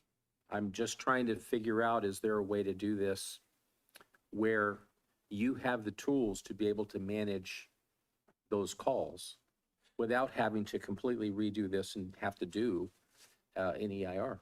Yeah, I mean, let's go back to that kind of a scenario, right? We would have a tree that would be, I'll throw out a tree, crepe myrtle, for example. A crepe myrtle is not going to be a huge tree. It's a tree that's going to be probably around roof height. It would constantly be in conflict. It's within 4 feet, but it's healthy. Versus a tree that's going to outgrow the space versus a tree that's smaller. But, you know, we would remove it because it's within that 5 feet zone there. But really, is it going to be a problem? You know, it's a smaller tree, for example. So we would maybe not want to approve it because it's a smaller species. I don't know if that scenario helps, but there's so many different, many elements to take into consideration when we're doing this. But yeah, it would definitely streamline it though for people to be able to take that control or be able to, you know, more species or more situations where trees would be exempt from needing a permit or excuse me, getting a permit, but just a streamlined process. Yeah, without having to get a permit. Yeah, no, with getting a permit. Sorry, dead or dying trees, and you would still get the permit too, right, for a tree that's within 5 feet, but it would just be a much quicker process. Yeah, okay. The streamlined process that you would be able to manage. Yeah, and then, regarding the survey questions, yeah, we went over we try to do our best of managing or bring in our input, but obviously we wanted to do respect to what our 300 and plus residents responded to us with. So we really hope that these draft changes reflected that as we intended. Okay, so thank you. Yep. Can I try to follow up on Ed's request? Nat, can you? I'm just going to show 4 slides. One slide is 2 pieces. And what I'm trying to do here is show what we have now on the idea that possibly we have what we need with some interpretations of what's going on. So can I get any bigger? That's okay. Oh. Maybe no. just focused on the one that she wants to talk about. And then we'll Okay, slide it. all right. All right. So this is called the tree removal permit application procedure. And the three that you can see now are the flow sheet that we currently use. This is under trees on our website, the permit application. And there are online 3 scenarios. Then I'll have you look at the 4th one, which I added just as an explanation. So we're going to go back to the first 3, Nat, that you had. That was perfect. So scenario 1 is, as staff explained, tree is dead or dying. You submit your application and it's pretty straightforward because the tree is dead or dying. And as Tice explained, it's pretty apparent, not too controversial. If it is controversial, I added in this red line. It's not online in the website. But if it were to be controversial, you'd move into scenario 2. And that's where the general health of the tree is in question. And we would go down a flow sheet, which we've established in our community. Maybe it needs a little tweaking here or there, but staff could do that. But this is what we have now. Then in scenario 3, and I want you to keep scenario 3 in your minds. This is for removal other than dead or dying. And the question is, what is that? And I'm going to try to tell you that we have the answer to that. But it's for reasons other than dead or dying. I'm going to suggest danger, the word danger. And then Nat, if you'll move over to scenario 4, excuse me, thank you. And many people have asked, what about this development exception? You can remove your trees of any height for new development or redevelopment. And that, the reason you don't run into that under forestry is it goes to community development. It goes over to Kim and that team. But you can remove your trees for reasonable development. So I want to suggest a discussion about not being too concerned that it's 2 inches at breast height in diameter, because we're familiar and comfortable, Planning Commission is, with giving permits for reasonable development, so that it's 2 inches is not going to stop you. It's not, to me, I'm not seeing that that's a big barrier. Planning Commission just approved the removal of that cypress in Beach Track, and they're approving removal of some trees for development up in New Monterey. So this is not proving to me to be a barrier. And I put the codes in the new one. Okay, the second slide, Nat.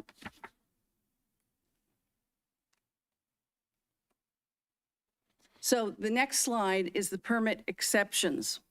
So it's pretty broad. You don't need a permit if it's not a protected tree. If it's a small tree, it's under the 6 on a developed lot, under the 6 inches, you don't need a permit. So a small tree is not protected. So that's one permit exception. You don't need a permit for trees damaged by natural disasters. Now, hopefully we aren't going to get to that, but we can take them down if there's a natural disaster. And what I want you to highlight is, you can also take down, right now under our codes, without a permit, trees determined to be dangerous by officials. And officials are who you would guess. It's our urban forester, Tice, it's our police department, our fire department, CAL FIRE, officials within their capacity as serving us. So you don't need a permit, and the forester is promptly notified of an emergency and action taken. So I want to suggest that that word dangerous be considered. That might be the word that CAL FIRE can use for the 0 to 5.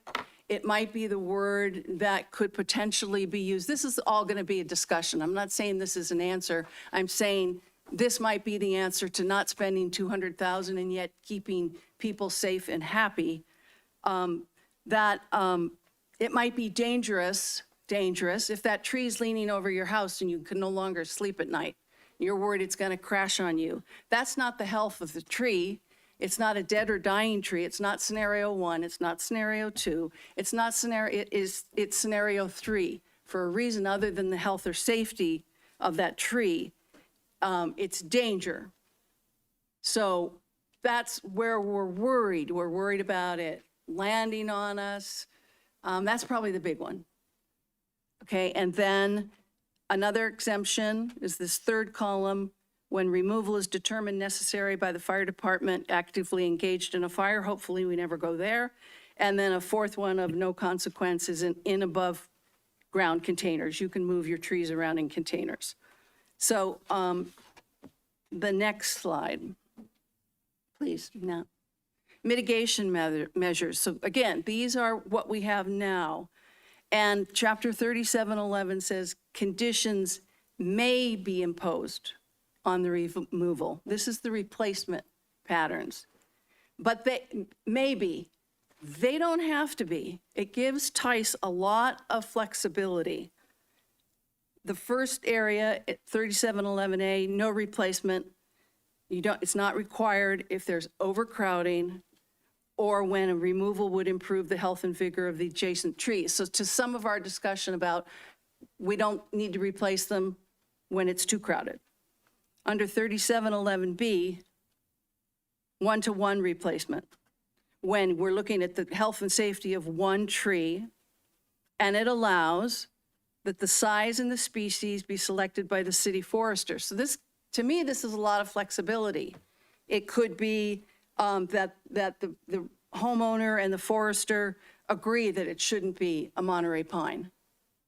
Or maybe it should be, or the homeowner wants it to be, or the homeowner doesn't want it to be because they're worried about Monterey pines. So that would be a possible scenario. And then the up to 3, the 3 to 1, is when we have this development, the new buildings. And again, it gives a lot of leeway, size and species selected by forester. And then other mitigations, this next slide, Nat, please, are the payment in lieu of replacement. That shall be used off-site. That's when you don't want it on your property. Again, in a location approved by the city forester, we could replant our forests where we've decided we need them, or we can have a payment in lieu of maintenance. And then we do have the appeal. If the homeowner is still not happy, there's the appeal. That's the next slide, please. And this is the last slide. And it goes to our hearing board for consideration on the visual prominence, the value and importance of the tree, the aesthetic beauty, and evidence or testimony that demonstrates the extent of concern or anxiety on the homeowner. Now, these may be changed as we go along. They aren't perfect either, but I really wonder if utilizing that term danger and all the flexibility for altering these replacements, they aren't commands. You don't have to replace. You may be told you need to, you may not be, and all the flexibility given to Tice. So I just wanted to open up that, and I'll let I have more comments to say, but I think I'll just pause for others at this point. I'm trying to give everybody an option to not spend the $200,000. So I really appreciate all the feedback from the public comments and listening to my colleagues.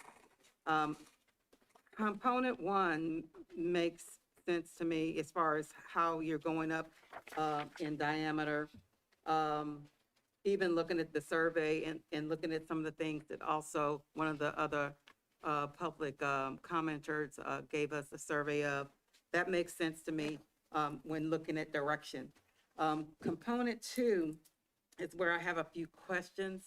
When we're looking at the replacement timing, I know the current code contains no planting deadline, which I understand you want to give them some sort of parameter, but I'm a little concerned when getting specific to October to April, if someone basically, that happens in, let's say May, and they are the owner of the home at that particular time, and then, they go to sell the house, and something happens where they take the tree, they get the permit, they're able to take the tree out and everything, but then they sell the house, the new owner doesn't really know anything about it.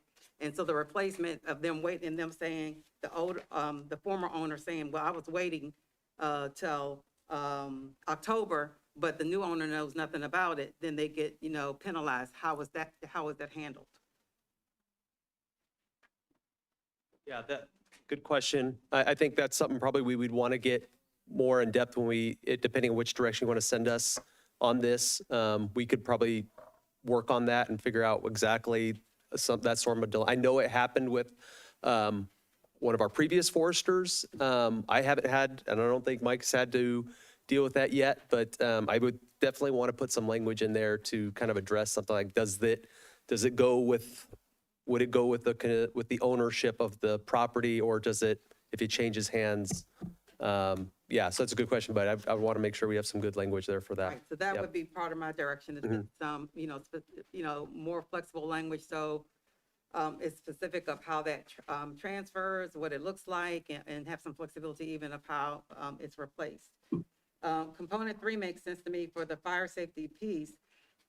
I do understand that there are the grants and different other things that the fire department has available, because I want to make sure, even as it says in some of the surveys that came from you and came from also the neighborhood, is that so it's not a burden unto the homeowner of being able to replace it. And I noticed that you don't need a permit if it's something that the fire department is saying you need to take it down or for defensible. How does that work? Yeah, so are you referring to, okay, so that's more emergency situation. If the tree is uprooted, we see the root ball shift and it's up, and our fire guys are over there. If they're out there, they can't get a hold of us, and they do a great job trying to get a hold of us. They always want to try to defer to us if possible, which we appreciate, but there's some kinds we're just not available, and they have to make that call, but they can, and they can say, go ahead. You can take this tree out. This is an obvious emergency removal right now. So, yeah.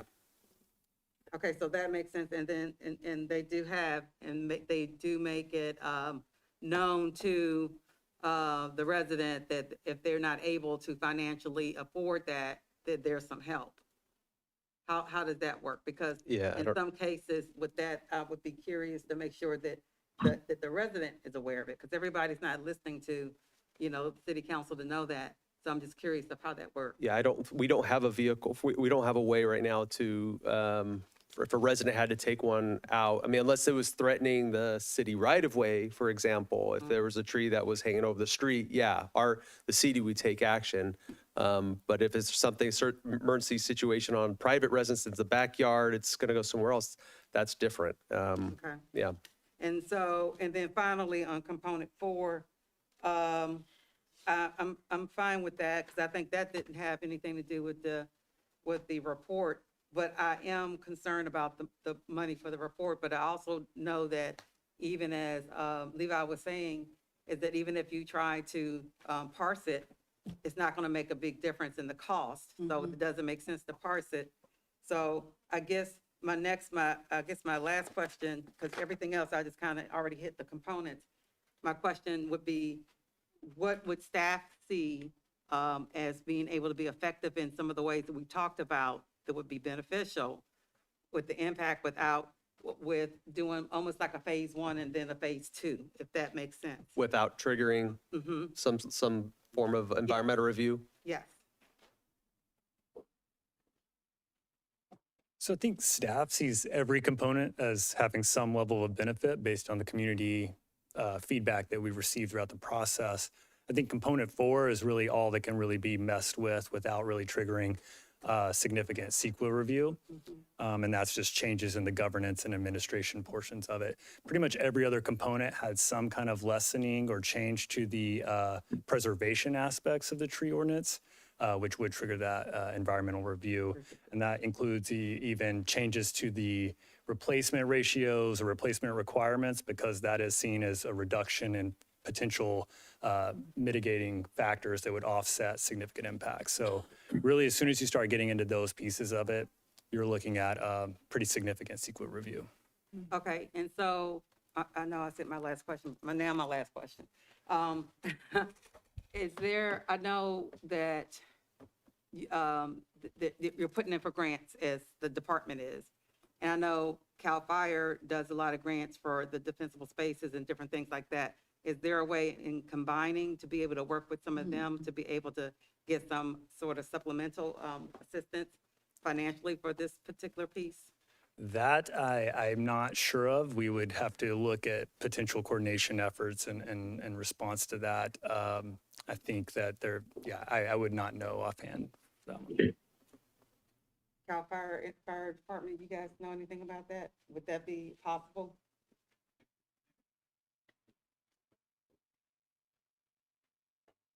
So yeah, great question once again. Anytime we see grants that do come available, in fact, Chief Moore just informed me of a grant that is coming available here. We will try to put in for those grants and target grant money to assist wherever we could either help with defensible fields projects and or trees and so forth. So we're heavily looking out there for grants. The city does have people too that we work with to help write those grants, but we do target those to try to provide assistance. Other communities have done other grants before too, where they've even gotten funding for assisting homeowners with minor upgrades like ember-resistant vents and stuff like that in the fire hazard severity zone. So we are targeting grants out there. It is an ongoing effort. So thank you. Okay, so nothing would be specific or where they could be earmarked for any type of reports like this? Probably not at the moment, but obviously if we do see it falls within a grant guideline to be able to apply and put that money towards that, that would be something we would look at targeting also. Okay, thank you. Thank you. So I'm going to take maybe even a few steps back. And this is where my mind is at the moment. I think we've heard tonight a pretty robust discussion around trees. And what I've gotten from that is that we all interact with trees in very different ways. So I think what I'm looking for at this moment is, and maybe this is just how my mind works, for me it would be helpful to see a draft ordinance and then start acting from that. So my ask to, or my question to staff would be, from any of these components, do you need additional direction from us or additional clarification on any points, or do you have enough direction to go and write a draft? And I mean, the thing is that we're also sharing very specific examples of how we interact with trees. You've heard concerns around the expense of it.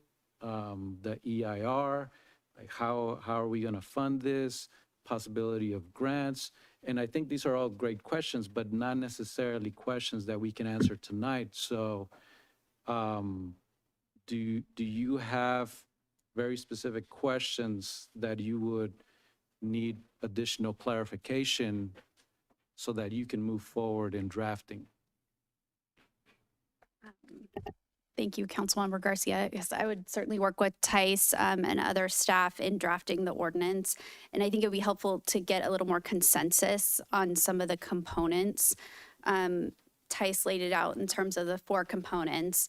It generally sounds like consensus on component 4, but I don't think staff has enough direction on the other 4 components to feel comfortable returning with an ordinance yet. So I would just ask for a little bit more there. Okay, thank you. So that's helpful. I mean, I don't necessarily see anything for me in any of the components that I would say I don't support it, right? And I think it has to do with what I just mentioned, that we all interact with trees in different ways, right? So who and what is regulated? I mean, in general, I agree with the bullet points that are listed. Component 2, replacement requirements, penalties, and enforcement. I brought up a question around tracking and enforcement, right? So I think if there was some clarity or not clarity, but a little bit more detail around that piece in the ordinance, that would be helpful for me. And then where's 3? Fire safety, of course, right? I don't think I need to share much about that. Governance, authority, and process. So I brought up the point about certified arborists, right? So I think that's the detail that I would add for that component. Is that helpful, or are you looking for a different type of? If I can just chime in just a little bit. Yes, this is all helpful, but I think it's more helpful if we can get a consensus. Does council agree with your points of view and things we should add or adjust in the ordinance? Let's let Gino finish, and then I'll jump in, and I'll try to see if we can move the conversation to a conclusion. Okay. Actually, I think that's all I have. Thank you. Thank you. So, a lot, trying to make sure I don't go too long here. I think the idea, big picture, the idea of moving forward with a forward management plan at some point. That's the jingle for me. The idea of moving forward with a forest management plan seems to be something that's of benefit at some point. I don't know when that is, but I think it kind of gets to that piece of our value set in the city of Monterey that we want to protect our forests, and what does that mean for the long term? And so I'd be interested in seeing staff's perspective in regards to a timeline associated with that. I think one thing that would also be helpful, just overall, is a big part of this conversation seems to be about education. And so how do we establish some type of ongoing educational program, whether that's biannually, once a year, where we invite the community to come out and we have a conversation, answer questions, bring some professionals in that are subject matter experts in these different areas that seem to be of contention. So just a thought there. Vicky, one of the folks that spoke during public comment, who's now left, brought up the idea of an additional component as it relates to storm safety. And I guess I'm wondering staff's thoughts on that. I mean, I thought it was interesting that we do reference fire safety in one of the components, but that storm safety piece seems to be really where the ongoing regular issue is in the city of Monterey. It's when we get into the rainy season, the soil is really damp and it doesn't take much wind to knock a tree over. So does staff see maybe value in maybe adding something there, or is it perhaps just covered under everything else that we have? Yeah, no, very much so. So when we're looking at a tree, we're looking at the tree from all extremes. We're not looking at the tree as on a calm day and, is this tree just going to spontaneously fall down, right? We're looking at the tree. Would it be able to, is it vulnerable to certain things, right? There's a tree here, a tree was removed right there. We know that our storms come from the south. Now that tree is a little bit more exposed since that tree is now removed. Knowing that these trees grew kind of together, the root balls were tied together, now it doesn't have that kind of stability that it did before. So absolutely, we definitely take those things into consideration. And as the commenter, sometimes we disagree with findings sometimes, and we do try to have a back and forth we can with whoever they're bringing to the table. But yeah, we 100% try to take the different types of environmental elements as part of the evaluation portion. Yeah. Well, and I guess the question here, thank you for that. I think the question here is, it's not like it needs its own component. Like it's kind of covered under the other elements of what we've addressed. So thank you for that. There was the commenter, and we've lost probably at least half of the people that were here. They're watching online. Hopefully, we'll tell ourselves that, Gene.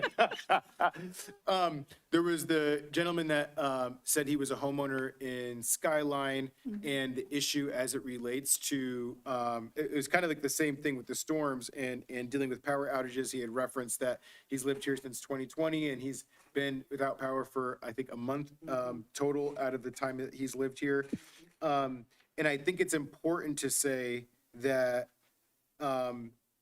this isn't just a tree issue when we think about power outages. And I'll just speak to two things just to kind of not put it all on trees, like don't blame the trees kind of thing.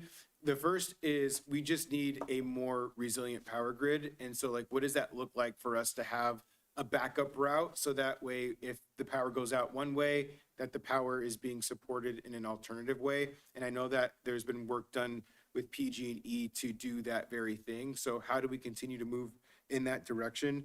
And then the idea of undergrounding, and I'm going to kind of throw it out here a little bit now, but I know that we're up for renewal for Measure P and Measure S. And so what does it potentially look like for us to do a dig once policy and try to really advance our city's efforts in trying to underground our power utilities to help reduce and help mitigate issues such as this. So that's just like a little bit of a side tangent related to this topic.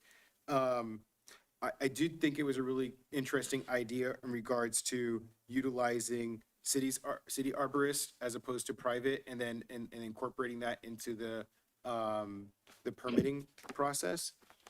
So those are just some general thoughts, and I'm just going to quickly go through the components.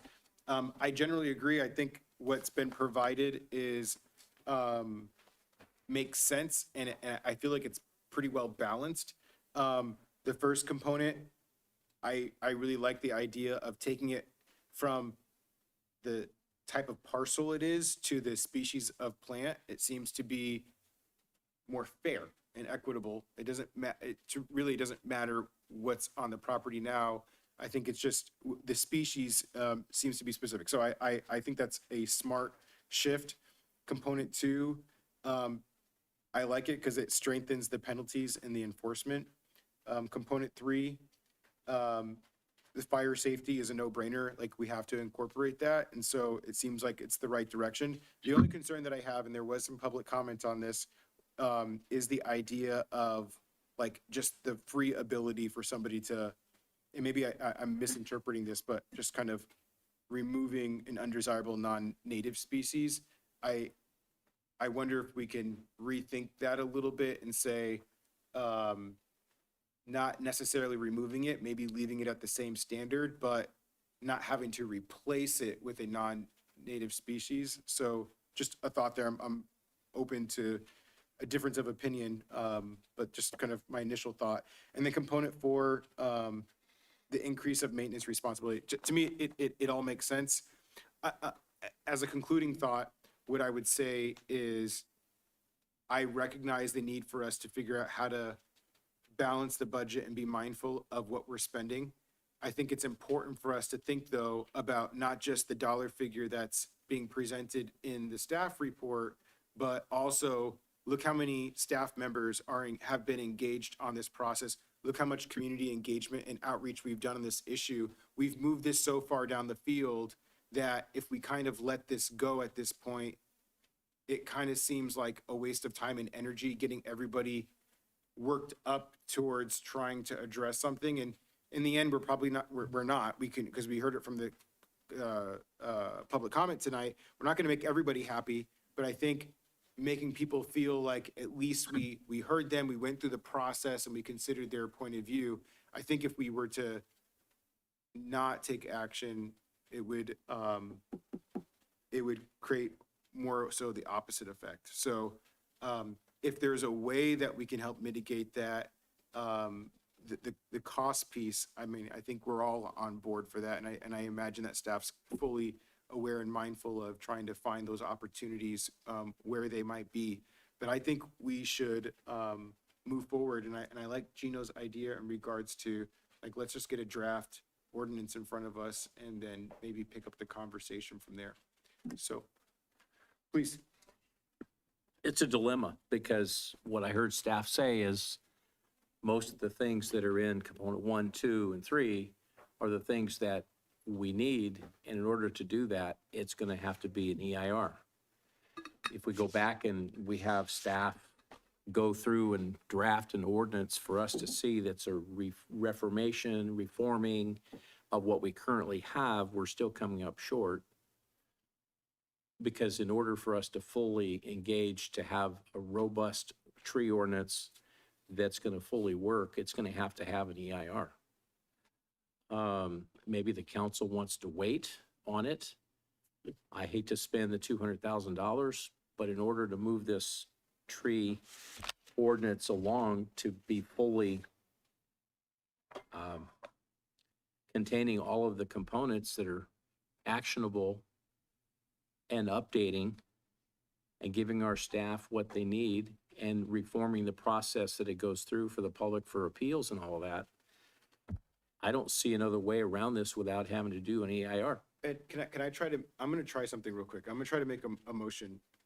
So I'm gonna move to approve staff recommendation, but the payment for the EIR is conditioned on the approved budget for next fiscal year. And that way, it gives the council time to consider the full budget, and if it works within our budget, then we can move forward with it, and if not, then maybe that gives us a moment to pause and hold off on that. So that's my motion. Let's see if we can get a second before we do discussion on the motion. Well, I'll give it a second just so we can get to discussion. Okay. So could we clarify one thing? Because we can't actually approve the ordinance or have you do a first reading of the ordinance given the component direction we've had here without doing the EIR. So we could come back and we can have it essentially drafted, but you would approve it as a scope of work to then send out to an EIR consultant.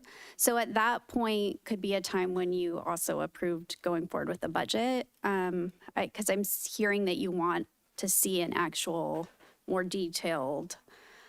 When would staff estimate that would be ready to back for council? A draft. I think we could get it back in a month if we needed to. Can I ask a question though? If we think that we need to give staff more time and to go through the budget process, including the EIR, why would we want staff to do that extra work that they would need to do after they get the responses through the findings of the CEQA? And when we might have mitigation, I think we're going to be able to touch this along the way, but having staff work on a draft seems like it's more work before we're ready for that. So I think part of where I was trying to go with my motion was not necessarily for staff to start the work. I think it was to give the direction, so we don't have to come back and have this conversation again. So let's give the direction. Staff kind of generally has an understanding of what the intent of the motion is. So let's hold off on any action until we approve the budget. And then if it's approved, then we can move forward with the work and have it come back.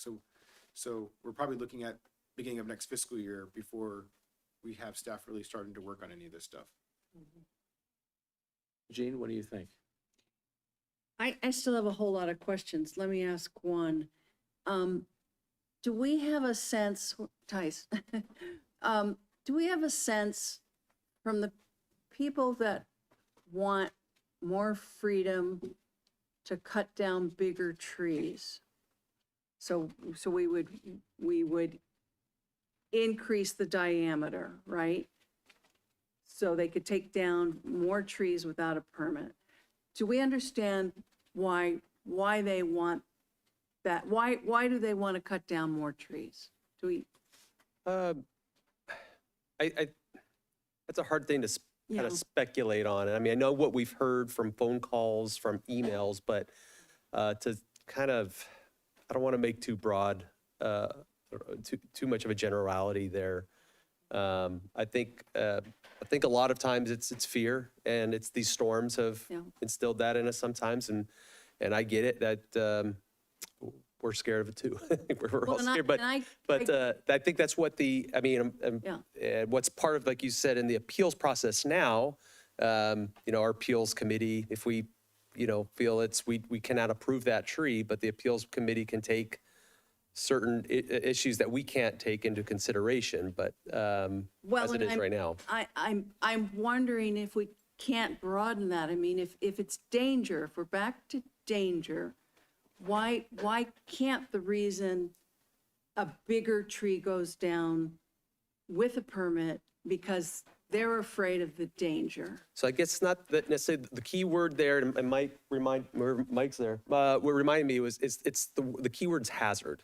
So is it a hazardous tree? And that's, there we have risk assessment that's done by certain professionals that could kind of rate the hazard rating of it, and do a hazard rating as well. So that's the key word. Is the tree a hazard, and what's the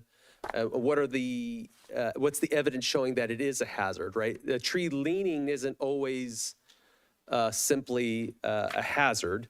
Trees lean for a lot of different reasons, but that's kind of part of it. Why is that tree leaning? Sometimes the tree is leaning because it's windswept. We have a lot of trees that are lean to the south because of our predominant north wind, but sometimes a tree's leaning because it's being suppressed by another tree that's nearby, and over time there might be an angle that it can no longer or at some point be kind of vulnerable to falling again. So And I appreciate you teaching us the word hazard, but at 37.9B, it talks about trees damaged or natural disasters or determined to be dangerous by an official. So Sure. I mean, we have that word. We can't use it. But we haven't. But just keep in mind, we haven't changed this ordinance in a long time too. Okay. So we probably would change some of this wording. Obviously it's only been amended once in 2009, so very little. So yeah, there's a lot of wording we probably would change in there. Okay, and if it were hazardous, then there are terms for hazard. There's Some layers of language, hazard. yeah, those language changes, but yeah. So Mayor, at this time, since it's actually, our focus is really on authorizing the staff, and we already said we basically aren't authorizing the payment at this time because of what we're gonna do as we go along with the budget. So would it be clear enough just saying that they have the consensus of what we wanna do?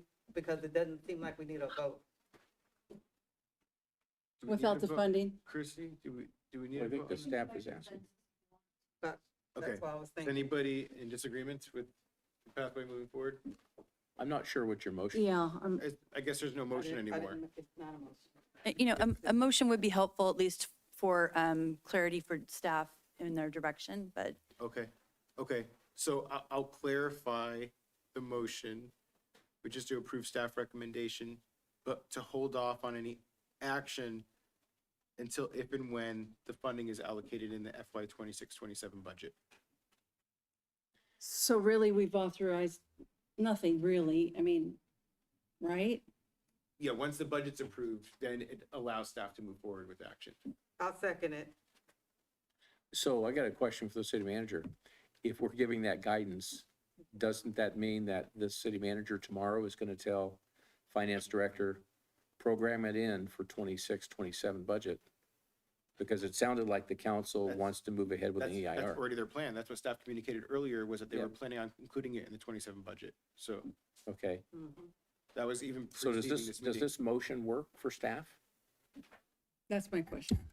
I believe so. I think we have enough direction to come back. We'll start the work, but we won't proceed and order, whatever level of environmental review we need until after we approve the budget.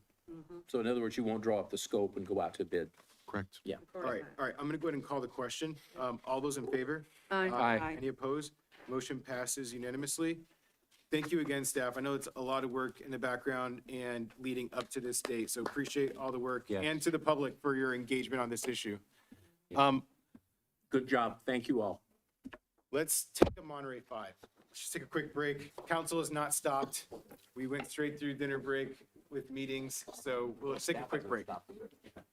And staff, yeah, that's a good point.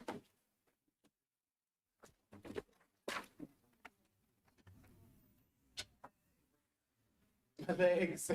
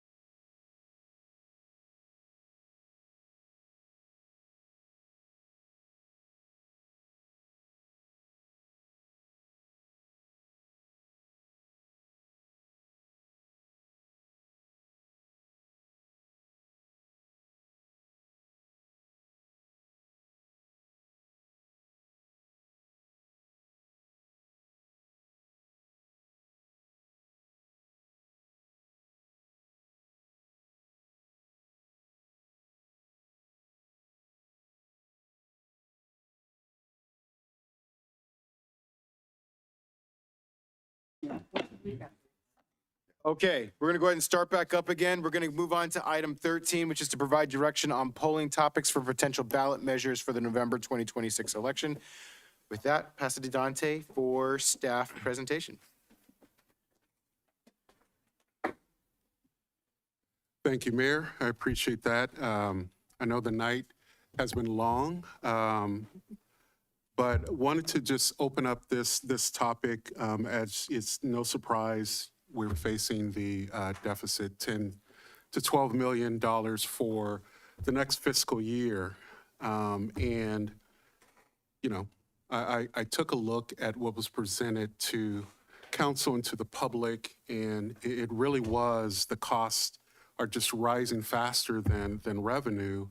And we're going to go into a discussion next week when we have our budget workshop. And we've done, and we'll show our work, quite a bit of work at trying to close the deficit. And you'll see on the expenditure side some of the reductions that we've made.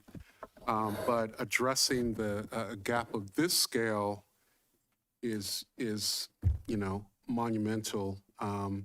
And it probably will not happen without us adjusting some service levels. We need to renew some of our existing revenue measures so that we don't lose ground. And also we need to identify some new stable reserve or revenues for the future, something that we can depend on an ongoing basis. And we'll explain all of that and provide a proposal to council for their consideration moving forward. But we can easily manage, and we had a good discussion with staff today with the budget team, and it's easier to manage a small cost, you know, increase. But what we're facing is costs that we really can't control. We know that our biggest cost is labor, but there are other ongoing costs that are outside of our control, like health insurance, like cost of fuel, cost of just goods and services are increasing, and every city, every jurisdiction is having the same situation. So as part of that discussion tonight, we really want to talk about the potential ballot measure concepts, and that is going to be a big piece to restoring this structural imbalance. You know, we need to, we had a conversation with staff about how we frame this issue. It's not really plugging a hole or filling a hole. That's a little easier to do.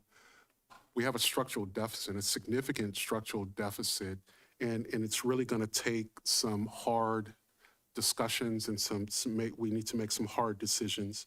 But before we make the decision of placing something, a ballot measure on the ballot, a measure on the ballot, it's really critical that we understand where the community stands, really understand what their sentiments are. And this polling exercise that we're going through is going to really help us to really gauge their sentiment so that we can make an informed decision about ballot measures and what to do and what to place on the ballot. More to come during our budget workshop, but tonight I really want to focus in on the ballot measures. I know our Assistant City Manager, Nat, and our Finance Department have really worked hard on this, and I wanted him to kind of present this item, and then we'd like to get some feedback from the City Council. So Nat, I'll turn it over to you. Great. Thank you so much, City Manager Hall, and good evening, Mayor and Council. As Mr. Hall shared with you tonight, this is the survey research that we're hoping to conduct in the next couple of months here ahead of the November election. And this is phase 2. As all of you know, we went through and we were using the same firm, FM3 Research, that we used for polling here in the city in 2014, 2018, 2019. And then in 2025 and then in January 2026 as well. And so this is the phase 2 of the poll. Phase 1, if you may recall, was focused on the June election for this year, which we haven't had yet. And we polled likely voters on the sales tax measure, the parking tax measure, and that's why we have support from council to bring forward the 0.375% sales tax that is on the June ballot. The decision was made, as you know, to postpone the parking tax measure until more information could be gathered. So we'll be prepared to bring that forth, some more follow-up on that in the next upcoming months. But today's focus is on the November 2026 election. We have Lucia Del Pupo. She's the Senior Vice President from FM3. She's joined us virtually tonight. So she'll talk about the survey research approach, and then we'll go into a little bit of discussion on considerations for the upcoming survey and what that looks like, what are potential options on what ballot measures we are interested in surveying, and gather your feedback so that we can begin that process.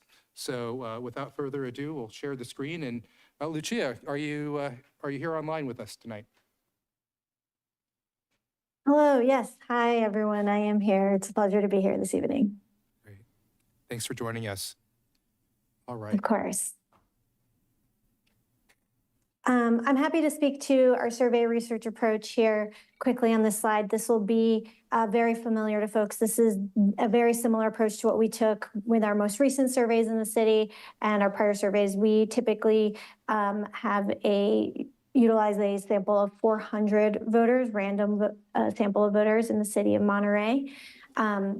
We would use a dual mode approach, which means the survey would be conducted online and via phone. The phone calls would be done to voters via landline and cell phones. The online portion of the survey is done via email and text outreach.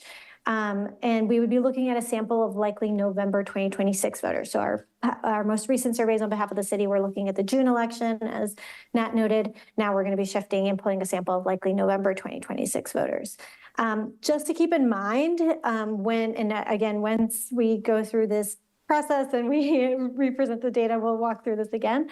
But if it's just helpful, when we ask a question of the full sample, we have a margin of error of just under 5%, of 4.9%. When we start to split samples, so we ask one thing of one group and one thing of another group, our margin of error starts to go up. And in this case, if we're splitting the sample into two groups, it goes up to almost 7%. So that kind of hits the survey research approach. I'll pass it back to Nat to cover the next portion. Great, thanks, Lucia. So there are a couple of considerations. The way the methodology is for the surveys is that it can fully test two 75-word ballot questions. So let's use Measure P and S renewal for an example. If council's interested in surveying on Measure P and S, we could ask the ballot question two different ways and then gauge the level of support based on those two different types of questions. Additional revenue, ballot measure tests or charter amendment tests will also be conceptual if that's something of an interest to council. When we say conceptual, we're not actually testing the full proposed ballot language options, but gauging level of support for various potential ballot initiatives. So Measure P and S, we've discussed before, and as a recap for those who aren't familiar, there's a typo in the agenda report. It refers to a 0.5-cent special tax. It's a 1 cent tax that was originally approved by Monterey voters in 2014 as Measure P, and then it was extended in 2019. And as you all know, those funds are dedicated to infrastructure, so streets, sidewalks, storm drain projects.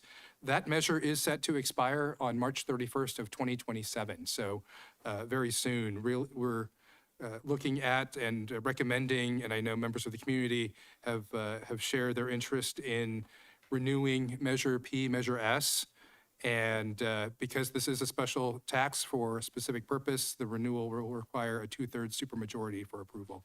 And even if the ballot language remains unchanged, that is still the threshold, the 2/3 threshold. And some considerations if you're interested in asking two different types of questions. One is to have it with a sunset, as the last two measures, Measure P, Measure S, had sunsets. And you could compare, for example, a fixed term, so have a 9-year sunset, 8-year sunset as an example, and compare that response to likely voters compared to open-ended measure where it's essentially in place until it's ended by voters, where there's no sunset.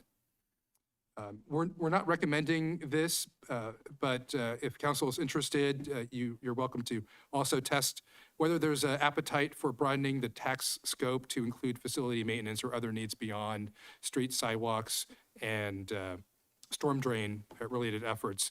That would mean less money for those core needs, but also increased flexibility for some of the other core facilities where we struggle with funding, police, fire stations, libraries, and community centers.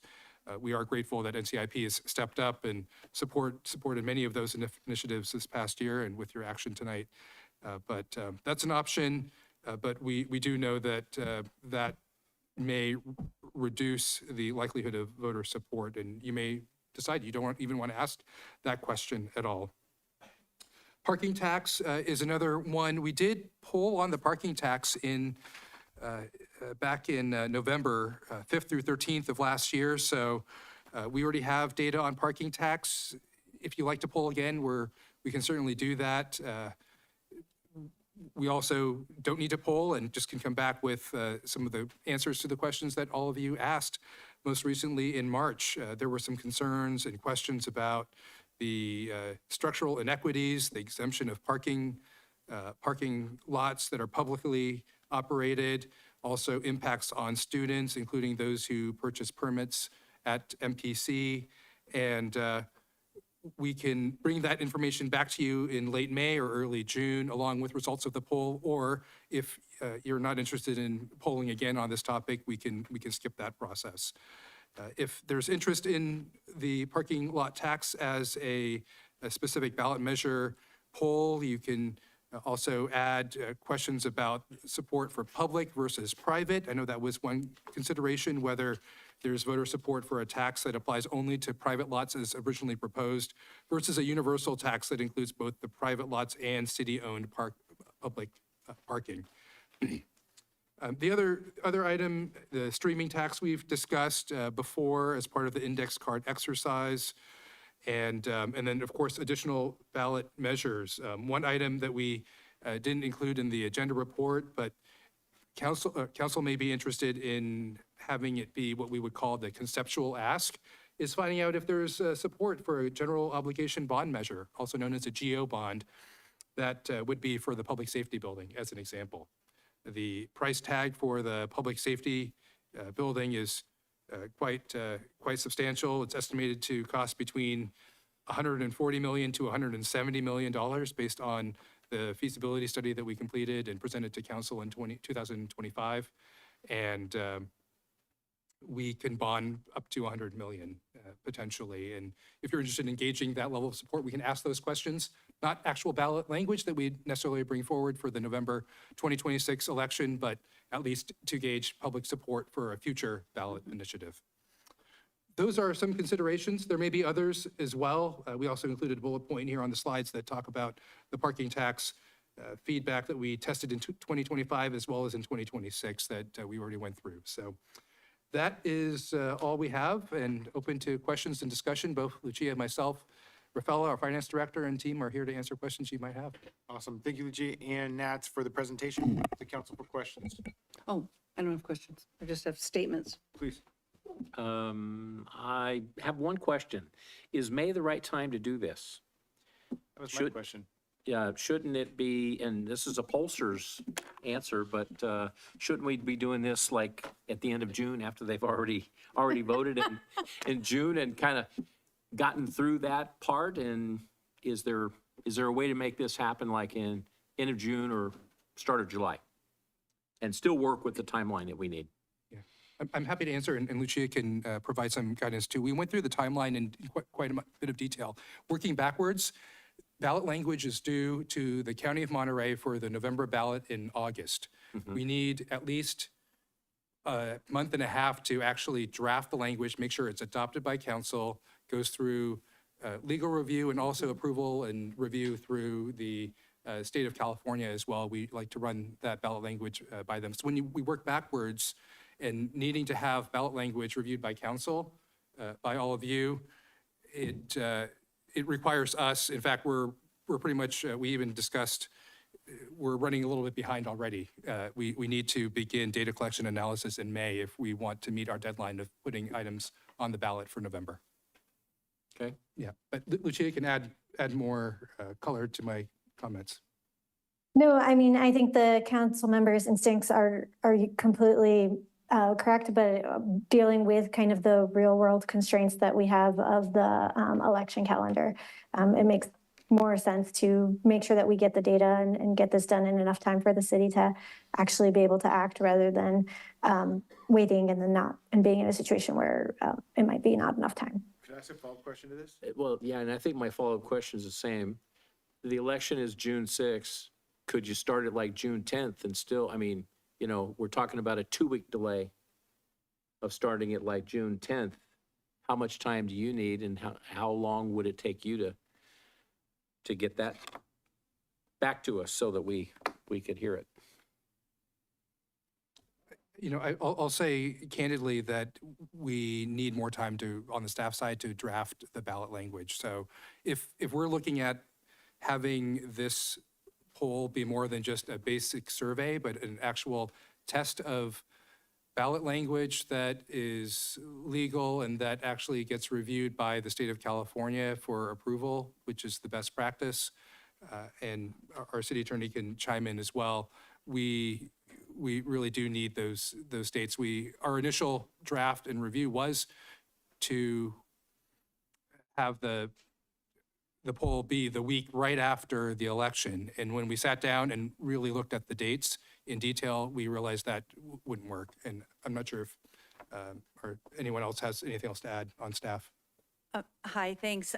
So given that this discussion has been ongoing and that there might be more than one ballot measure in November, we have already taken steps to get drafts completed, even if they're not ultimately placed on the ballot, just so that we wouldn't be in too much of a crunch. So we are prepared in a good shape right now for a parking tax that includes city parking lots, and also for an extension of Measure P&S with the sunset in 9 years, leaving the rate the same and the topics the same. If there's going to be additional ballot measures like the streaming tax or those other ones, those would definitely need more time. So we did jump ahead a little here in anticipation of these decisions that were going to be made. So That's why you're all good. The follow-up that I was going to ask to this is, do we generally see favorable or unfavorable polling by polling folks prior to another election? Does that make the numbers go down or more favorable for what we're considering? Isn't that the only way you can do polling is before the election? Before the June one. doing it before the prior election, right? So if we start the polling now before the June election for these items that will go on the November Yeah, ballot. so, yeah, okay, I understand the question. I'm happy to speak to that a little bit. Again, I think we are we're a little bit constrained by the staff time. Many communities that are looking at November measures have already polled. I think the question that I'm trying And so, sorry, I apologize. I think the question I'm trying to ask is, like, let's say we're considering Measure P and S, and we do the polling now prior to the June election for putting Measure P and S renewal on the November ballot. The polling that we get from that, would we anticipate that being skewed one way versus another, like being more favorable for our position versus being less favorable? Or is it just that much more risk of being off one way or another? Does it make a difference?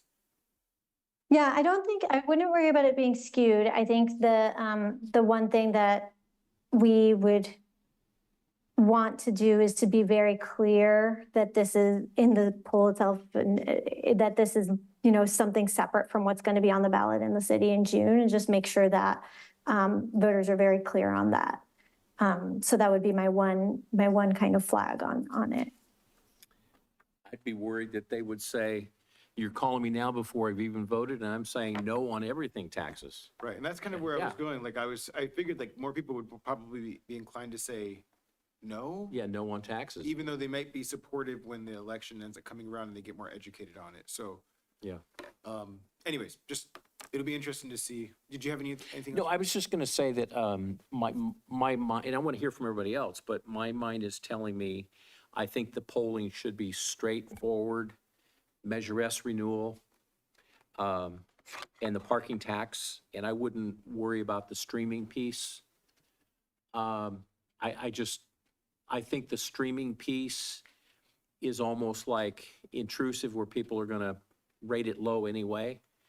And if you pound them with too many questions, and then you throw in, oh, and by the way, where's your tolerance for a bond measure? I just think it needs to be a pretty narrow polling for November, and timed where it's just right after the June election. So I'm in favor of two things: polling, yes; narrow polling, keep S the same; do the parking at 5%, public and private lots, and then don't poll for anything else, and start that right after the election in June. That's my thinking. Okay. I agree. I'd change it just a little bit. P&S straight on through. I would do the public and private parking lots, and I would lower it to 8% since we're gonna have both. Well, I had said 5%, so. Oh, you had said you're- yeah, 5%? So you're upping it. Oh, okay. Somewhere in there, but not 10, not Yeah, 15. so, and I think that would be the polling question, Let's finish. 5% versus 8. Right. Let's finish after we do public comment. That way we can have a Yeah. more thorough discussion. Councilor Garcia? I'm interested in hearing what the public. One last question actually I have before we go to the public comment. Could we potentially broaden the sample size to reduce the margin of error? We could attempt it. Historically, Monterey has actually been a quite responsive community to polling. That said, it still is just a pool of 12,000 likely November 2026 voters. So I think we could broaden to 500, but much more than that might be tough in a community of that size. Okay, okay. All right, let's open up for public comment. For folks on Zoom, you can use the raise hand function. Anybody in the chamber, just ask that you stand to the left of the podium, or you can identify yourself by raising your hand if you'd like to remain seated. All right, there's 3 folks in the chamber, so we'll go ahead and cut it off to the 3, and I'll do a countdown for folks on Zoom to 5, 4, 3, 2, 1. And there's nobody on Zoom, so we'll go ahead and start in the chamber. Kevin Dayton speaking as a private citizen who has I think, good command of what people are thinking. I will tell you, I believe there's some grumbling going on out there. You know what? People are understanding the sales tax and how the sales tax actually has to not only be renewed, but increased. Some complaints about the stormwater fee. I think people understand that. But I do think you have to be careful. Some people are saying, you know what? I'm not sure the city is really showing me that they took a serious look at spending reductions before doing more taxes, and it's sort of feeling like it's tax and spend. Now, I wasn't going to bring this up. I'm going to do it anyway because I think it has to come out. I've been last year and this year, I'm the chair of the Transportation Agency for Monterey County Measure X Oversight Committee. I was chair back in the 2010s too. And one of the things we have is a chart that shows how each local government complies with the requirements that are in the Measure X language. So last year we had 100% compliance for the first time ever. It was great. So I'm also on the committee to check the audit and produce the table. And at the beginning of the year, they said, we got one city that hasn't complied by the deadline, city of Monterey. I said, what? I said, do you have anything in writing? Because maybe they just have to work out, you know, what they need to submit. And they said they would do that. And I didn't say anything to the city about it. So anyway, today we had our oversight committee meeting, and it was noted that Monterey has still failed to comply. And tomorrow I have to go before the TMC board and talk about the report. And I'm going to have to point out that the city of Monterey hasn't done it. And then I got an email today from a staffer at TMC. Hi, Kevin. I wanted to let you know that as of today, Monterey is non-compliant because we have not yet received the final audit. We will withhold future disbursements until they submit their audit. Let me know if you have any questions. You know, so that table is going to come out with a no in red for Monterey. You need to make sure if you're going to push for tax increases that the people are confident that this is the right thing to do. And I think that measure P and S, people will see the work and they say that's a good thing. But you got to be careful about going beyond that, especially with things like this measure X. You need to just be perfect in all that you do. Thank you.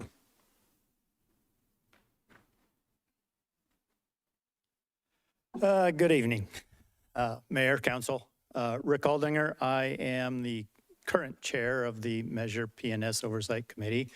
Kevin's just said a lot of good things. I think we need to pay a lot of attention to what he just said. I strongly urge, well, first of all, I've been on the PNS Oversight Committee. I've been involved in that whole process from the beginning. And I'm going to strongly urge that measure move forward in identical to what it is today, including the sunset. The sunset is important. First of all, you know, that measure, that whole program has been very successful.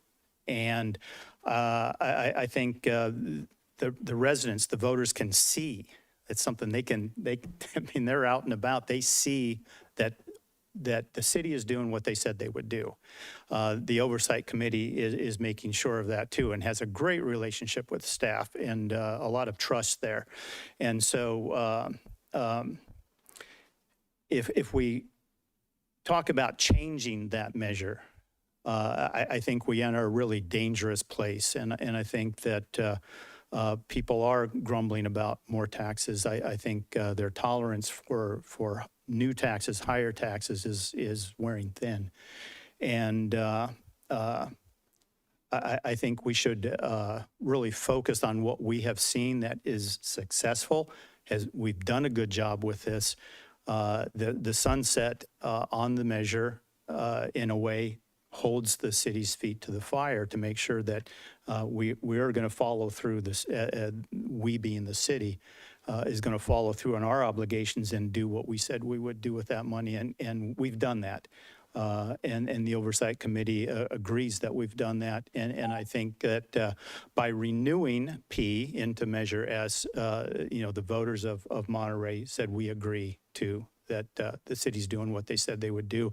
We like what's happening. Let's not mess with that. And that's, again, my strong recommendation is that we leave it word for word as is and move ahead and hope that the residents aren't too tax fatigued at this point. Thanks.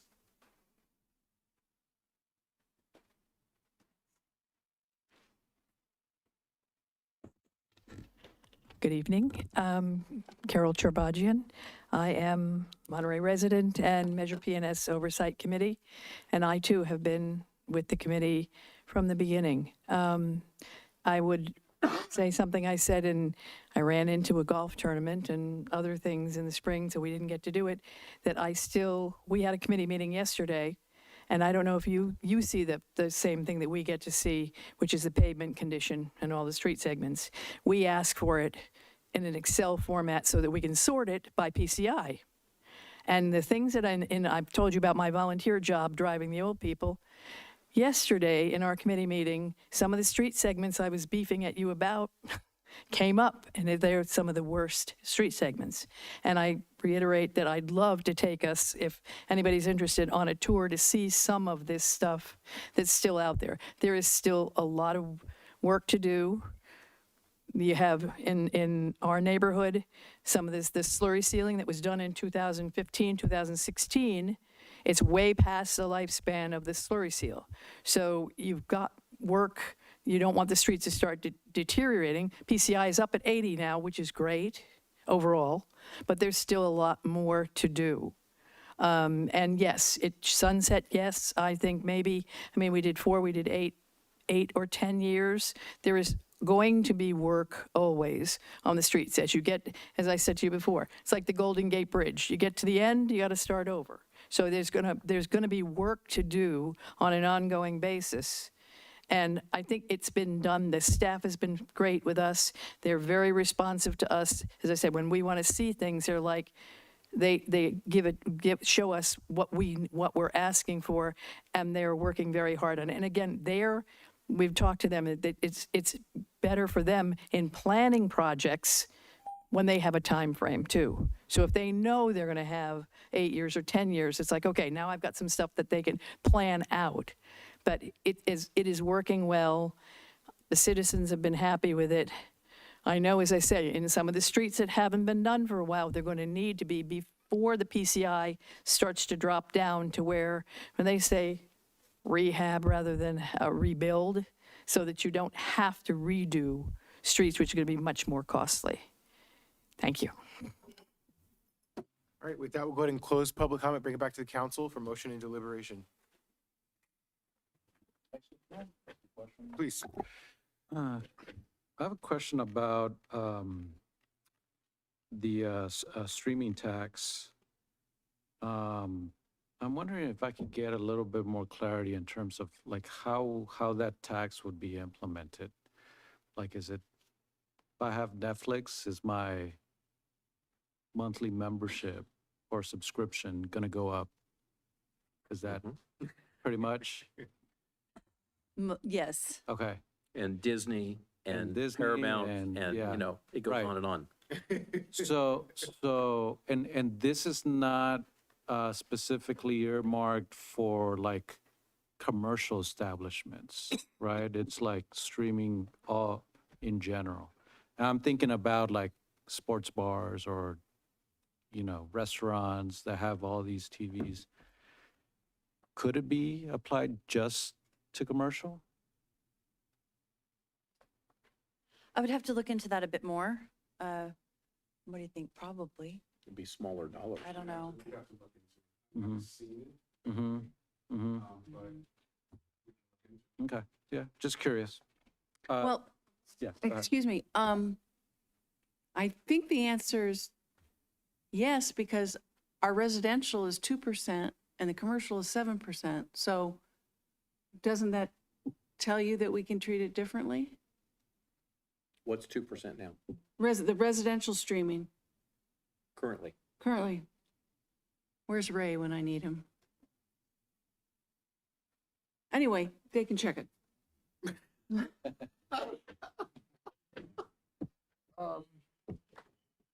I'm gonna throw some stuff in here.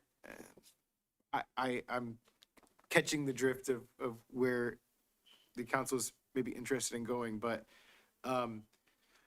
so first with Measure P and Measure S, I still think that, well, let me ask this. Could we build in a policy like citywide outside of Measure P, Measure S, that says if we do like a rebuild of a road, if there's a major work done to a road, that we would require a dig once policy? And then that, if that was a citywide policy, that the Measure P, Measure S funding would have to comply with that. So if we just left the language as it is so that we have the lower voter threshold, but it had to comply with something connected but not related to the ballot initiative. I'm not sure I'm following. So like, let's say the discussion tonight wasn't about Measure P, Measure S. Let's just say we were just talking about a dig once policy, and we implemented that policy, and then we put the Measure P, Measure S renewal on the ballot in November. The dig once policy isn't related to, it isn't part of the ballot measure for Measure P, Measure S, but we have a policy that says if you dig up the road, you're gonna have to put the conduit in. So I'm assuming that we could have it to where Measure P, Measure S complies with that. Are you trying to reach a lower threshold of voter? So you get 50 plus 1? I'm assuming that's part of the reason why the direction is to leave everything the same. It would still need a 2/3 vote because it would be 2/3 vote. extending the duration of the tax. So there's no lower voter threshold if we leave. I thought there was a conversation around if we left the language the same, that it would, Yeah, and that was corrected some Oh, time ago. Yeah. okay, I apologize. I, Yeah, it's 2/3, no matter what. okay. So I guess I would ask the council then, why would you be hesitant to include that? And then I would also throw out in regards to Measure P, Measure S, that if the public, as Rick alluded to, sees it, they feel the impact, we have the committee that helps back it up and helps keep the accountability piece there, why would we put a sunset on it? Because the city's paying a cost towards putting this on the ballot every 4 to 10 years.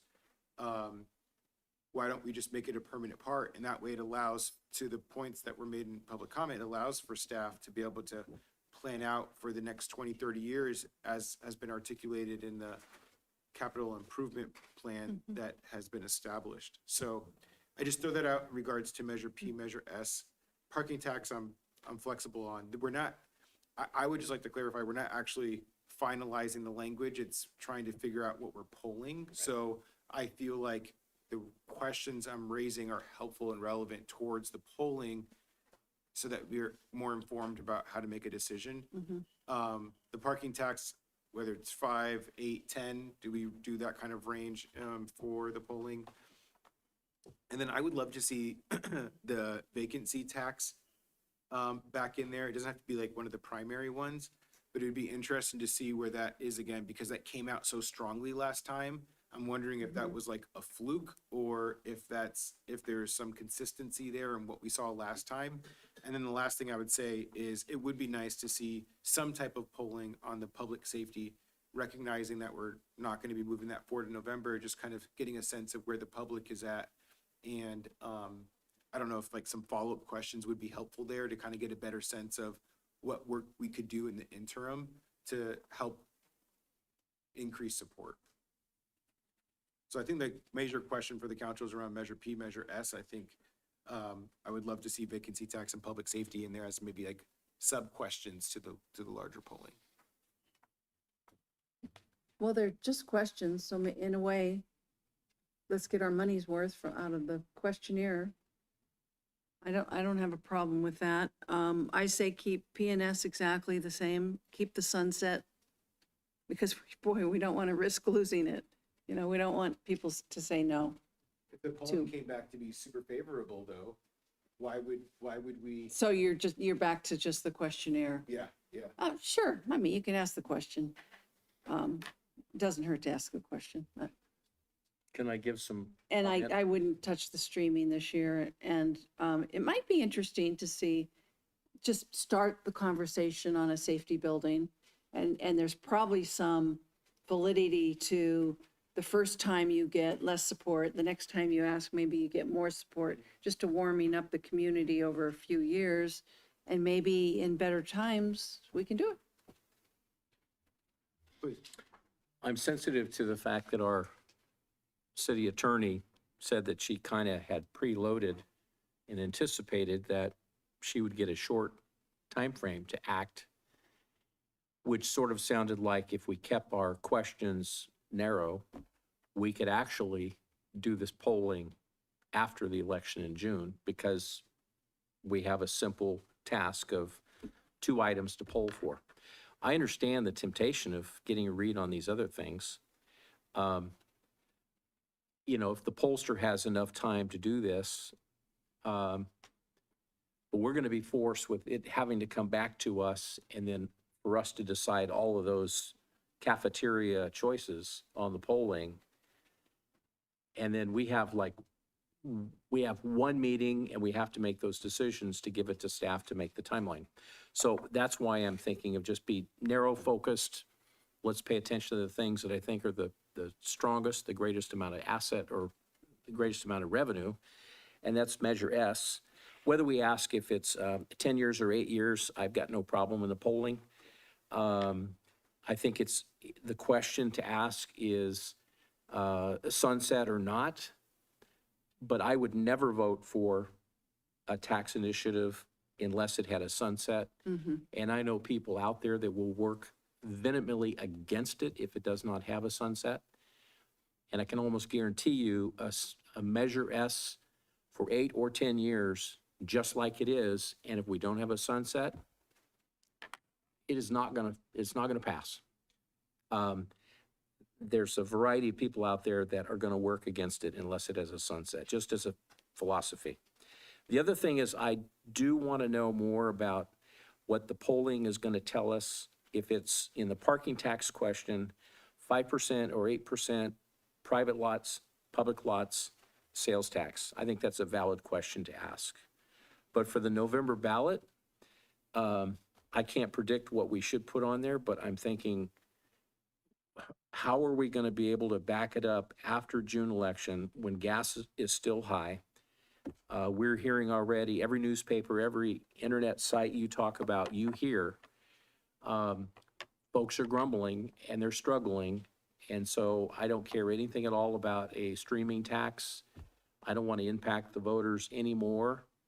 I just think we need to be aware that things are going to be hard to get past in November as well. So I'm in favor of the polling. I'm in favor of focusing in on the two. I don't want to ask a question about public safety center right now. That's probably a next year kind of pursuit. I've got a lot of reasons why it's too early to approach that. People are grumbling a lot about the MPUSD bonds on the property tax. They're grumbling about the increase in stormwater and sewer, and we heard tonight there's going to be an MW1 increase on sewage. So I'm very sensitive to the fact that I don't want to impact a lot in November. I mean, when we did the card exercise last year, staff had estimated that the parking tax would bring in 450,000. I don't know what percentage that was based off of. I don't know how that changes when we incorporate public parking. So I just bring that up to say that if we're going after the biggest bang for our buck, the staff estimated that the vacancy tax would bring in 2 million.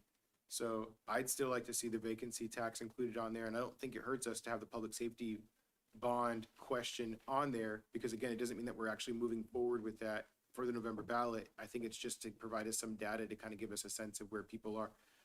So I'm just gonna go ahead and try to make a motion to include Measure P, Measure S renewal, with some variety of follow-up questions related to that. Parking tax, similarly, and then vacancy tax and public safety bond.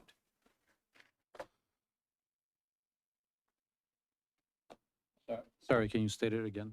So Measure P, Measure S renewal, parking tax, vacancy tax, and public safety bond To, poll, No, for the yeah. polling. Please. So to clarify, what I'm hearing, and just based on initial feedback, we have the recommendation is to have no more than 2 actual questions that are asked that we actually Measure P test, and right? So it would be Measure P and S renewal with a follow-up on the sunset, no sunset would essentially be the question that we would A/B test potentially. Parking tax, we could test private only as we had planned versus private and public, and gauge that. And because we have draft language, we could actually have that proposed ballot language tested. The other 2, or any additional types of questions that council's interested in asking, vacancy tax as an example, or bond measure, could be conceptual questions, similar to what we did back in September, where it's just one simple question at the end of the survey and gives us some preliminary results. That's exactly it. Okay. second. Any discussion on the motion? The only thing I'd say is people watch the meetings. People will get a read on what we're saying. This will be in the news. Yes, they're not voting. They're only answering the polling question. But we have a very engaged public, and they are focused solely on our decisions that we're going to be making on our management of the budget. And I just think it's an incongruent message to allow the public to think that we're just trying to grab a bunch of money before we've managed our own accounts first. So I just think it's a bad move to expand it and do overreach on the polling. I don't think it works in our favor. I understand what you're saying. I think we all can have an opinion in regards to what is the limit? Where does that end? And I think it's a subjective feeling, right? You've established it as being Measure P, Measure S renewal, and parking tax. And I don't think that there's a really clear line in regards to where that lies. I don't even know if Measure P, Measure S renewal, and parking tax are the right combination for the November ballot, right? To me, it might be renewal of Measure P, Measure S, and vacancy tax. If the polling continues to come back not favorable for a parking tax, why would we move forward with that if, to your point, it's not giving us the biggest bang for our buck, and it's consistently shown not being favorable in the polling? So I think it's good to kind of leave it a little bit broad so that we have some flexibility and some options when we come back to decide what we want to put on the ballot. Well, it's just my perspective, but my perspective is I'm not in favor of a vacancy tax. I understand. Anyway, I understand. but you're right, it's a subjective question. We'll bring it down to a vote, but it's just my perspective. I have a question for Chrissy. Please. Where are we at legally with the legality of a vacancy tax? The San Francisco litigation is still pending. So I think it's too early to even take a polling on it. Could I make a friendly amendment that we just drop the vacancy tax part? I mean, that part I'm kind of most interested in, I think. Are you, even though we're so far from? I mean, to me, and I've shared this before when we talked about this, the vacancy tax litigation doesn't preclude us from moving forward with actually putting it on the ballot. Would for me. Yeah, it would for me. Yeah. Why do it if it might be illegal to do it? Well, I mean, we're just asking about it in this poll, right? So anything could happen between now and November. Yeah. So why not take the opportunity now to ask it versus asking it Well, later the when we answer, might not be able to? the answer would be, if Ed has a good point, that asking 4 questions will turn people off potentially on more than one of them, or that Right, but will get a sour taste in their mouth, and then we've lost. But that's the speculation, and we'll be informed of that based on what their responses are, right? I mean, it is Lucia, a consideration. And I believe, if I remember correctly, those conceptual questions are asked after the 2 tested topics, right? So we'll have that out of the way. Those aren't going to be impacted by the subsequent questions. Lucia, do you have any advice? Yeah, I think that to prevent the impact on support of kind of what we're considering the major measures, right? So the Measure S renewal in particular, like the mayor just indicated, because it would come later and be conceptual, I'm less worried in the context of the polling. We would design it in a way that there's less of an impact on that support. Also, I mean, further down this line, if the city decided to proceed in November, with multiple measures, then that becomes a different question, right? Of the impact that having multiple measures can have on the ballot. So. And then you're really messing with your timeline for staff to get, I mean, they can do the 2, but, you know, I guess if you're conceptually just asking about the questions, don't plan on putting them on the ballot in November, because you're really impacting staff to be able to do that. Well, that's why I think staff is asking for us to make this decision tonight so they can move forward with the polling. I think it's just time to take a vote. All right. All those in favor? Aye. And those opposed? No. Jean, where are you at there? Give me a friendly amendment with 3 of them. Pick 3. I think there's something to what Ed's saying, that if we pull them too much, they're gonna go, wow, these money grubbers. I think there might be something to that. I would drop the public safety facility then. Okay, fine. Okay, so I'll amend my motion to remove the public safety facility from the polling. Aye.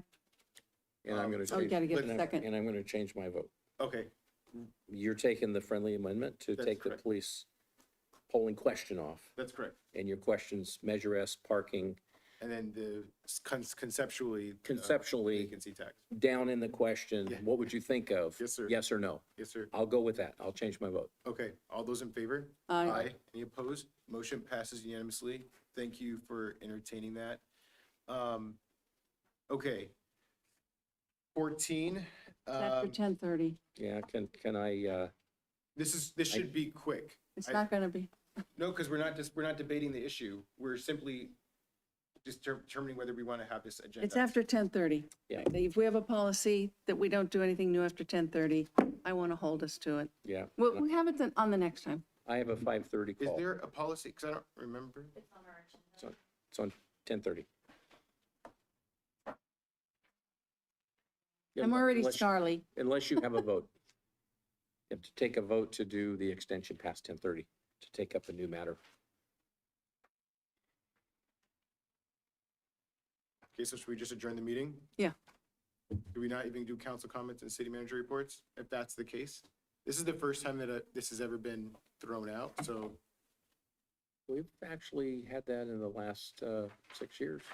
no, I remember we extended the meeting when we got to 11 o'clock, but not saying it when we got to 10:30 that we stopped taking business. And not to say that it wasn't in the agenda, but we've never taken action on that before. Continuing on, yeah. So But isn't it's that you just don't take up a new item unless you get a vote from the council that chooses to. Yeah, but I'm saying we've never done that before, but it's okay, neither here nor there. Yeah, So I guess I'll just go ahead and adjourn the meeting. Well, wait a minute. It's just the agenda items. It doesn't mean that we can't take reports from staff. Those are agenda items. Those are items on the agenda. Chrissy, is that true? I think you're raising really good points that have not been clarified. I don't know that I Let's just go haven't answered ahead either and of these. adjourn. Thank you, Chrissy. Let's go ahead and adjourn the meeting. Thank you, everybody. Tyler, I don't think that's fair for the city manager. Okay. I mean, Do you want to do a vote to extend the meeting? well, I'm not asking for an extension of the meeting. I think we should maybe consider having, close it out with the city manager. You're saying that you want to pick and choose what's appropriate to continue to discuss, and my item isn't appropriate to continue to discuss, but we could do council comments and city manager reports. Like, it just seems like if the idea is that we're not going to take on any further items after 10:30, then let's just end the meeting. If we want to extend, I'm open to entertaining that. No, let's go. Thank you, everybody.